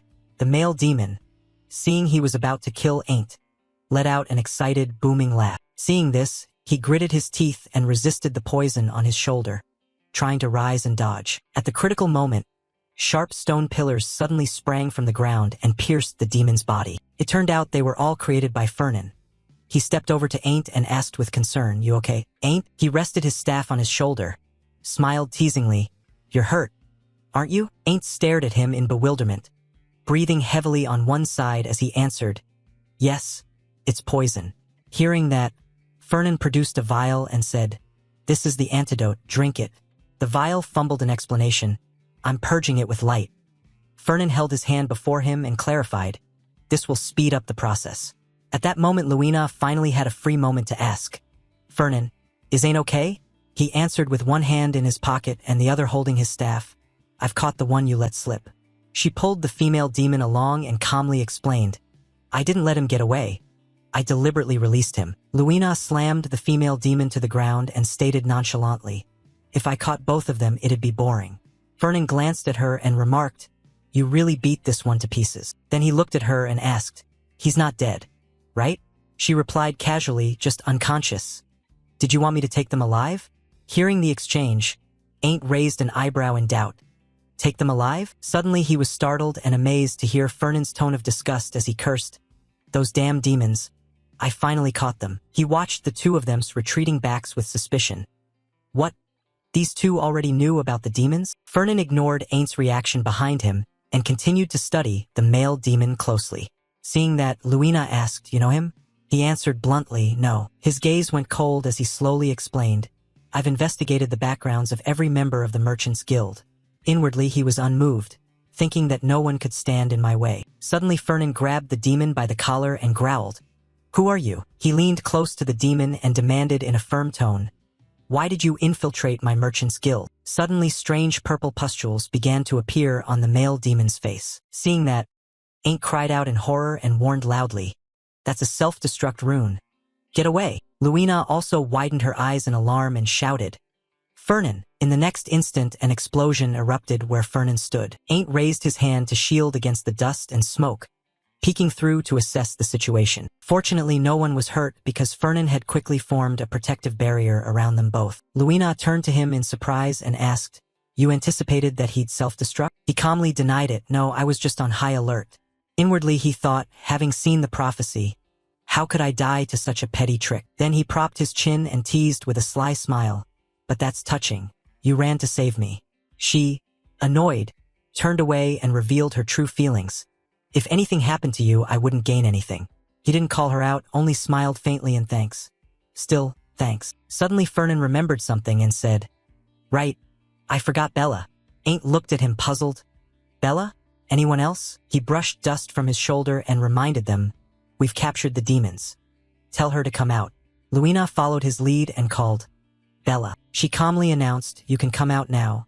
And from within the forest a young woman's figure stepped forward. Fernan extended his hand toward Bella and asked, Did you record the demons? She raised a crystal orb and replied briefly, Yes. He casually ordered, Give it to me. Luina looked at the orb and declared, Now I have proof. Watching him put the orb into his pocket space, Bella complained irritably, That's a bit unfair, which puzzled him. She frowned in discontent and explained, Do you know how badly I want revenge on these guys? And you only told me to record them? Luina stood beside her awkwardly and tried to console her. Bella, you haven't even recovered.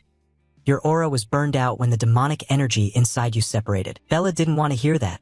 She expressed her frustration and bitterness. I can still fight one-on-one, can't I? She reluctantly soothed herself. Next time, Bella. Fernan watched her silently and thought, Don't worry, Bella. He calmly considered, I didn't bring you here just to be a reporter. At that moment a strange sound suddenly echoed through the air. Bella asked in astonished doubt, What was that sound?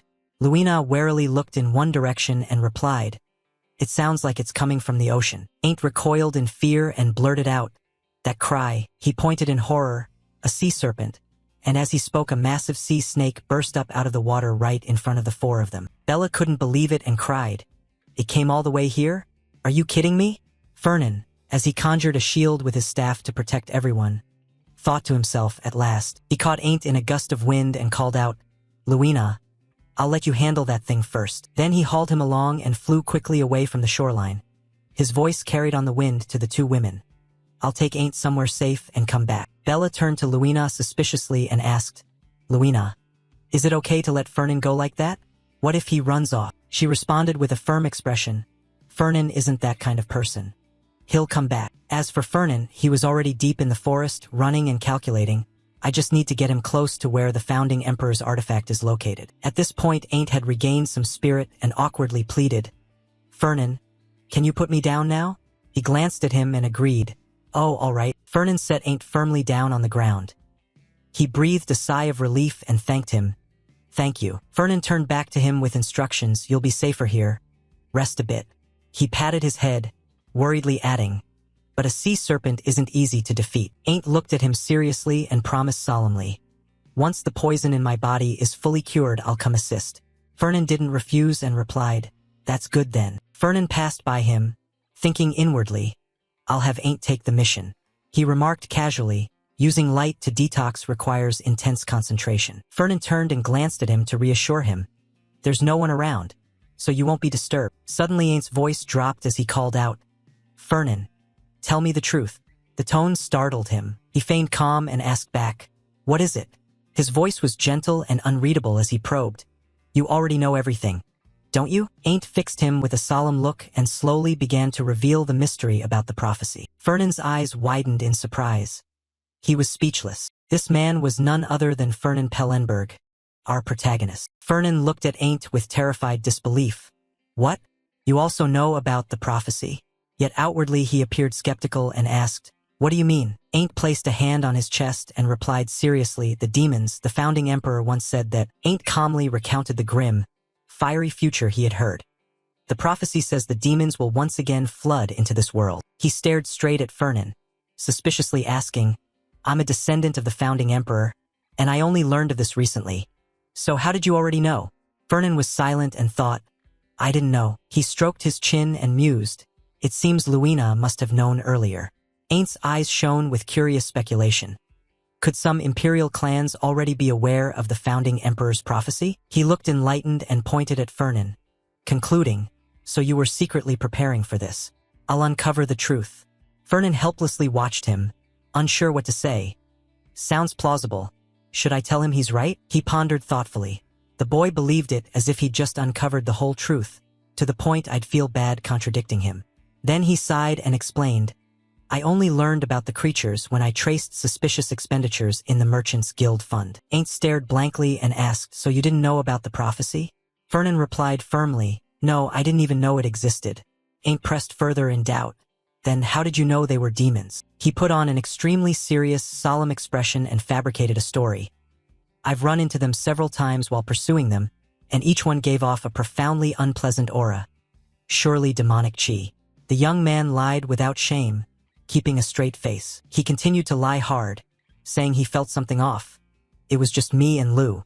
At that moment, a wave from the sea suddenly rose and struck the shore, catching his attention. Damn, they must be fighting on their own now. Fernan immediately cut the conversation short, glanced at Ain't and said, we should leave right away. He calmly suggested, we'll discuss the details later. Hearing that, he obediently replied, yes. Suddenly Gardner appeared, gruffly saying, go. Ain't, half dazed and confused, asked, what? Gardner pressed its spirit close to his face and earnestly reminded him, the poison in you is about to clear. Go left, toward the center of the island. There you'll find what the founding emperor left for you. Hearing that, he suddenly snapped back to his purpose. Right? Gardner announced contentedly, it's not far. The early sun dimly lit the gloomy forest around them. The two calmly cut through the jungle toward the target, Gardner circling beside Ain't and marveling, you drifted to this island by chance and happened to come right near that place. Things have gone oddly smoothly. Finally it concluded, today must be your lucky day. He was full of doubt, speechless at its babbling. Ain't couldn't believe it and repeated, lucky day? Instantly scenes from a few hours earlier flashed through his mind. The village sinking into the sea, nearly killed by the monster. Or when he reached shore, he was almost killed by demons. He shuddered in disgust. What kind of luck is that? Meanwhile, Gardner smugly insisted that surely the founding emperor is guiding them. Ain't glanced at it and suddenly asked in puzzlement, but why were you silent when Fernan was talking? You usually talk a lot. Gardner explained nonchalantly, I was just observing because he showed up at the right moment. I thought he might be trying something with you, but it turns out he's been chasing the demons. Thinking of the demons' dangerous cunning, it warned seriously, perhaps the demons have begun to act, earlier than I expected. Gardner glanced at Ain't with admiration and praised, besides that one isn't bad. I knew Burchef had skill, but I didn't expect her to be that strong. It observed calmly, she dispatched the demons easily while you were still struggling with them. That remark made him go quiet, indeed. Ain't recalled Luina's combat and expressed admiration. She's only a year older than me, yet the gap in ability is terrifying. Then he thought of Fernan's figure and mused inwardly, if I had allies like Luina or Fernan, fighting demons would be much easier. Gardner disagreed and warned, Burchef's fine, but don't trust the Pellenbergs easily. Do you know what happened when they once sold items to demons? The forest was quiet now except for their conversation. Upon hearing this, Ain't retorted, you always say that, but that happened 1,000 years ago. He stuck to that stance and insisted nothing can change. Never trust the Pellenbergs. He looked at it baffled and scolded, but after all, they fought alongside humans, which is why they became one of the powerful clans. Why do you keep bringing up the past and blindly hating Fernan? Gardner was even more puzzled than he was. Moreover, Ain't sighed and said something that enraged it. He blurted out, what does something that happened 1,000 years ago have to do with him? It angrily flew up and smacked him on the head, snapping, hey, are you his lawyer or what? You kids never listen to your elders. He protested helplessly, I'm just saying you shouldn't hold such heavy prejudice against others. Ain't hung his head and confessed with shame. Besides, if I actually became an ally, I'd just be a burden. He's far stronger than I am. Gardner confidently reassured him, don't worry about that. Then looked ahead and happily announced, we've arrived. He asked in surprise. Here? It turned to Ain't with full confidence and said, "That's right. You'll become much stronger if you eat that." But he, unbelieving and flustered, asked, "Eat what?" Ain't stared at the tree towering several times his height and cried out, "That thing, a whole tree?" Luckily Gardner denied that and explained, "No, the divine elixir is inside it." He asked, relieved, "Okay, so how do I get it out?" Hearing that, it immediately gave detailed instructions. Stab into the trunk. He followed the advice. The instant his sword was withdrawn, a brilliant golden light burst forth from the tree's trunk. The crack widened and revealed a glowing orb inside. Gardner examined the sight and explained carefully, "The founding emperor personally created this. It's entirely different from other elixirs." Ain't was dumbstruck, speechless at the miraculous radiance before him, while Gardner proudly declared that once you eat it, you will be completely transformed. Now the sky had fully brightened, illuminating the island in the vast sea. Suddenly, a loud explosion erupted from the island. It turned out Fernand's group was still fighting the sea serpent. They saw him form sharp boulders that stabbed into the creature's body. He channeled more controlling power and sent more rocks flying straight at the sea serpent. It was struck all over and cried out in pain, becoming ferociously enraged. Fernand pressed the attack as if determined to kill it and quickly cast a spell. Moments later, a massive magic circle appeared high in the sky. From it, countless sharp stone spikes rained down like a storm, striking the sea serpent's body. At that moment, Bella seized the opportunity and charged forward with her sword. She slashed a long, powerful stroke along its length. At the same time, Luina swiftly ran in to attack. She channeled force to envelop her sword. Then Luina struck hard at its tough scales. Unfortunately, the sea serpent's scales were so tough she could only pierce them slightly. Luina gritted her teeth and tried to drive the blade deeper. In the end, she failed and had to quickly withdraw her sword to avoid being struck. She leapt down beside Fernand and clicked her tongue in frustration. "I can't cut through it." Bella also complained its outer shell is too hard.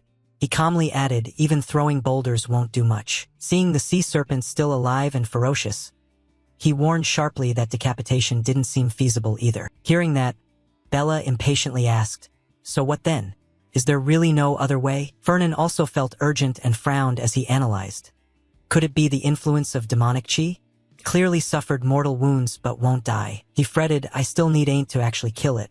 Just then, a cluster of golden beams shot in fast from a distance. The beam struck the sea serpent's body and immediately inflicted a severe wound. Luina's eyes widened in astonishment. Bella also gasped in shocked recognition.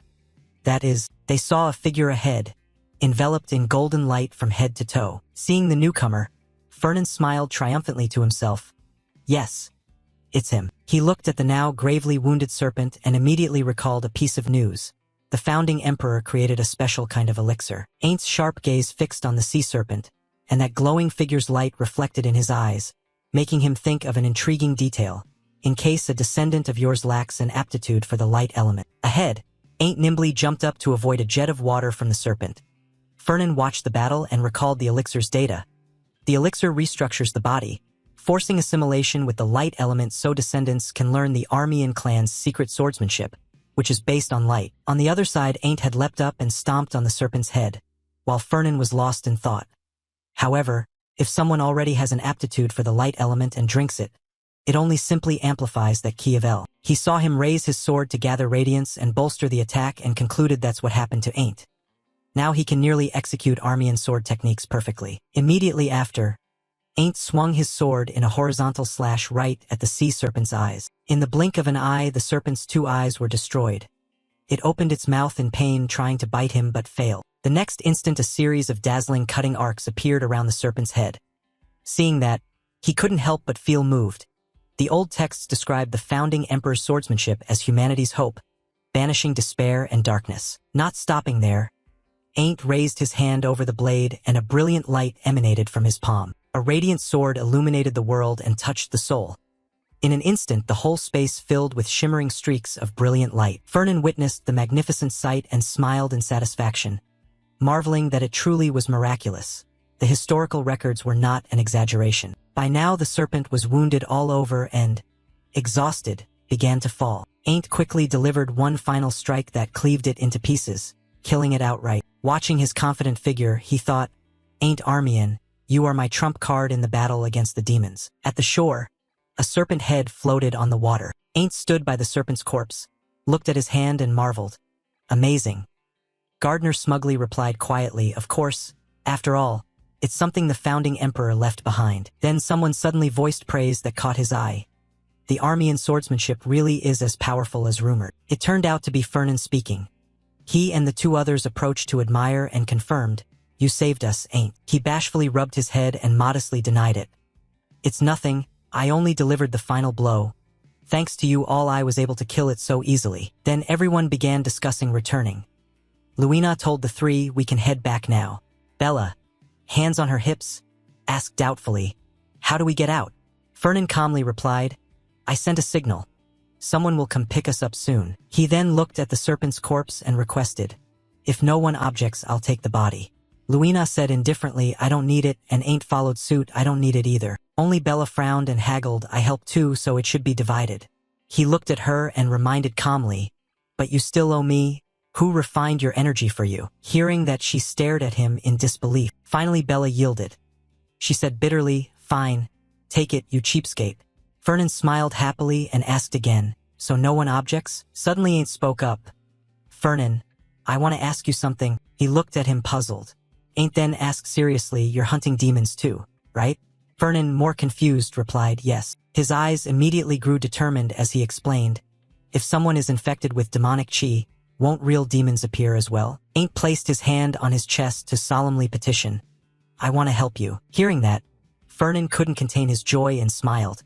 I was wondering how to recruit him. His heart was now exultant, victory. He hadn't expected things to go this smoothly. He immediately shook Ain't's hand and agreed to his joining. Let's go kill demons together. Hearing that, Ain't cheerfully accepted. All right. Inwardly Fernan was ecstatic and declared, so my plan has succeeded. On the to-do list, 1. Capture the possessed person. 2. Clear my name and prove I'm not linked to demons. 3. Bring Ain't to our side. All those objectives have now been completed excellently. Fernan was extremely satisfied and exclaimed that everything went as planned. Some time later he returned to his vast, luxurious castle. In Hyde's room, Hyde was holding the bulletin and said, did you know they set up a river combat class? We've been ordered to build boats. While drawing a magic array on paper, he thought happily, I'm making a lot of money from this, good, very good. He looked down at the man across from him and asked suspiciously, did you know about this beforehand? Fernan answered bluntly, how would I know? Hearing that, Hyde found it strange. Really? I guess you didn't either. But what a coincidence. Hyde, unable to guess, gave up. He peered at what Fernan had been writing and asked curiously, putting that aside, what are you working on? Fernan looked up and replied, a golem design. He glanced at the magic circle on the paper and sighed, I've been too busy until now. I finally have a bit of time. Then he closed that topic and asked about something else. By the way, have you found how the demons infiltrated the trade guild? Hyde respectfully reported, yes, it seems they slipped in a few days before the yacht club meeting. He had shown 2 portraits of the demons and questioned the servants there. Now he recounted the results to Fernan. I asked the staff if anything seemed odd when suddenly new servants appeared with no notice. And strangely, the servants answered that they'd always worked there. Hyde rubbed his chin and seriously recounted. That was their reply. Hearing that, Fernan's eyes went cold as he muttered and speculated that the staff thought those people had always worked there. Magic? Perhaps? He looked at the paper in his hand and calmly guessed. I'd say it's psychological magic. I'll investigate a bit. Hyde casually remarked that manipulating minds and souls seemed to be a demon specialty. That made Fernan pause. He pondered carefully, souls. Then he connected it to his own problem and mused, so my possession was caused by demons too. Hichinthu immersed himself in a tangle of thoughts. Maybe they have that capability, but that still doesn't explain the prophecy. At that moment Hyde called Fernan back to the matter of the demons they'd captured. Fernan looked at him and asked what he'd found. Hyde calmly denied any breakthrough. No, confession spells don't work on them. So we've imprisoned them in the dungeons. Fernan took off his glasses and said coldly that if needed, Hyde could torture them. He was busy. Anything else? Hearing that, Hyde announced there was a message from the Duke. Fernan asked suspiciously, from my father? What is it? Hyde reported solemnly. This time the Freudian family will supply spirit stones and world leaves to the Academy students. Hyde steepled his hands behind his back and calmly relayed the Duke's news. They normally entrust us with transporting such items because they are extremely valuable, and Freudian has been chosen to be in charge of the transport. Fernan repeated in surprise. Friedian wants me to take charge personally? He folded his arms and pondered. Why me? I don't see any reason it should be me. I have a bad feeling about this. At the same time, at a distant academy hallway, Bella walked beside Luina and confided, I was really shaken by those demons. Possession I could accept, but I still doubt the actual existence of demons. She asked with confusion why Fernan told her not to inform the academy. Luina, eating a pastry, replied, because I don't know who's an ally and who's an enemy. Bella snapped to understanding and asked suspiciously, really? So does he have a plan? She glanced at her and replied trustingly, surely he knows. He always has a plan. Surprised, she commented, you actually trust him? While walking, Bella kept probing. Since you two became a pair, have you been involved in this case? Luina hesitated, probably. She sucked on a lollipop, voice complex, and said, so that's it. I found it odd, but now I understand. She turned to her and asked confusedly, what do you mean by that? Immediately Bella recounted the circulating rumors. No way you'd be friends with Fernan Pellenberg. People say you approached him just for money. Then she gleefully asserted, but actually it was to hunt demons, right? Hearing that, Luina was stunned. Question marks all over her head. How could she jump to that conclusion? Bella put her hands behind her back and admired. Cooperating with someone you hate for the greater good. You're a real knight. Luina fell silent, not knowing how to respond. She's a bit odd, but never mind. And with no one stopping her, Bella let her imagination run wild. I really admire you. Meanwhile, down on the floor below them, Ain't was strolling among the students.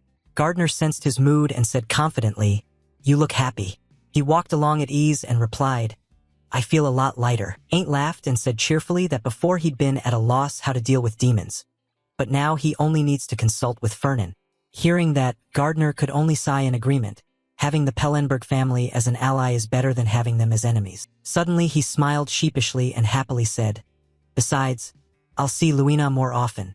Gardner immediately teased in annoyance, no, that's not the important part. A serious voice rang from the sword. Humans have already been corrupted by demonic chi. The one named Bella has indeed been infected. It pictured the prospect of an infected person and warned gravely that anyone tainted by demonic chi will sooner or later become a demon. We must stop that from happening. Gardner, anxious and impatient, plotted a plan. I must gather as many allies as possible to prepare for the future. Ain't didn't object. He explained amiably that he was on his way to meet someone. Someone Gardner had strongly recommended to him. Gardner replied thoughtfully, I know. At least that person seems to have a good eye for people. Just then Ain't reached that person's location and called out excitedly. There he is. Ahead stood a handsome young man with red hair. Ain't raised his voice to get his attention. Hey, Vurian. The young man looked over suspiciously and called his name. Ain't Armian. Vurian then scowled and waved him off. Don't pretend we're close. I'm here to meet someone else. Ain't wasn't offended. He beamed and said, I'm the person you need to meet. Fernan sent me. He blurted out in shock, what? Ain't extended a friendly hand and explained. I'll be direct since you probably already know. I'm helping Fernan hunt demons. He said you could help me. Ain't observed Vurian and remarked, you're pretty good. Hearing that, Vurian clenched his teeth in anger. Pretty. Then he angrily pointed at him and accused. I don't want to hear that from someone who once beat me. Are you mocking me? Ain't awkwardly raised his hands to clarify. No, I'm serious. Vurian snapped in fury. I wouldn't help you even if I died. Ain't, hearing that, thought to himself resignedly. I knew it, he doesn't want to help. He recalled that before meeting Fernan he'd asked a question. Vurian Calburdern. He's also a friend of yours? Vurian calmly answered. Just by coincidence. He smiled confidently and said, but wouldn't it be good to have someone from the same class supporting us? He's fairly strong and would be a reliable ally. Ain't looked at him with concern and pointed out that Vurian hated him intensely. He replied firmly, don't worry. If he refuses to cooperate, just say it like this. Back in the present, Ain't recalled Fernan's words for a moment and immediately put them into practice. He raised his hand and pointed at Vurian. Ain't adopted an innocent expression and said, you. Then he blurted out a shocking line. You're a demon, aren't you? Hearing that, Vurian was terrified and, unable to trust it, widened his eyes. Ain't stroked his chin, pondering with a serious expression. When, during finals, he pointed out precisely that was the day you lost to me for the second time, right? But Vurian was terrified by his words. Without pausing, Ain't quickly continued. You passed out in the battle. I heard that was when you transformed. and I heard if it hadn't been for Fernan the consequences would have been disastrous. Didn't he say you don't remember what happened that day? The more he heard, the more Virian's spirit drifted away. Ain't paid no mind to his state and went on. Fernan said the demon only used you. Finally unable to bear it, Virian forcibly clamped a hand over his mouth. Weary, Virian raised a hand to his mouth to signal. Shut up. Okay? What if someone hears? He bared his teeth and glared fiercely, demanding, What do you want from me, Ain't Armian? Unexpectedly, Ain't smiled amicably and answered, Come have lunch with me. Outside, the sky was a deep, beautiful blue. In the bright sunlight, a large, luxurious building stood majestically, and from inside came pitiful cries. Why would you do that? You promised not to tell anyone. Virian wailed miserably, scolding. But why would you tell my mortal enemy, Ain't Armian? Fernan, hands in his pockets, looked down at the guy kneeling and tugging his sleeve, feeling helpless. He thought to himself that he knew the fellow would come about that matter, but he hadn't expected him to cry. Then Fernan calmly countered, I didn't say that. I only said I wouldn't hand you over to the prosecutor. Virian immediately asked, What about Ain't? Did he blackmail you? Fernan reluctantly explained, He's not that sort of person. He clenched the hem of his shirt, voice still bitter as he said, That's even better. Virian wailed in indignation and complained, Instead I have to endure the humiliation of eating lunch with him. He couldn't stop remembering the noon scene. They sat together under many stares. Ain't even picked up a piece of meat for him and said, Here, have some of mine. Virian scowled in disgust and demanded, Since when have we been this close? Just thinking about it made him ache. Unable to hold back as he lamented that the guy even shared his food with him, Virian buried his face in the floor and cried like rain, worrying what people would think if they believed he was Ain't's friend. Seeing him, Fernan silently cursed in annoyance. Really? What's there to cry about? Unaware of Fernan's thoughts, Virian continued to vent. I mean, why did I become a demon? Finally unable to take it, Fernan sighed and snapped, Virian Kalbrudern, I thought you were clever. Fernan calmly asked, Don't you understand why I introduced you to Ain't? Virian stopped crying, looked up hesitantly, and said, Sorry. He looked down at him and explained seriously, If you stay close to Ain't, the one hunting demons, you might find the person who turned you into this. Are you going to keep crying here forever? Then Fernan changed his tone to cold disappointment and judged. I thought you were a knight, and this is all you can do? Virian was stunned. He cried out in fear, so the reason. Immediately he sprang up, clenched his fists, and declared with determination that it was to give him a chance for revenge. Seeing all this, Fernan was speechless. His eyes changed, though Fernan didn't know when the chance for revenge would come. His mind raced through calculations but saw an opening since Ain't's main target is demons. Seeing Virian steady again, he turned to leave. I have to get to class. Suddenly Virian spoke up with a summary. Cooperate with an enemy to defeat another enemy. Fernan paused and looked at him in surprise. Virian took up his sword and declared resolutely, I, Virian Kalbrudern, will cooperate with my enemy, Ain't Armian. He raised his sword high, face righteous, and swore an oath to eradicate demons in order to avenge himself. The scene immediately stirred some memories in Fernan. He thought of Luina. Back then she also showed firm resolve and assured him, If you need help, just call me. Then he thought of Ain't, and of him too. On the island Ain't had that same upright expression inviting, Let's destroy the demons together. And now Virian showed the same demeanor as the two before. Fernan sighed helplessly and thought, and now him too. Behind them he's even shouting the slogan, Demon Slay. Fernan wordlessly commented, Are all knights like this? Is that just their type? At that moment at the academy, in the class on researching monsters and other magical creatures, a man stood at the podium taking roll call. Kirillo Denev here. Ludger Schwaben here. Luina stood among the students looking around. Not seeing a familiar face, she wondered suspiciously, Where's Fernan? Today is practice. Thinking that, she guessed angrily, he wouldn't skip class, would he? Just then the teacher called his name. Fernan Pellenberg. Thinking he'd be late, she was surprised when the next instant he appeared and raised his hand. Present. When Fernan reached Luina, she whispered a complaint, So late. Don't you know roll call counts toward your grade? On the lectern the teacher continued calling names. Alia Torda present. Below, Fernan mumbled a quiet explanation. Lucky me. Sorry, I had to speak with someone. After roll call the teacher then gave a serious reminder. Everyone is present. I'm sure you remember because I mentioned it last time. In the blink of an eye, a magic circle appeared under his feet and he announced, Today's topic is cooperation. The teacher explains sternly that some monsters are so strong you can't face them alone. The students below hesitated at the power radiating from the formation but did their best to listen intently. In front, the teacher both summoned various monsters with tough, dangerous appearances and explained. Some have bodies encased in rock so hard they're hard to pierce. Others have high magic resistance that renders mages useless, so cooperation between mages and knights is very important. Among the students, Luina whispered an explanation. This is the mock target the students use. First time you've seen this type, right? It's a kind of golem. Fernan answered nonchalantly, I've only heard about it. Above, the teacher standing before the monsters declared, they can't move like the real thing, but underestimate them and you'll fail. He then released the monsters to face the students and signaled, begin. After a while, the students each fought a different monster. A young woman with a sword and a blue-haired youth teamed up to defeat a monster. The teacher then announced the result. Kirillo Denev and Alia Torda, 2 minutes 58 seconds. Following them, another pair finished their match. Ludger Schwaben and Almond Donnerts, 2 minutes 15 seconds. The teacher raised his watch, looked, and calmly assessed that the top pairs were noticeably better. Next up was, he called out 2 names. Fernan Pellenberg and Luina Burchev, step forward. At the summons, the 2 stepped out of line. Then he looked toward the monster formed from earth and stone and announced, the creature you'll fight is a Goliath. Everyone watched the 2 go up with unease. A black-haired youth hesitated, Goliath. This will hurt a lot. Yet the pair showed no fear. Fernan even lectured as they walked. A Goliath averages about 3 meters tall, its body covered in stone. Everyone watched the 2 go up with unease. A black-haired youth hesitated, Goliath. This will hurt a lot. Yet the pair showed no fear.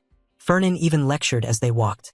A Goliath averages about 3 meters tall, its body covered in stone. Everyone watched the 2 go up with unease. A black-haired youth hesitated, Goliath. This will hurt a lot. Yet the pair showed no fear. Fernan even lectured as they walked. A Goliath averages about 3 meters tall, its body covered in stone. But he smiled confidently and objected, no, I'll hold it. She disagreed with the warning. Although large, it's quite fast. The 2 continued chatting calmly, paying no mind as the monster raised its hand to strike. Luina issued a serious command. I'll fight, so. But before she finished speaking, the Goliath slammed its fist down on the 2 of them, sending sand and dust flying. The teacher watched cautiously and, seeing this, thought in disappointment. Failed? Is a Goliath too much for a second-year student? Yet when the dust cleared the sight was Luina holding her sword up to block its punch. She even turned her head distractedly to scold. And you thought you could be the bait? Fernan smiled smugly and asked back, who said I'd be the bait? He summoned a magic formation above the Goliath and clarified, I meant holding it immobile. Immediately large stones fell from the formation like raindrops. They aimed straight at the Goliath and crashed down onto its body. Boulders kept falling endlessly around the Goliath. The surrounding students gaped in astonishment, mouths agape. They couldn't believe it and shouted, what? Above them, the pile of rocks had completely buried the Goliath. Fernan looked at Luina and urged cheerfully, what are you waiting for? Finish it. The teacher glanced at his watch and remarked, the method you used is difficult given the mana required. But you did it. Then he announced the result. Fernan Pellenberg and Luina Burchev, 3 seconds. He smiled triumphantly. First place. Ludger glared at him, arms crossed, grumbling angrily, second place again? The students nearby whispered and gossiped. My God, how much mana did that take? There must be a reason he teamed with Luina. Fernan was pleased, thinking, did I just score points with Luina? But when he looked at her, his smile immediately faded. Luina was frowning and unhappy. He stood there awkward and thoughtful. Luina. She doesn't look happy at all. Walking beside Fernan, Luina exclaimed, you were impressive just now.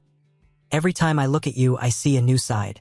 He suddenly wondered, are you complimenting me? Luina made an indifferent face and replied, of course, thanks to you I got first place. Fernan glanced over and then asked, so why the face? Luina pouted in response. What's wrong with my face? He complained impatiently, you're pouting. Come on, say it. Luina rolled her eyes and hesitated before saying, well, actually it's nothing major. It's just the first time I fought a mock monster. Her next words immediately startled Fernan awake. I wanted to fight a bit longer. He thought to himself, I should have given you more time. You came in second at 2 minutes 15 seconds. Maybe I should have stretched it by 2 minutes. Fernan felt guilty and blamed himself. It's my fault. No matter how many times you do well, people only remember the one time you fail. At that moment, Luina strolled on and added, but I'm happy we got first. A voice behind them suddenly spoke up.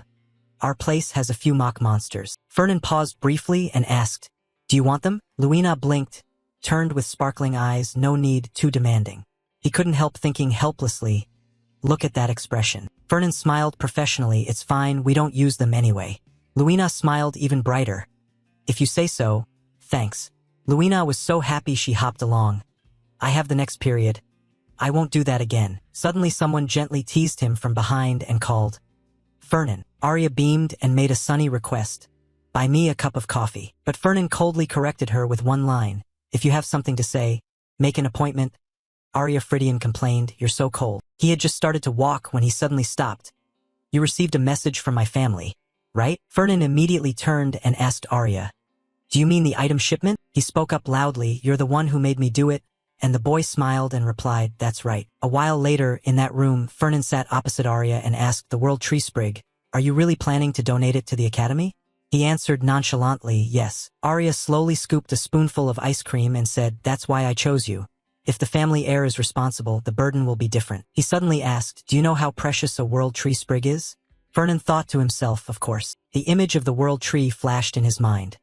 A sapling that the World Tree can produce only once every 100 years. Of course it contains deep mana and the forest's essence, its influence spreading endlessly through the area. He wondered what deal the Fridian family had made to gift something so valuable to the Academy. Thinking that, Fernan guessed, oh well, he probably won't tell me anyway. But then Arya suddenly announced, I'll help with it too. She then smiled brightly and suggested, so be friends with me. Wouldn't that be fun? He fell silent and asked, why? Fernan looked Arya straight in the eye and reminded her calmly, I thought I already said last time. There's no reason for the noble houses to form close alliances. She snapped back indignantly, you're so stubborn. Being friends with me wouldn't cost you anything. He suddenly asked, do I have to take time off school? Arya quickly replied, yes, the Academy approved, we can replace practical sessions with theory, for both of us. Fernan continued, so when do I have to go? She closed her eyes and smiled. 2 weeks from now. We'll prepare everything. After hearing that, he gently touched the glass of water on the table. I understand. But when he heard the next sentence, a jolt of electricity flashed through Fernan. So you only need to go to the Fridian territory. The cool glass slipped from his hand and, by reflex, fell and shattered into pieces. He grit his teeth and grabbed his head, thinking to himself, it's been peaceful lately. In an instant, Fernan's whole body was somewhere in a ruined battlefield. Wasn't today supposed to be the day Andromalius descends? He looked around and wondered, I've already seen that prophecy. Why am I seeing it again now? Then Fernan suddenly stared intently in a certain direction. That is, in the grim atmosphere, bloodthirsty creatures lurking in the darkness appeared. The sky was deep red. People fled in chaos from the demonic aura, and a fiend descended to the ground through an ever-widening fissure, and at the center of it all was the World Tree Sprig. He suddenly turned. Ain't was standing behind him as if he'd always been there. There it is, Ain't, that World Tree Sprig is the power source for the summoning formation. Fernan fixed his gaze on Ain't and wouldn't look away. I heard that since that sprig was brought to the Academy, it stopped growing because it's been corrupted by demonic taint. But he just stood there clenching his fists. Wasn't that World Tree Sprig brought by the Golden Turtle Merchant Guild? He remained not far from him as thoughts continued rushing through his mind. Like the yacht incident before. Now this? The Pellenberg family must be involved. I knew it, the upstart rich man really is a traitor to humanity. Ain't slightly parted his lips. It is indeed suspicious if what you say is true. He suddenly shouted in rage, making Fernan widen his eyes. I will never forgive the Pellenbergs. Standing opposite him, Fernan opened his mouth as if shouting back.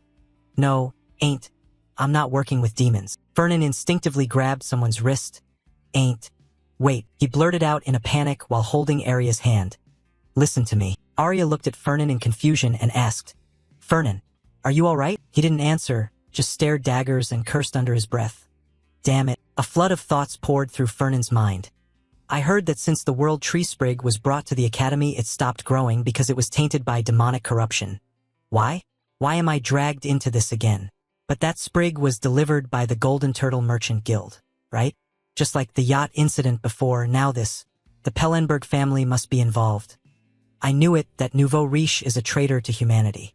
Meanwhile, Arya stroked his head and said, "Fernan, let it go, we can." He refused immediately without hesitation. "No." The boy frowned at that and asked, "What did you say?" Fernan declared solemnly, "The Golden Turtle Merchant Guild is no longer handling transport. I just pulled out of everything." No sooner had that thought crossed his mind than Hyde said coldly, "That won't work, maybe I can't." He clasped his hands behind his back and added, "This is the Duke's decision." Fernan nodded politely, then thought to himself, "I know, the prophecy didn't specify how, when, or where the world tree sprig would be tainted." Despite Hyde's helpless sigh, Fernan kept calculating. Both the Academy and the Phrygian territory have strict security systems, so it must have happened during transport. Despite Hyde's helpless sigh, Fernan kept calculating.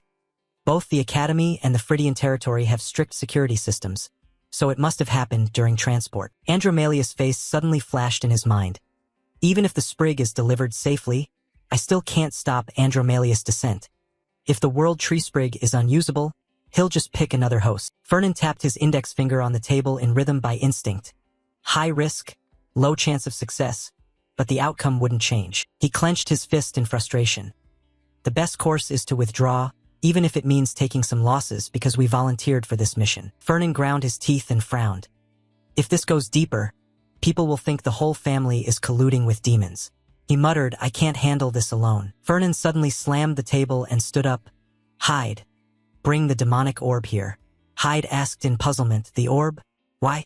Fernan replied bluntly, "I'll show the patriarch immediately." Night fell over a vast, lavish mansion. Inside the demonic orb, the image of that frenzied fiend was reflected. Yvonne looked at the image with suspicion and asked, "Is that really a demon?" Fernan immediately explained, "They infiltrated the merchant guild posing as staff at the yacht club meeting before.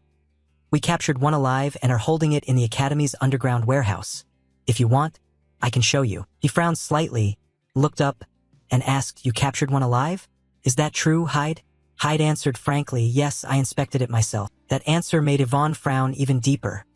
"Really? Demons in the merchant guild?" He then shouted angrily, "Why didn't you report this earlier?" Fernan calmly replied, "I ordered him to keep quiet." Facing Yvonne and the steward's looks, he explained his thinking. "I thought it best to gather more evidence first, but the situation has become too urgent." Fernan unexpectedly gave a small smile and said, "Based on what I know so far." Then his tone grew serious as he proposed, "I believe the demons are plotting to bring our family down." Discussion echoed through the halls of the castle. "I understand your point. I know the yacht club incident was caused by demons." Yvonne Pellenberg weighed the pros and cons and thought that this time they're targeting the world tree sprig. "If I do nothing, people will misunderstand." Yvonne Pellenberg weighed the pros and cons and thought that this time they're targeting the world tree sprig. "If I do nothing, people will misunderstand." However, Yvonne Pellenberg tried to convince himself it might just be a coincidence. Fernan Pellenberg thought to himself, "At first I thought so too. Remembering that time, I thought it was just bad luck." The reason was that the Pellenberg family was hated by the Birchef house, and the demons had targeted Ain's life at the yacht club meeting. Later events made Fernan Pellenberg certain it wasn't that simple, so he analyzed that Armian seemed a more likely target. Why would the demons go after our Pellenbergs? Fernan Pellenberg recounted that 1,000 years ago, when the war with the demons first began, humanity was completely outmatched, until the Pellenberg chieftains sided with the founding emperor. At that time, vast sums of money were poured into the war to turn the tide. You would know about that. Based on that, he speculated that this was what made the demons wary. Fernan Pellenberg further guessed that they had tasted how money can sway a war, so they certainly wouldn't want that mistake repeated. Moreover, they set a trap. If the Pellenbergs were implicated, the demons would brand them traitors to humanity. If not, they'd be shown to be weaker than expected, sowing doubt around Ain't. And then Ain't Armian cursed, "I will never forgive Fernan Pellenberg." So he knew the prophecy of his doom wasn't random but a deliberate trap. Fernan Pellenberg revealed that this time they aimed to wipe the Pellenbergs out of the game completely. In short, that was their plan. At night, Fernan Pellenberg went to the book repository and rifled through old, dust-covered volumes. He muttered that the yacht had been successfully sunk and Ain't was stranded on the deserted island. Yet Fernan Pellenberg had been there. The spirit confirmed, yes, Lumina Birchef and Bellahone were there too. Fernan Pellenberg inferred they must have grown closer after fighting demons together. However, he doubted whether just 4 people could kill a sea serpent. He reasoned that the island must have held a gift from the founding emperor. The spirit even hinted that Ain't Armian took that gift and used it to kill the sea serpent. Fernan Pellenberg thought that if he couldn't kill Armian, he at least had to make him suspect the Pellenbergs. He sighed in dismay. This seemed to be backfiring. This is bad. It argued the opposite, but I believe with this new plan I can turn things around. Fernan Pellenberg suspected. Are you talking about the World Tree Sprig? The spirit admitted yes. Arya Fridian had contacted Fernan Pellenberg, but I haven't confirmed whether Pellenberg was involved in the transport. He warned, make sure by any means that Fernan Pellenberg must participate. Fernan Pellenberg whispered that if Ain't Armian is the sharpest sword, then Fernan Pellenberg is the gold wrapping around that blade. He resolved that he would bring him down no matter what. Then, when I suddenly abandoned the transport job, I told them to carry it out a week earlier. Arya Fridian yelled, "What? I won't do it." Fernan Pellenberg thought to himself that the request was abrupt and rude, so he expected them to be angry and refuse, allowing him an easy withdrawal. While she kept protesting, "You can't just say that." Against expectations, however, her father fully agreed to your request. "Thanks." Arya sent her regards. "She wants to be closer to you." After reading the letter, he shouted, "What the hell? Is he stupid or what?" A normal person would be furious and refuse. Hyde hesitated. "Do you think he's been influenced by demons?" Hearing that, Fernan Pellenberg was furious, very likely, and cursed the damned demons under his breath. He wondered how much influence they truly had. "I know what they're doing, yet I still can't stop them. And now, despite holding the Empire's largest fortune and being a member of the Electoral Council, I am still powerless." This left Fernan Pellenberg's inner mind in turmoil, maddeningly furious. He scowled and said, "Fine. Then I will do it." He asked curiously, "What do you intend to do?" Fernan Pellenberg asked gloomily, "And you?" "I'll confront them head-on," because he thought that if there's a problem, you just deal with it. Fernan Pellenberg also reminded him that a true merchant never lets himself be swayed in unpredictable situations. With that, he left in irritation. "Let's see who wins this time." Left alone, Hyde muttered that he was very unsettled inside. Time passed. After a wait of 6 days, the convoy departed the Fridian estate as planned. 10 wagons, 100 guards from the Golden Turtle Trade Guild, 50 elite Fridian warriors, and 100 laborers. As expected, and leading them all was Fernan Pellenberg. He told himself the World Tree Sprig was hidden in the 4th wagon. Fernan Pellenberg also reminded himself that, aside from the most important people, no one knew he was transporting it. The chest holding the sprig had dozens of magical protections. Only Arya and he could open it. Now he was annoyed. How could it have been detected by demonic energy in this situation? Fernan Pellenberg guessed, or could it be that Arya is the demon? No. Impossible. He recalled that Arya was supposed to be Ain't's friend, the friend in the prophecy who followed Ain't Armian. At that moment she asked how long it would take to get to the academy. Fernan Pellenberg snapped back to reality. About a month. He outlined the route. "I need to cross 2 territories eastward and then take a ship." Arya Fridian smiled brightly. "Got it? Oh, I just remembered." Then she asked, "Would you like to invite me to the yacht club?" Fernan Pellenberg replied decisively, "No." Then she asked, "Would you like to invite me to the yacht club?" Fernan Pellenberg replied decisively, "No." Fernan Pellenberg didn't hesitate to press Arya Fridian's sore spot. "You're the newcomer." Arya Fridian snapped, "Don't look at me with that pitying gaze. You criticized him for stepping in to mediate when the Bircheffs sold the golden cow." He admitted without hesitation, "Yes, but that's not fair." Arya Fridian shouted, "You're cruel." On a fine day, sunlight bathed the magnificent castle. Inside, voices rang out. "The negotiations should go smoothly thanks to your sharing information about the demons with the council through Jace Wines. Orlando believed we would soon receive their aid and root out any demons still hiding among us." Yvonne Pellenberg changed the subject. "Any news from Fernan? He should have reached the academy by now. One of them reported they set out today." He suddenly slammed the table. Yvonne Pellenberg thought to himself that of course this is the trap the demons set. Yet he had no other choice but to step into it. He grew gloomy remembering Fernan said he would prepare thoroughly. But the opponent this time is demons. If the transport fails, our trade guild's reputation will collapse. Worst of all, I could lose my heir, my only son. How dare they touch him? So Yvonne Pellenberg ordered, "No. Assemble the Red Turtle Squad at once." Orlando hurriedly protested, "Sir, please be calm.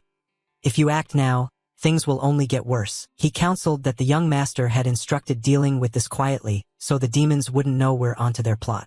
"Please have some tea, yes." He also mentioned, "Don't worry, the young master knew about the demons and their plan even before we did." He hesitated, "That's good, but it's also a problem." Yvonne Pellenberg said, "I thought of that too, when he discovered the ley line of Mana Stone that no one else knew about. He was even more suspicious, as if someone had come from the future and seen everything happen beforehand. I have so many questions I want to ask them when this is over, But aside from that, Yvonne Pellenberg snapped, why not hire a group of mercenaries and send them? Orlando smiled reassuringly, sir. The young master will be fine. Because he believed that young Master Fernan always exceeds our expectations. Meanwhile, on the road Fernan Pellenberg was uneasy. Strange, it wasn't supposed to rain today. Orlando kept his faith. Surely this time he will do very well. So he told himself to trust and wait for him. Night fell and the rain poured. While Arya Prydian watched the downpour, Fernan Pellenberg behind him was talking with Hyde. I guess we can't continue today, we'll camp here. Have the guards protect the wagons and follow your orders. Hyde replied with a yes. Suddenly Arya Prydian made an observation. This rain feels odd. Hearing that, Fernan Pellenberg spun to look at him and asked, What? Arya Prydian took off his hat and spoke frankly. I asked the spirits and they say other regions are sunny. Only this place is raining this hard. Fernan Pellenberg vaguely grasped his thought and asked, You mean it's artificial rain? Arya Prydian, speculating, replied maybe someone is playing a trick on us. But then he smiled, optimistically dismissing the dark theory and said casually, No way, it's probably just bad weather. From his words, Fernan Pellenberg felt some doubt and thought, if it's artificial rain, it's surely the work of the demons. The prophecy said we'd reach the academy safely. Yet contrary to his gloomy mood, Arya Prydian remained cheerful, singing rain, rain, falling over the village. In his upbeat song he kept singing rain, rain, falling on the silver hills, raindrops falling to freshen the leaves. While Fernan Pellenberg's thoughts would not stop. Someone had infiltrated the group and defiled the world tree sprig without anyone knowing. Thinking that, he couldn't help but wonder silently what the purpose of trapping them in this rain was. At that moment a bolt of lightning suddenly struck the place. The wagons shook violently and the ground split open from the shock. The wagons shook violently and the ground split open from the shock. Fernan Pellenberg was sucked into the vortex, gritting his teeth and reaching for the weapon right beside him. The orb on the staff flared brightly, casting out dark auras. The staff shone ever brighter. Electromagnetic bolts shot everywhere, whipping up a furious storm across earth and sky. The vortex slowed, and whatever remained below was left in ruined desolation. Those not swept away by the gale stood or sat restless, not knowing what to do, frozen in place watching. Fernan Pellenberg still spun in the vortex, worrying to himself, Damn it, the world tree sprig. Suddenly the vortex vanished and he began to fall. He shouted orders to Arya Prydian, Arya, make sure the wagons aren't damaged. Arya Prydian was also in free fall, curling up in fear and confused, shouting which wagon. Fernan Pellenberg, annoyed by the stupid question, snapped loudly, all of them. Then rocks and wagons crashed down. Arya Prydian squeezed his eyes shut and panicked, shouting I can't. Darkness surrounded them, with only a faint beam of light from a small hole above. Fernan Pellenberg estimated silently it's very deep. I think we've fallen about 40 meters. Thinking this over, he frowned and cursed inwardly, damn demons. Could their plan really be to separate the wagons like this? Done, he turned to look at Arya Prydian beside him, who was unharmed and breathing a sigh of relief, muttered that everyone was okay, then glanced at the surrounding wagons and relaxed a bit, marveling that even the wagon carrying the world tree sprig had fallen here with them and, luckily, nothing terrible had happened. Noticing his gaze on him, Arya Prydian dreamily asked, What's up now? Fernan Pellenberg, not catching his meaning, asked back, What is it? After steadying himself, he finally said, We should climb up. Without paying attention to what was behind them, there were red eyes staring intently at them. The many-eyed monster lowed softly and began to advance. Fernan Pellenberg quickly detected the creature's presence, spun around, thinking to himself that he knew things wouldn't go this easily. With that thought, he pointed the staff in his hand at the creature, the staff radiating magic to repel it. Arya Prydian stood behind him, terrified, asking, Fernan, what is that freakish thing? Fernan Pellenberg, focused on confronting the creature, answered tersely, A sod. Arya Prydian asked in confusion, What sod? Hearing that, he tilted his head and glanced at him, incredulous, asking back, You don't know what a sod is? Didn't you study them at the academy? He honestly replied, I did study. Monsters have lived on this continent since the dawn of time. They come in bizarre, violent forms, like humans possessed by demons. As for mana-tainted beings, they were brought by demons and are even more ferocious, capable of devastating entire villages. They are saturated with demonic energy, which is what sets them apart from ordinary monsters. That's the brief explanation. Back in the present, Arya Prydian urgently and panic-stricken asked Fernan Pellenberg, But how could a mana-tainted creature appear in this era? Fernan Pellenberg's expression went cold. He answered firmly, if there's a mana-tainted creature, that means demons, yes. The demons brought this, Arya Prydian shouted. Demons? He had countless questions for Fernan Pellenberg. Do demons really exist? How do you know? He replied briefly, I'll explain later. Then he hurriedly ordered him, get the wagons out of here. I'll deal with these things. Arya Prydian, who had a knack for getting on his nerves, timidly blurted out, I don't think I can do it. Fernan Pellenberg couldn't stand his timidity. He spun around and launched into a lecturing tirade. How can you say you can't before you've tried? How do you expect to survive in this world with that cowardly attitude? When I was a student, I wasn't even allowed to argue with seniors, you understand. Despite this, Arya Prydian anxiously stammered, I really want to follow your orders, but I can't because of that, he said, pointing at the faintly visible monster before them. Fernan Pellenberg followed the direction of his pointing finger and, astonished, thought to himself, that's a barca? A massive beast appeared, its two eyes blazing red as it roared ferociously. Fernan Pellenberg found himself in a tight spot and clicked his tongue in irritation. As the beast lunged toward them, he instinctively shouted, Hide! A blinding explosion sent rocks flying in all directions. Smoke from the blast made Arya Prydian cover his mouth and cough violently, while Fernan Pellenberg merely stood and watched calmly. Hyde appeared like a god when they needed him, shouldering a sword and standing between the two of them, asking with concern, Are you all right, young master? Arya Prydian looked at Hyde with shining eyes, admiringly exclaiming that his steward was so cool. Fernan Pellenberg's face remained expressionless as he thought to himself that the barca is described in the field guides on mana beasts and monsters. Its outer hide is as hard as metal, thick and sinewy. Its claws sharper than most swords, razor-pointed, striking with deadly precision. And its jaws could pierce anything, teeth like saw blades, its mouth slick with drool. It's a level 4 mana creature, able to easily take down trolls and ogres. They're on a completely different tier than Sada's, only level 8. And right now it stands before them ferocious and real. Sizing up the beast, Fernan Pellenberg fell silent, seeming to vaguely grasp the demon's true intent. Did they bring a barca just to snatch the world tree sprig? Those damn demons want us dead, not merely ruined. Thinking that, he tensely asked Hyde, can you kill it? Hyde wouldn't commit, only promised it wouldn't be easy but that he could do it with some time. Hearing that, he proposed to him, then I'll stall. Kill it, Hyde replied sharply. Hearing that, he proposed to him, then I'll stall. Kill it, Hyde replied sharply. Arya Prydian didn't understand and asked him, where did he go? I thought he was going to kill the monster.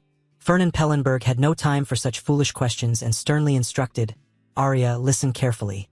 When I fight, protect me and the world tree sprig from the Sadas. Arya Prydian, confused, hesitantly asked, are you going to fight that thing? Fernan Pellenberg didn't waste words, only emphasized, if you don't want to die, follow my orders. Arya Prydian then asked, but do you have a plan? Fernan Pellenberg, tense, wagered, I'll call James, though I don't know if it'll work. Arya Prydian, hearing the unfamiliar name, blankly asked, James? Who's that? The barca, losing patience, let out a savage roar and lunged forward. Fernan Pellenberg cast a spell with his staff. The orb atop it unleashed a blinding light. A magic circle appeared, and from that circle a figure was pushed outward. Another earth-shattering upheaval occurred here. Arya Prydian saw clearly and cried out in horror, that is, a golem? The golem, controlled by Fernan Pellenberg, gripped a sword, stood firm on the ground, its red eyes fixed on the barca. Fernan's golems pushed the barca back a long distance. Arya stole a glance and thought, damn, I knew he could make golems, but controlling them as a second-year student is truly rare. He silently marveled that Fernan was better than he thought. Under Fernan's control, the golem James leaped high and charged at the barca. It brought its sword down with a powerful stroke. However, the barca blocked the blow with one hand. It even counterattacked, biting back at the golems. He cried out in panic, James. Fernan ground his teeth and swore through his teeth. Damn it. He was filled with doubt. What the hell was that thing? After dealing with the golem, the barca resumed its charge toward where the two stood. The speed increased, its mouth emitting chilling growls. In that critical moment, Fernan summoned another golem to block the path. Arya exhaled in relief. He's got several golems. Suddenly, his eyes went wide in shock. Ahead, besides the barca battling Fernan's new golems, countless other creatures appeared, Sadas. They surged forward.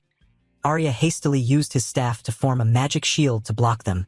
No, he quickly glanced off to one side. The Sadas were now closing in on somewhere, Arya panicked, the world tree. He swung his staff in a wide arc toward them and shouted, "Let go." However, the number of sadas remained overwhelming. Arya began to panic.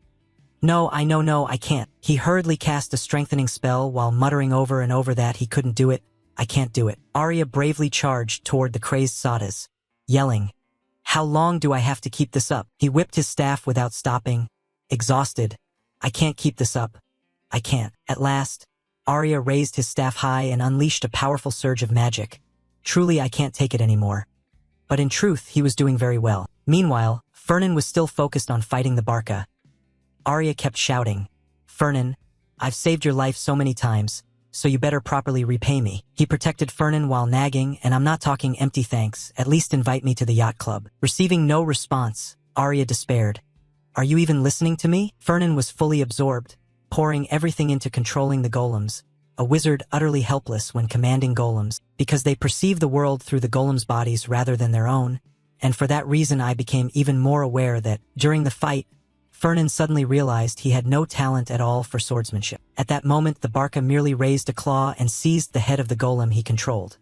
From that gentle motion it slammed the golem's body into the ground, and Fernan saw just how slow and fragile golems were against an overwhelmingly powerful monster. He gritted his teeth, holding his mouth to keep from spitting blood, but a dark red streak still seeped from the corner of his lips. Fernan's body collapsed. He barely propped himself up on his staff to stay upright. Damn it. Ahead, the Barca was crushing the golem's head, the third one. He wiped the blood from his hand, thinking that when he used them for mining he didn't have to concentrate like this, but commanding them in combat was far harder. Still, Fernan didn't give up and summoned another one. "I can't let myself die here." He calculated that he only had 2 golems left now, and his mana was nearly depleted. Fernan vowed silently that he had to hold on until Hyde returned. The Barca still held the corpse of the previous golem in its mouth and glanced upward. Seeing its new opponent, the Barca opened its mouth and spat out the old golem's body. Fernan, controlling the new golem, released the sword from its grip. "Better not to use a sword. It only gets in the way when I'm no good with it." He closed his eyes in concentration. "I'm going to focus all my senses into the golem, so I can feel it as if it were my own body, man and golem merging into one, a glimmer of hope shining in his eyes." The Barca roared and hurtled forward, each step shaking the ground. Opposite it, the golem Fernan controlled coiled its fist and charged. A tremendous collision made the space erupt, sending countless rocks flying. Behind them, Arya struggled to maintain the protective barrier around him. If this continued, the place would collapse. Oh God! The golem's arm began to crack and break under the Barca's claws. Suddenly, a large boulder fell and struck the monster. Taking advantage of the moment, Fernan commanded the golem to ambush the Barca. A punch landed squarely on the monster's face. The Barca was slammed backwards, thrown several meters away. Not stopping there, he continued to command the golems to fly in and unleash kicking strikes. The Barca began to regain its strength. Now, oh my God, it let out a furious roar, rising up from the rubble. The Barca's claw once again seized the golem's head. Fernan silently called, "Hyde." Then he nearly shouted, "How much longer?" As if by telepathy, Hyde immediately appeared in the air with a great sword in his hands. His gaze was icy. One stroke drove the sword straight into the Barca, sending a spray of red blood. The Barca opened its mouth and spewed bright red blood. Hyde kept his grip and drove the sword hard into its body, a crimson light tearing the air apart. He gritted his teeth and poured every ounce of strength into it until the veins stood out on his face. Repeated stabs rained down, dark red liquid gushing violently into the air. Another golem was summoned by Fernan. Despite its wounds, the Barca's eyes still bulged wide. He spoke coldly, the final strike. The golem swung its sword, one cut shearing the Barca's head clean off into the air. Everyone sighed in reproach as they looked at the monster gasping over there. Too slow. Fernan Pellenberg lost his composure and shouted angrily, "I've already lost 4 of my expensive golems. James, Henry, William, and George." Hyde tried to explain that I'd done my best. So Fernan Pellenberg and Hyde stood there arguing back and forth. "You only asked for a little more time. I'd been waiting nearly 20 minutes, but I also..."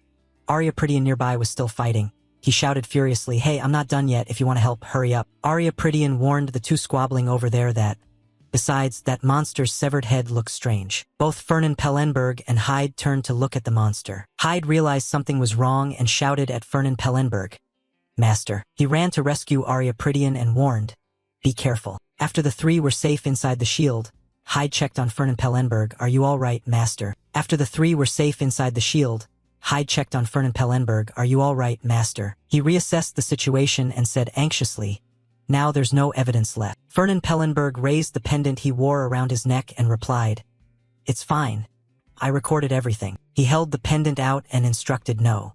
For here, keep this safe and take some of Barca's bodies with you. Hyde, somewhat puzzled, walked over to ask why.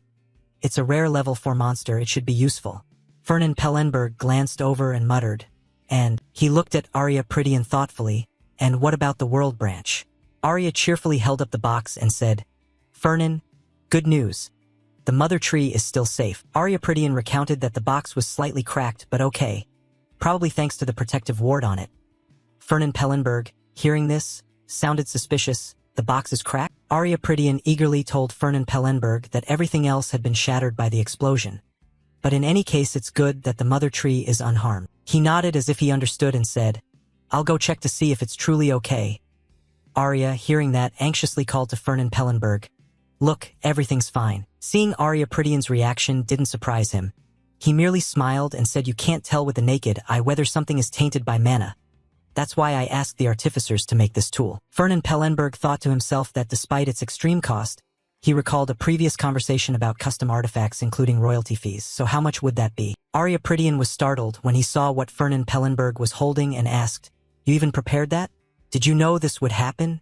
He replied, first, Fern and Pellenberg carefully reminded Arya Prydian to check whether it was truly contaminated. He sighed and continued, I hope not, but, as Fern and Pellenberg spoke, something suddenly made him startle and pay attention. The item in the box right in front of Fern and Pellenberg and Arya Prydian vanished into thin air. He went pale and cursed, damn it, it's over. Fern and Pellenberg's anger twisted into a grim smile as he thought, is it really contaminated? I've gone through so much to protect this. He clenched the branch in his hand and wondered, does this mean failure? Arya Prydian began snapping off branches, which confused Fern and Pellenberg and made him snap, hey you, what are you doing? Just cut away the infected parts to save it. Arya Prydian gently reminded Fern and Pellenberg, don't underestimate the mother tree's vitality. Hearing that, he was surprised and asked, can we still save it? He continued breaking off branches and explained, just remove all the blackened parts, though it's tricky. Everyone still worriedly warned Arya Prydian, hey, don't handle it recklessly.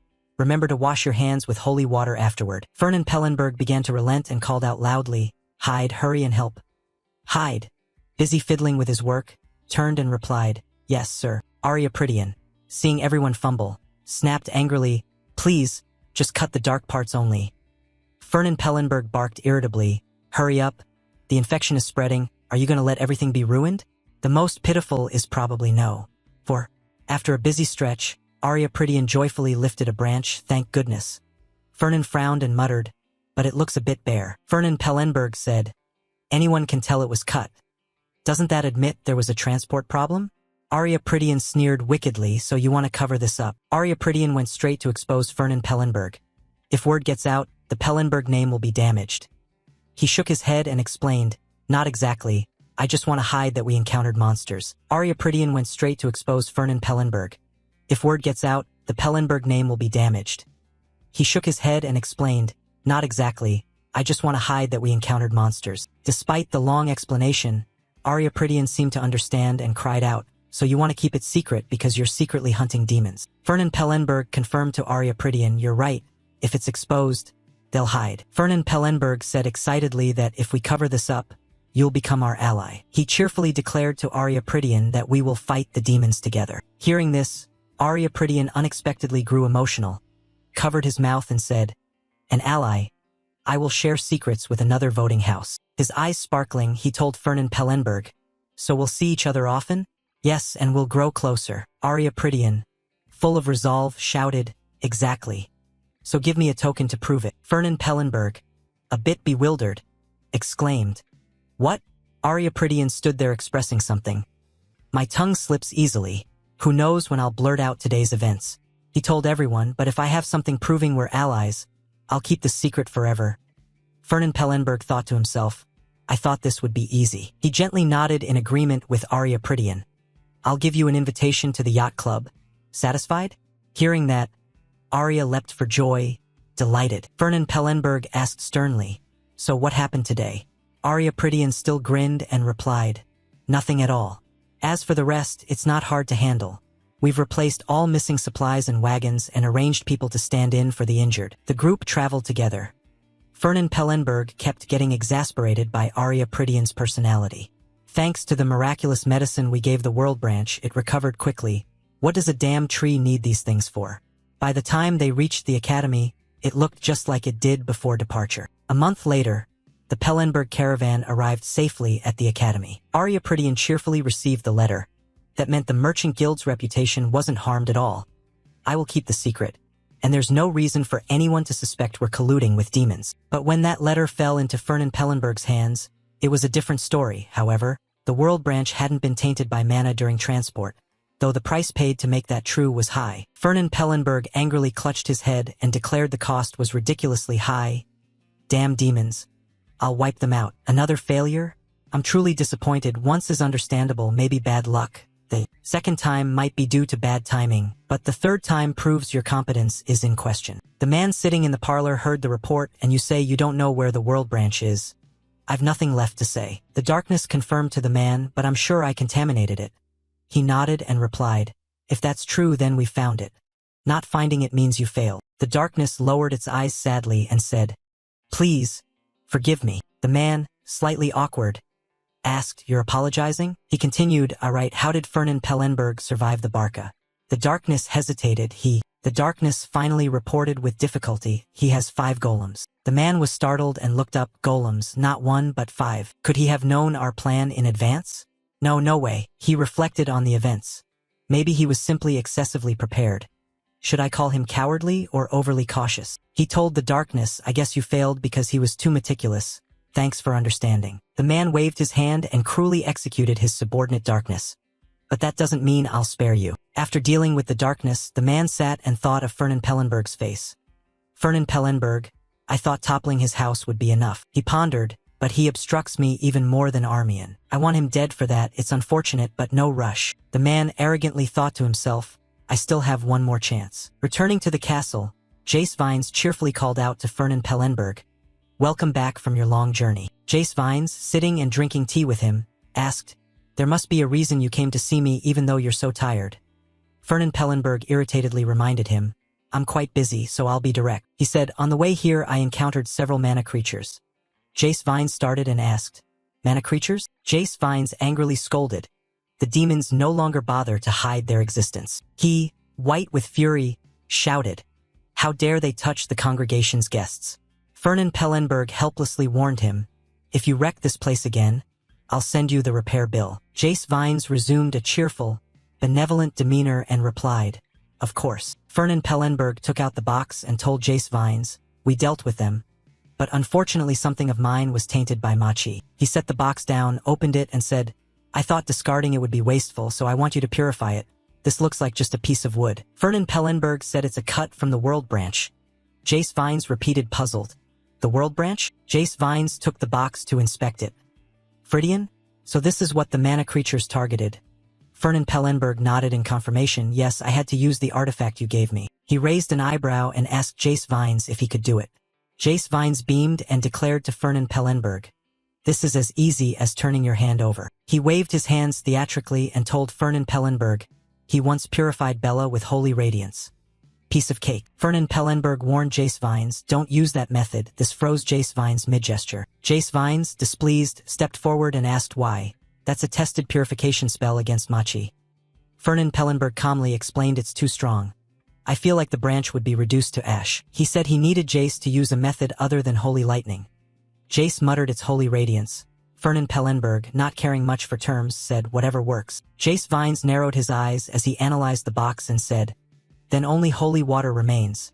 I don't think 1 vial will be enough." He looked up to confirm with Fernan Pellenberg, "Are you sure?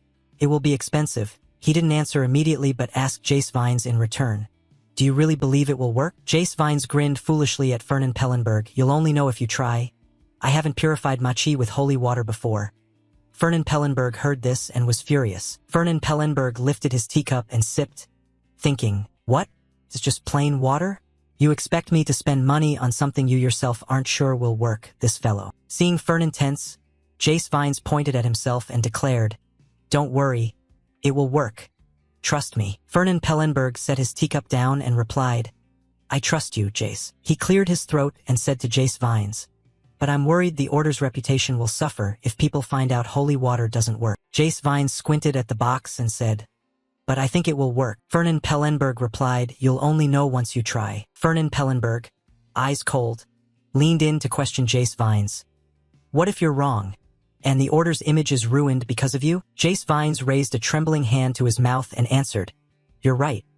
A mage should only speak the truth." He shed 2 streams of tears and said, "I've been too arrogant. Jace, I repent." Jace Vines dropped to his knees, wailing and muttering. The Order has always prepared to face the Mares, but since they haven't appeared for 1,000 years, we're truly inexperienced. He said it would be great to have something to test. While Jace Vines sniffled and murmured, Fernan Pellenberg called his name, Jace. Radiant all over, Fernan Pellenberg brought an item to Jace Vines and said, "I'll bring you that test subject." Jace Vines asked puzzled, "What is it?" Fernan Pellenberg bent down and told him, "This is the corpse of a grade 4 mana creature, a Barca." Jace Vines covered his face, moved, and exclaimed, "A Barca. So that's what you encountered on the way back." Jace Vines waxed poetic to Fernan Pellenberg, saying we can verify holy water's effectiveness in purifying Machi, and simultaneously collect detailed data on the Mares and Machi. Fernan Pellenberg, you truly are my benefactor. Suddenly he snapped to a realization and asked to confirm, "Wait, don't tell me you intend to pay for the holy water with just this?" Fernan Pellenberg smiled wickedly and replied, "Of course not. Grade 4 Mares are so rare that even in the 1,000-year war they were scarcely seen." He looked up again with a fake smile and said, "So you must give me more." Jace Vines, seeing Fernan's expression, didn't quite understand. "Huh? In that case, Jace is being led by a smooth-tongued merchant. Jace, think of the future." Fernan Pellenberg produced his vial of experimental material and asked Jace Vines, "Do you know how precious this opportunity is, Honored Dragon Lord? Why test me? We need to study the mana creature before the Mares grows more aggressive." Jace Vines went berserk hearing this. Fernan Pellenberg added, "If you truly don't want it, I can give this to another mage in the Order." Jace Vines leaped up, grabbed the vial, and shouted through clenched teeth, "No, this is worth enough to pay for the holy water." His eyes shone as he declared, "I will find a way to kill them in the most painful manner possible." Seeing this expression, Fernan Pellenberg helplessly warned, "That's unnecessary.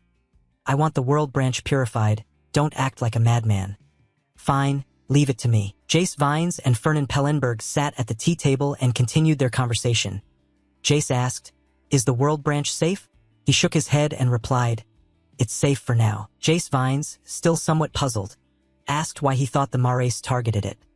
Fernan Pellenberg, awkward, replied, "I don't know." Jace Vines happily told Fernan Pellenberg that the tree carries a very strong amount of mana. Anyone would find it useful. He sat there daydreaming and told Fernan Pellenberg, maybe they're planning to use it as a vessel to summon a demon. He looked at Jace Vines helplessly and thought, this guy's right. Jace Vines grinned slyly, stepped closer and asked his opposite, "But Fernan, the identity of the world branch is supposed to be secret. This means the Mares have infiltrated it." He sounded dangerous as he asked Fernan Pellenberg, "Should we investigate?" Fernan Pellenberg spread his hands and warned seriously, "Don't rush. If we deploy the Order's forces into the Academy, it could escalate into political conflict. Besides, apart from Arya Fridian and me," Fernan Pellenberg recounted that everyone who knows about this is high-ranking in the Academy. Hasty action could cost us dearly. Jace Vines still wasn't satisfied. "What about the Pope?" He's very worried because the Mares have infiltrated the Empire's top educational institution. Fernan Pellenberg explained, "I'm not standing still. Tell him not to worry.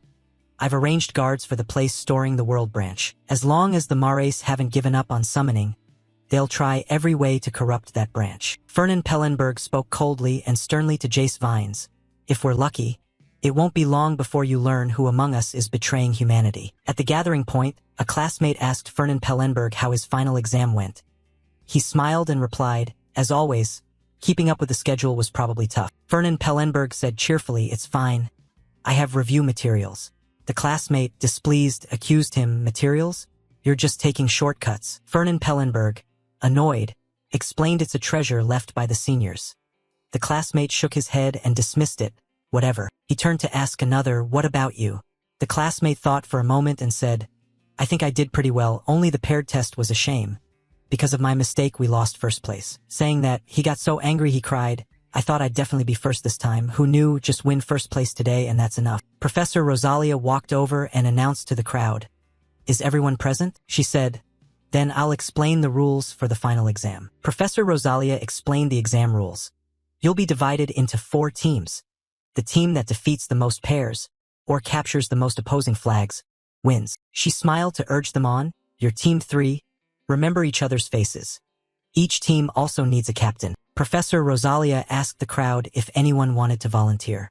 Seeing such silence, she sighed. This team seems full of shy people. Luina, I thought you'd volunteer. Fernan Pellenberg rubbed his chin and thought, it's useless. If I become captain and we lose, all the blame will fall on me. Professor Rosalia smiled and told the classmates if I had to choose, I'd pick Luina, so let's vote. Everyone counted aloud together to vote. 1, 2, 3. But one thing he couldn't have expected was that everyone around him pointed at him. Their choice was Fernan Pellenberg. Professor Rosalia, clearly pleased, announced, then the leader of Team 3 this time will be Fernan Pellenberg. Having said that, she turned and left before Fernan Pellenberg could react. Everyone voted for you. You really are popular. Fernan Pellenberg, startled from behind, called after her, Professor, wait. Before he could speak to Rosalia, someone behind called, Fernan. The familiar voice made him shudder. Those behind, AI and A's, all looked at Fernan Pellenberg with admiring faces. We believe in you. Fernan Pellenberg looked at the eager person before him and felt too sad to speak. Why me? My scores aren't the highest. The young man smiled sincerely and replied, who doesn't know you're the smartest among us? Don't be so modest. Fernan Pellenberg's expression darkened as he pondered the boy's words. If not you, then who is qualified to be leader? Besides, you run a large trading guild. You certainly lack no experience. He scoffed and glanced at Luina, suggesting, Luina, wouldn't it make more sense for you to be the leader? Take on this responsibility. Please say something to them. Yet Luina wholeheartedly supported him. Thumbs up in approval. I believe in you, Fernan. Fernan Pellenberg was fed up with those words. Now it's your turn? He had no enthusiasm for the title. I really don't want it. But it seemed he had no choice. I'll do my best to bring our team to first place. In the end he softened. Then I'll make Luina like me more. The people around him eagerly crowded him. You'll help us win, right? For a bit of beauty, Fernan Pellenberg gave in and agreed. Fine, I'll do it. Enough, you're embarrassing me, everyone. Scene shift. Professor Grad sat on the cliff wall, annoyed, muttering, why did Fernan become leader? He hates things like this. Professor Rosalia called from behind. His team members voted for him. Professor Grad replied with interest, is that so? How intriguing. Professor Rosalia smiled and asked, which team do you think will win? Fernan Pellenberg now looked at the map in thought.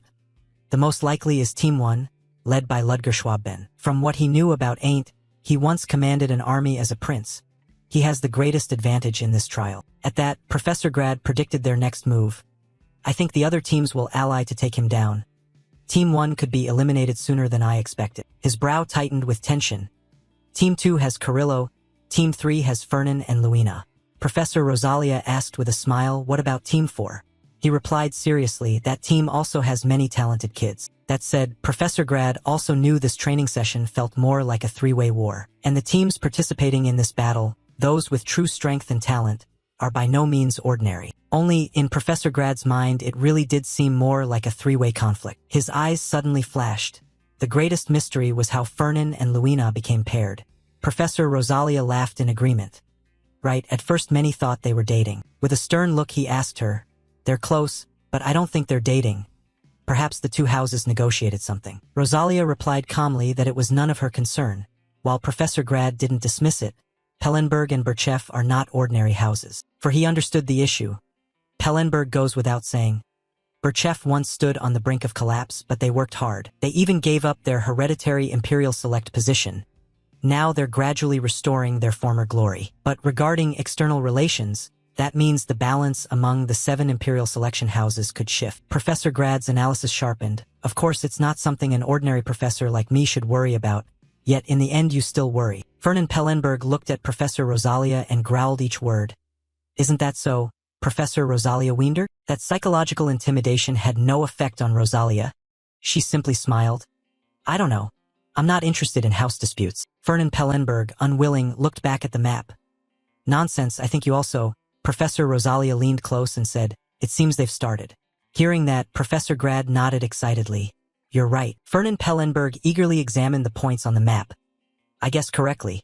It looks like the remaining teams will join forces to attack Team 1, Your Highness. On the battlefield, Alone Donnert stepped up to Ludger to report. Scouts say several members of the other teams are moving toward us. It seems they're allying to attack. Ludger laughed with satisfaction. I understand. I see Fernan as leader of Team 3. I guess this is his plan. Alone Donnert said seriously, we're outnumbered. Shouldn't we come up with a plan? Ludger stroked his chin, eyes calculating as he looked at the map. I have a plan. I already spoke with Team 2 and Team 4. They're only pretending to follow Fernan's plan. Alone Donnert sprang back in surprise and asked, what? He smiled softly and repeated, you remember Fernan topped the midterm, right? So Carrillo holds a grudge against him. And as I guessed, he was visibly pleased when I suggested stabbing Fernan in the back. I'll kill Fernan Pellenberg. Then he analyzed the last team. Team 4 changed its mind the moment they heard I was cooperating with Carrillo. Fine. Alone Donnert eyed him skeptically and repeated, so Teams 1, 2, and 4 are allying to attack Team 3? Ludger smirked. That's right. His gaze hardened with cunning as he added. So you should go to Team 4's base and take their flag immediately. Alone Donnert was startled again. What? But you just said we're cooperating with Team 4. Ludger's face went cold as he answered. Only one team can win. Once Team 3 is out, that alliance will collapse. He spoke as if it were obvious. In the end, we'll betray each other anyway. It's best to act first. We'll take out Team 4 first, then cooperate with Carrillo's team to attack Team 3. Alone Donnert immediately voiced his doubt. You knew from the start Fernan would cooperate with the other teams? He grinned excitedly. I know him very well. Ludger's expression darkened. He's smart, but this time I'm faster. Elsewhere, Fernan Pellenberg was intently observing the situation beside Luina. According to the images relayed from the binoculars, Team 2's strongest members were also advancing toward Team 1, and Team 4 likewise. Luina frowned and asked, Fernan, why did you tell the other members to return to base? Fernan Pellenberg tilted his head and replied calmly, because we won't be attacking Team 1. She gasped, what? Fernan Pellenberg kept his triumphant tone and added, while Team 2 and Team 4 fight Team 1, we'll sneak into the others' bases and grab their flags. Luina looked at him in disbelief. We were the ones who proposed the alliance, and you want to be the betrayer? He explained seriously, exactly, the weakest players will be posted at the bases, so just the two of us are enough. Why? Suddenly Luina stood up and looked at him seriously. No, I like this plan. Which base should we hit first? Team 2's or Team 4's? Fernan Pellenberg wasn't naive enough to miss the implication. He sneered, you think I'm a coward for betraying them? Fernan Pellenberg added, because that would go against the chivalric spirit. Luina's guilt welled up and she answered, right? But she still turned back boldly and declared to him, you're the leader, so I'll follow your orders. What matters is that we finish first. She clenched her fist and proclaimed that the important thing is to do well on the exam, not to use cowardly tactics. Fernan Pellenberg was sick of hearing it. He stood up thoughtfully. You always come in second because you care too much about justice and loyalty. Luina suddenly hesitated, pausing to study his expression before continuing. The more she spoke, the more she imagined herself grand and great. Better to be a cowardly winner than an honest loser. Some things matter more than victory. The world only remembers the winner. Inner turmoil to the extreme. Seeing her conflicted expression, Fernan Pellenberg asked indifferently, are you sure? You look like you're in pain. Luina answered firmly, no, I'm not in pain. Even as inner pain gnawed at her, she covered her face and turned away.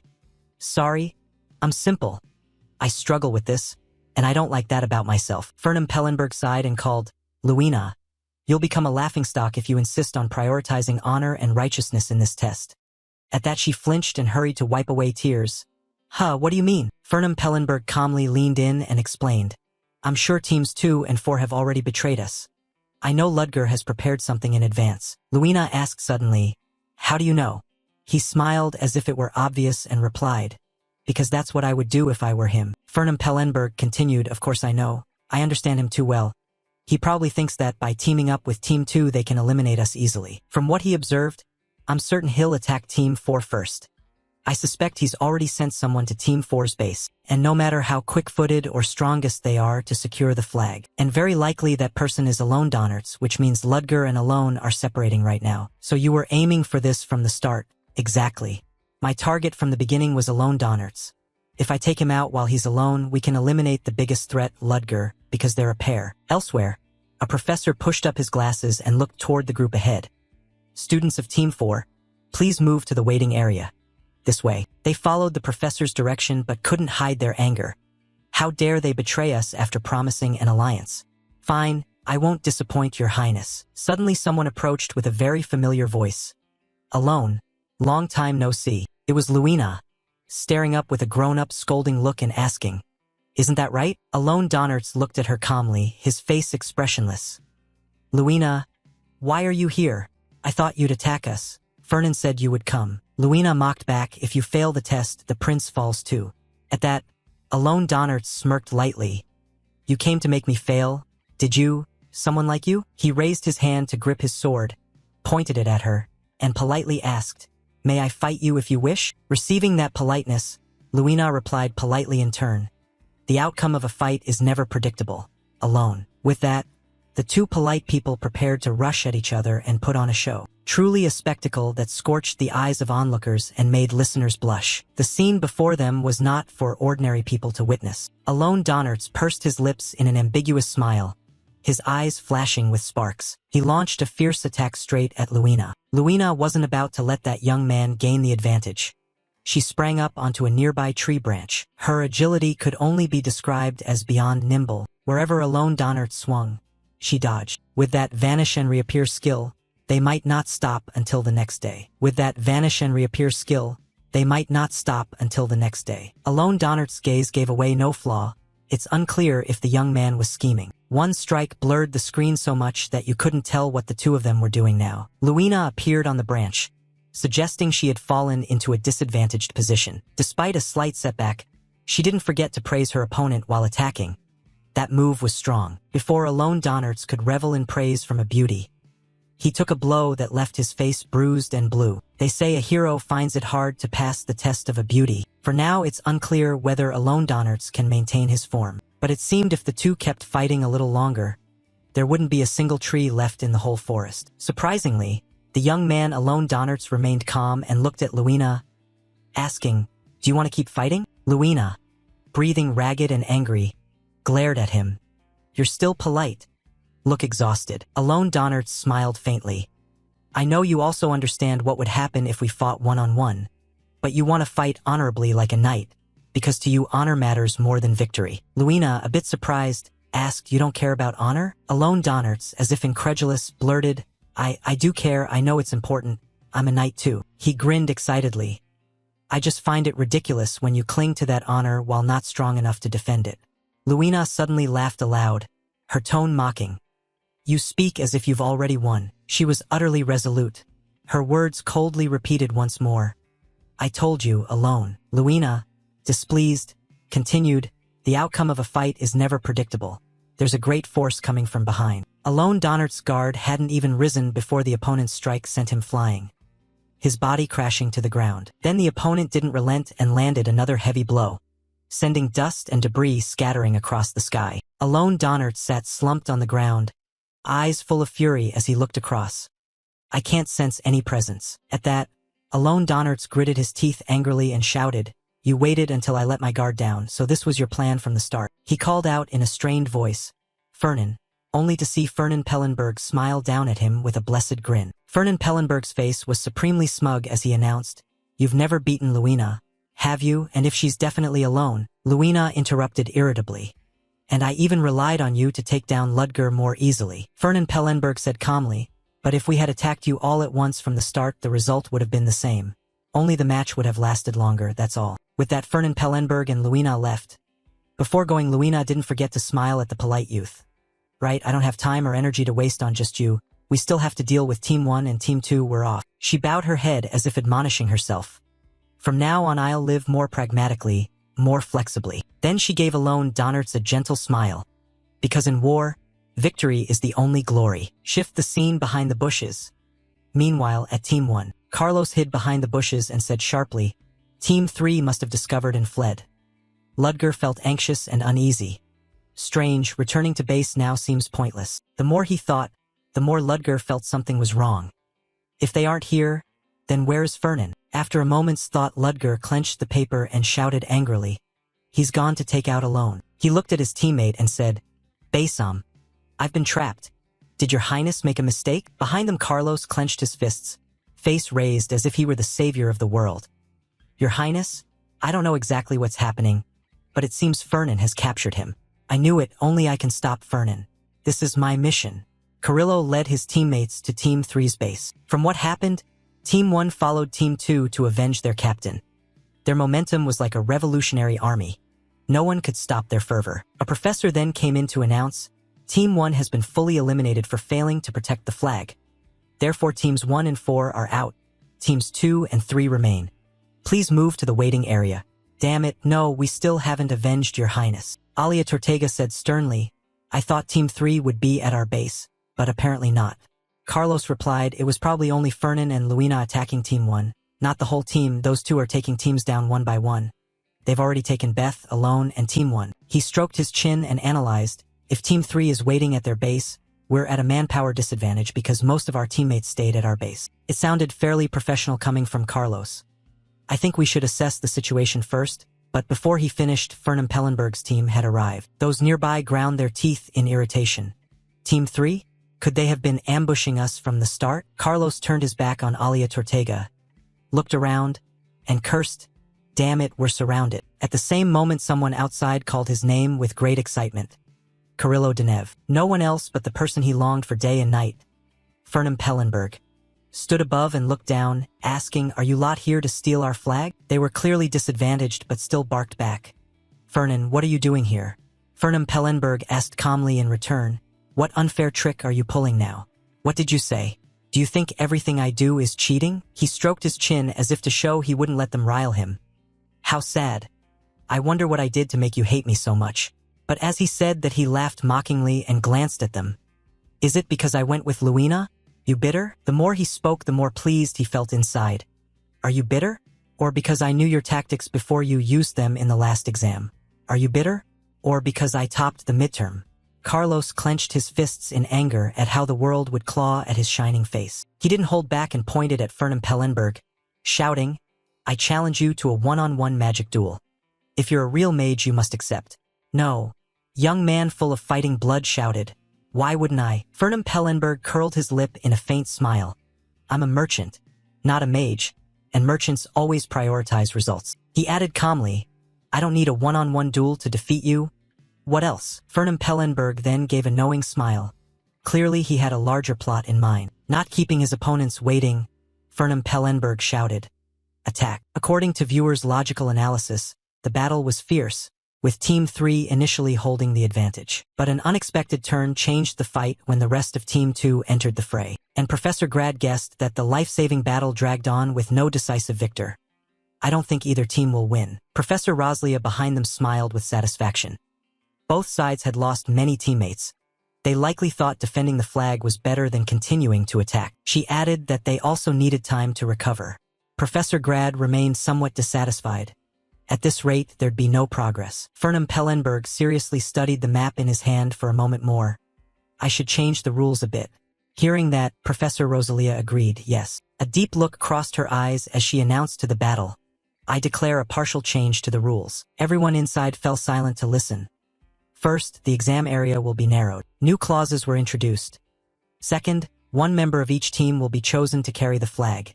If the flag bearer is eliminated, the whole team is eliminated as well. The rules were clear. If you leave the designated area, please return within the specified time. Fernan Pellenberg peered at the document. "We only have half an hour left." Luina frowned and said she felt the narrowed area seemed to favor Team 2's base. She then shouted angrily, "Isn't that unfair?" Fernan Pellenberg sighed. "They give us no time to rest. Gert, you carry the flag. Take it and fall back to the rear with your teammates." Fernan Pellenberg already knew and kept it on him. Someone looked at his palm in surprise. "Oh, a defensive artifact." On the other hand, Fernan Pellenberg added that it was a very good type. "Wait, I still feel uneasy." Seeing the artifact in his hand made the young man even more surprised. "Yeah, add this one too and we're set." Fernan Pellenberg smiled slyly. "I feel like I could buy a whole house if I sold all of this. Aren't these far too valuable?" He laughed confidently. "More importantly, As captain, I have to lead the team to victory. This moved the young man behind him to tears of admiration. I thought he was just a miser obsessed with money, but it turns out he's a very good person. Still, Fernum Pellenberg was also pained. He held back tears and said, I'll treat this as an investment. Luina will be thrilled if I take first place. But at that moment Fernum didn't know that Fernum Pellenberg exuberantly ordered, Let's go, and Carlos was eagerly waiting. Great danger was looming for Team 3. Carlos strode forward with a confrontational mood and faced his opponent. You're here. Every word carried contempt. We've been waiting for you, Fernan. With a smile now, you're walking into your own grave. What an idiot. Fernum Pellenberg barely bothered to reply. If I hadn't shown up, I'd definitely fail. Idiot. Didn't you know the rules were changed? This wounded Carlos's pride. He yelled angrily, I know everything, you bastard. The angrier he cursed, the more fired up he became. I'm just saying you won't beat me this time. Fernum Pellenberg's attitude grew more provocative. He asked indifferently, Really? Are you planning a new trick? Carlos, once more teased, pointed at his opponent and snapped. There you go again with that bored look. Fernum Pellenberg, fearing the youth might take it too hard, quickly explained, You're mistaken. I am not bored, but a sensitive soul isn't easily soothed. Carlos switched to an aggressive mode and yelled, Don't lie. Why suddenly do you want first place? You're such a blabbermouth. You've always been a shadow. Why not stay that way? Fernum Pellenberg patiently explained, I really didn't intend to take first. Carlos wasn't easily convinced. He ground his teeth and barked, Are you still going to pretend to be calm? Then, not giving Fernum time to brace himself, he rushed forward to attack. Let's see how calm you are when you see this. His assistants all simultaneously raised their magic implements, ready to fight alongside him to the end. A stunned murmur rose from Fernum Pellenberg's side. Fernan, that's a combined spell. It happens when multiple mages pool mana to amplify a spell's power, but it consumes so much mana that after one use they're nearly exhausted. Fernum Pellenberg perceived the situation. They're concentrating everything into a single strike. This is bad, Lunia panicked. This is like trying to take down a whole horde of monsters at once. She kindly warned, Don't do that. What if something goes wrong? Carlos smirked wickedly and replied, The assistants and professors standing here will handle that. Fernum Pellenberg stepped forward. Luina, stop them. The combined spell requires complex coordination. It's a magic formation and takes a lot of time, so if I take them out before the spell is completed. But Carlos had already prepared and shouted, Not on your life. Alia Tortega smiled triumphantly at the scene before her. You won't get past me, Luina. A shout rang out. You bastards, hey, capture them, attack. Round up all of Team 2 for me. Charge. Fernum Pellenberg thrust his hand forward and activated his magic implement. Too late. The spell was already complete. He watched the excited crowd and smiled inwardly. You used magic gear to shorten the casting time. I really didn't expect that. Fernum Pellenberg had clearly seen through their trick long ago. You're not the only one who knows how to use magic gear, Fernan. Before them, everything seemed to reset, an endless loop unfolding. Fernum Pellenberg seriously regarded his opponents and ordered his teammates. Everyone moved back. A single attack with tremendous destructive force struck straight at the enemy. After that glorious strike, Carlos burst into loud triumphant laughter. Die, Fernan. A rune-like sound echoed through the air, carrying a heavy oppressiveness. The scene before them was utter chaos. It was impossible to tell what had happened in the battle. In the end, Fernum Pellenberg managed to escape, though he looked a bit battered. Damn, if I hadn't shattered the ground at the right moment, we'd be done for. Lunia beside him said, It seems we haven't been eliminated. The map is still there. Before long, his teammate had already proudly raised a white flag. Oh, then our flag bearer is probably okay too. Nearly died. We survived thanks to those magic implements. Fernum Pellenberg asked skeptically, But where are we? Lunia replied, I think the ground collapsed and we fell with it. Fernum Pellenberg calmly instructed, We should check on the others. I fear they might have been eliminated. At that moment, Lunia discovered, Fernan, behind you. She pointed at a rock behind them and continued, There's something there. He looked back too. Huh? On the cliff was a strange-shaped seal. He gently touched it to inspect. What is this? The form grew clearer, bearing impressions like the sun and the moon. Lunia's eyes widened. Isn't that the Armian family seal? Fernum Pellenberg said sternly, This is... He seemed to recognize it. The founding emperor's message. Why is it here? Why would he place the family seal here like this? Thinking that through, he sighed. Shouldn't he have hidden it so no one could find it? He even recorded coordinates. How overly generous. Lunia beside him speculated. Clearly this is a secret dungeon. It seems the Armian family stored something important here. Fernham Pellenberg suddenly remembered aloud. Why does Ain't never find these things in time? He cheered up and said, I'll tell Ain't about this, Luina. Lunia turned and replied, yeah, it's Armian property inside. Fernham Pellenberg watched happily. I'm really glad Luina is the one with me right now. Then he returned his attention to the seal. If it had been anyone else, they'd have looted it by now. At that moment someone called out, hurry up. Fernan. The figure before them was Carlos, who struggled to stand. The exam isn't over yet. Even Fernham Pellenberg should have died from that explosion. His smile twisted, his gaze filled with killing intent. This time I'm definitely going to be first. Hearing that, anger exploded in Fernham Pellenberg. Fernham Pellenberg, go finish him, Luina. Carlos didn't get to put on any show before he was hoisted up like a chicken about to be slaughtered. Lunia poured all her fury into striking Carlos. You nearly got us killed. I'm going to take Team 2's flag.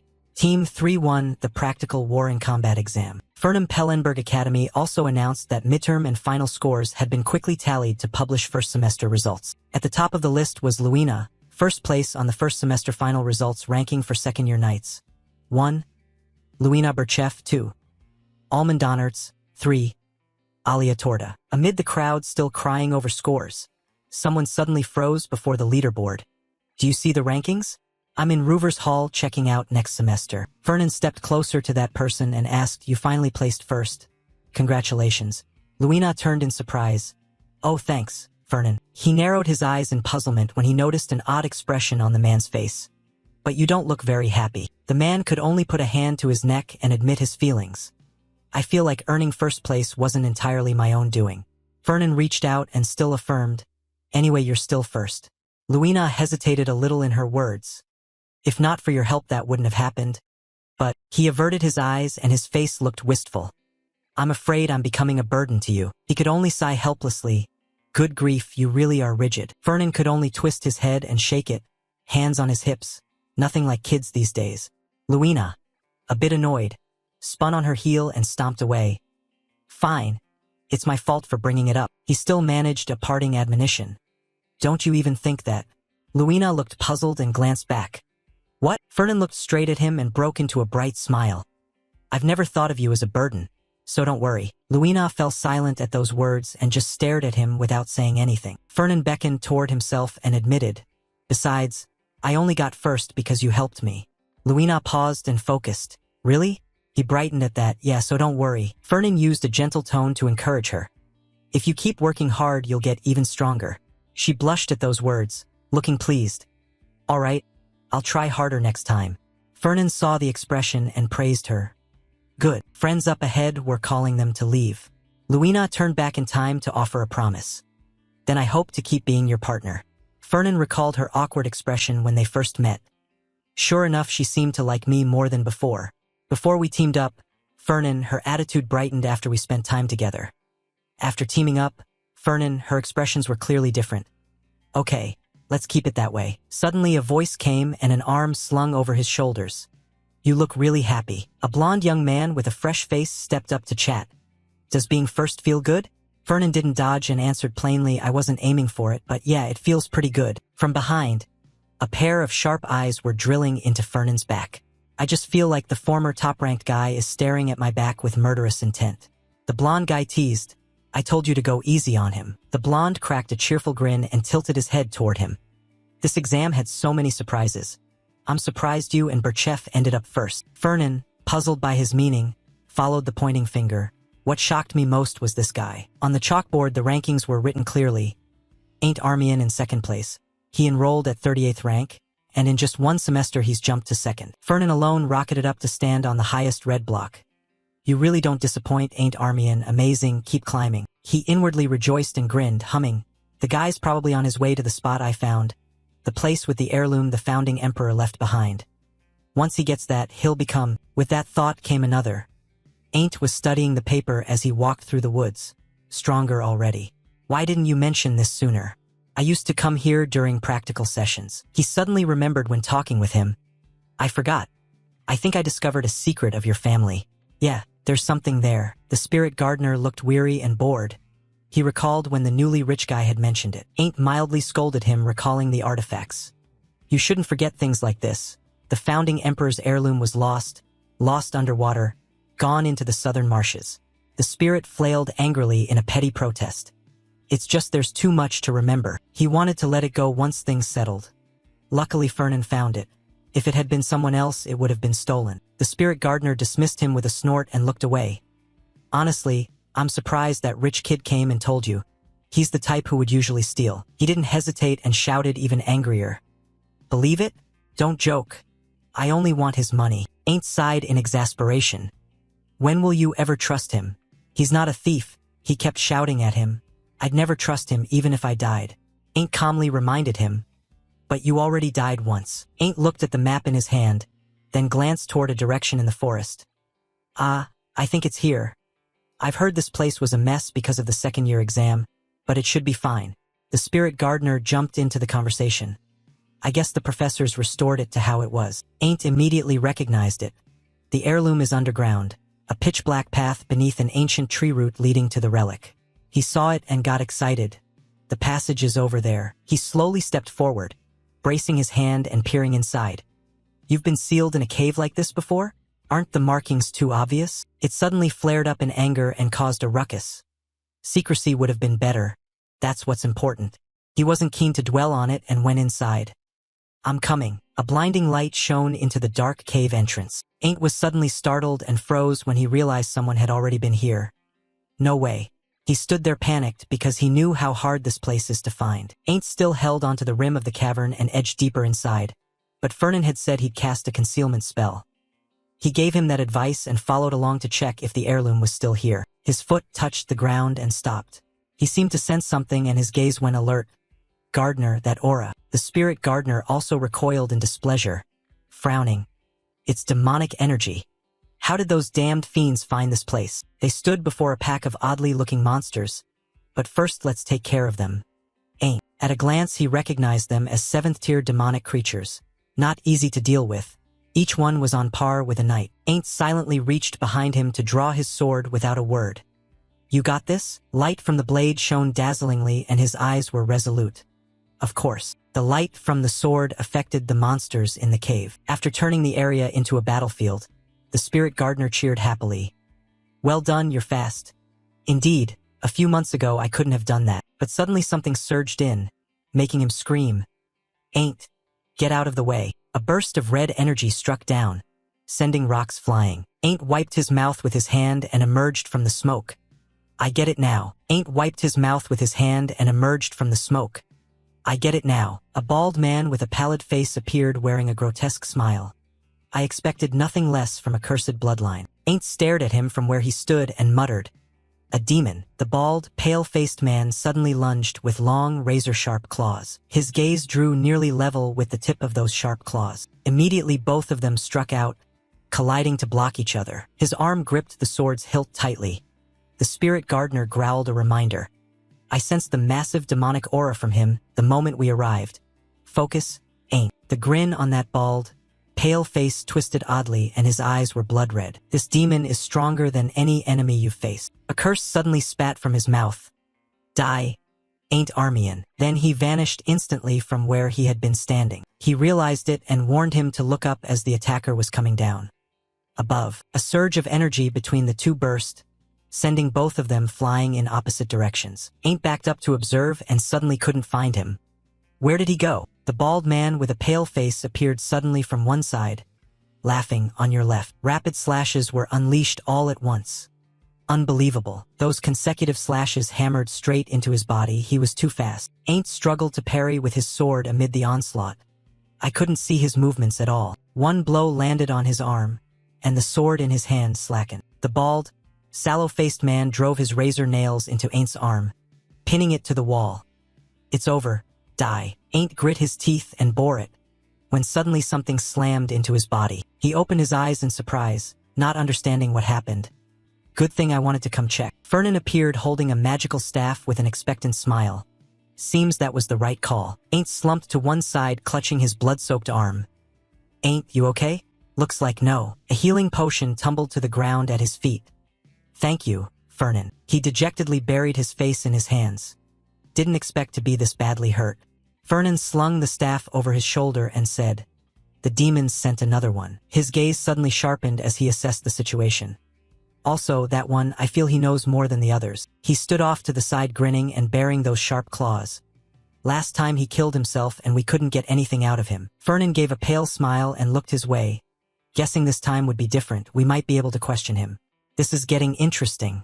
Ain't sized up the situation and warned him. Careful, Fernan. Don't underestimate him. The bald, pale-faced man sneered and aimed at him. Fernan Pellenberg, have you come to pay with your life? Fernan's face darkened halfway as he stared at him coldly. You know me. The man cheerfully admitted it in the same breath. Of course you know me. You've meddled with me more than once. But I'm annoyed. I spent a lot of money rooting out the demons you planted in my guild. It's really troublesome. The bald, pale-faced man flashed his claws and taunted. You've discovered my plan and ruined everything. I intended to toy with you a bit before sending you to hell. But if I kill both you and Armian today, he'll be pleased. His mouth curled coldly. I was going to kill you gently if you'd revealed who was behind it. A sudden fury rose in Fernan, his eyes turning terrifying, but it seemed impossible now. A wave of opposing force collided at the spot where the two stood. Instantly both of them launched forward. He somehow appeared behind him. Fernan glanced back and saw red slashes slicing close to him. A flash gleamed from the bald man's eyes. Fernan hovered in midair using his staff to block every strike. As the bald man hit the ground, heavy objects rained down from above on him. The two quickly collided again, exchanging techniques. Ain't left his sword planted at his side and just watched the two fight. While he was still stunned, the spirit gardener suddenly spoke up in assessment. Impossible. Pellenberg is not at all outmatched. Fernan up front was using an enormous surge of energy to oppose him. Moves like that couldn't be done without massive mana. Above, the bald one refused to be outdone and lunged in. Does he have infinite mana? But each time they collided, concussive sounds kept crashing together. I knew he was skilled from that fight with the demons, but not to this extent. After ranged strikes, they closed distance and began using energy for close combat. The bald, pale-faced man pulled back to one side and remarked, "You're a bit better than Armian." He suddenly spread a grotesque smile as if hiding something. But Fernan stood silently, the staff emitting subtle disturbances around him. This childish game should end here. He stuck out a long, black tongue and licked his sharp claws. You have talent, but after all you're just an academy student. You can't beat me. Fernan, calmer, looked him squarely in the face and sneered. Is that supposed to be funny? A magic circle formed at his feet. Do you know what you're standing on? Only then did he suddenly look down and notice something amiss. A spell formation, since when? Immediately Fernan stood still and called up a storm of fire about to erupt from the circle. He somehow barreled out of the smoke and charged madly forward. You bastard. How dare you? He snarled in fury and shouted, Die. His body was flung back as Fernan quickly struck with magical force. The bald, pale-faced man, smeared with dust, finally hit a rough patch. How can an earth mage use blazing fire magic without a focus? Fernan cracked a small smile and flipped his trump card. Actually, it's my highest affinity. He pressed the man's neck against the wall and readied the flame. It's fire magic. The man still refused to yield and recklessly risked everything. You son of a... I'll kill you. Fernan was done and only left a slight scorch on the wall. You're talkative. The man still refused to yield and recklessly risked everything. You son of a... I'll kill you. Fernan was done and only left a slight scorch on the wall. You're talkative. His whole body was pressed tight against the wall, locked in the magic circle. You can't do anything now, so... Can we talk? Fernan, dominating him, demanded in a raised voice, Tell me who you're working for. He still wouldn't submit and shouted back, Nonsense. Fernan remained calm as he gently opened the lid of a glass vial. Nonsense? Still angry? Looks like you haven't felt enough pain. He silently obeyed as Fernan poured the liquid from the vial into his palm. Demons have strong endurance. Well, this should do the trick. The bald, pale-faced man looked puzzled. Fernan smiled softly and held out his hand. Want to know what this is? Suddenly a little blood spurted from his mouth. I'll tell you something. A stream of his blood ran down onto the floor. He cried out in agony as Fernan pressed the palm harder against his chest. It's holy water. It will slowly burn your organs. It'll hurt enough. Despite the red glare in the bald man's eyes, he spat out. No matter what you do, I won't talk.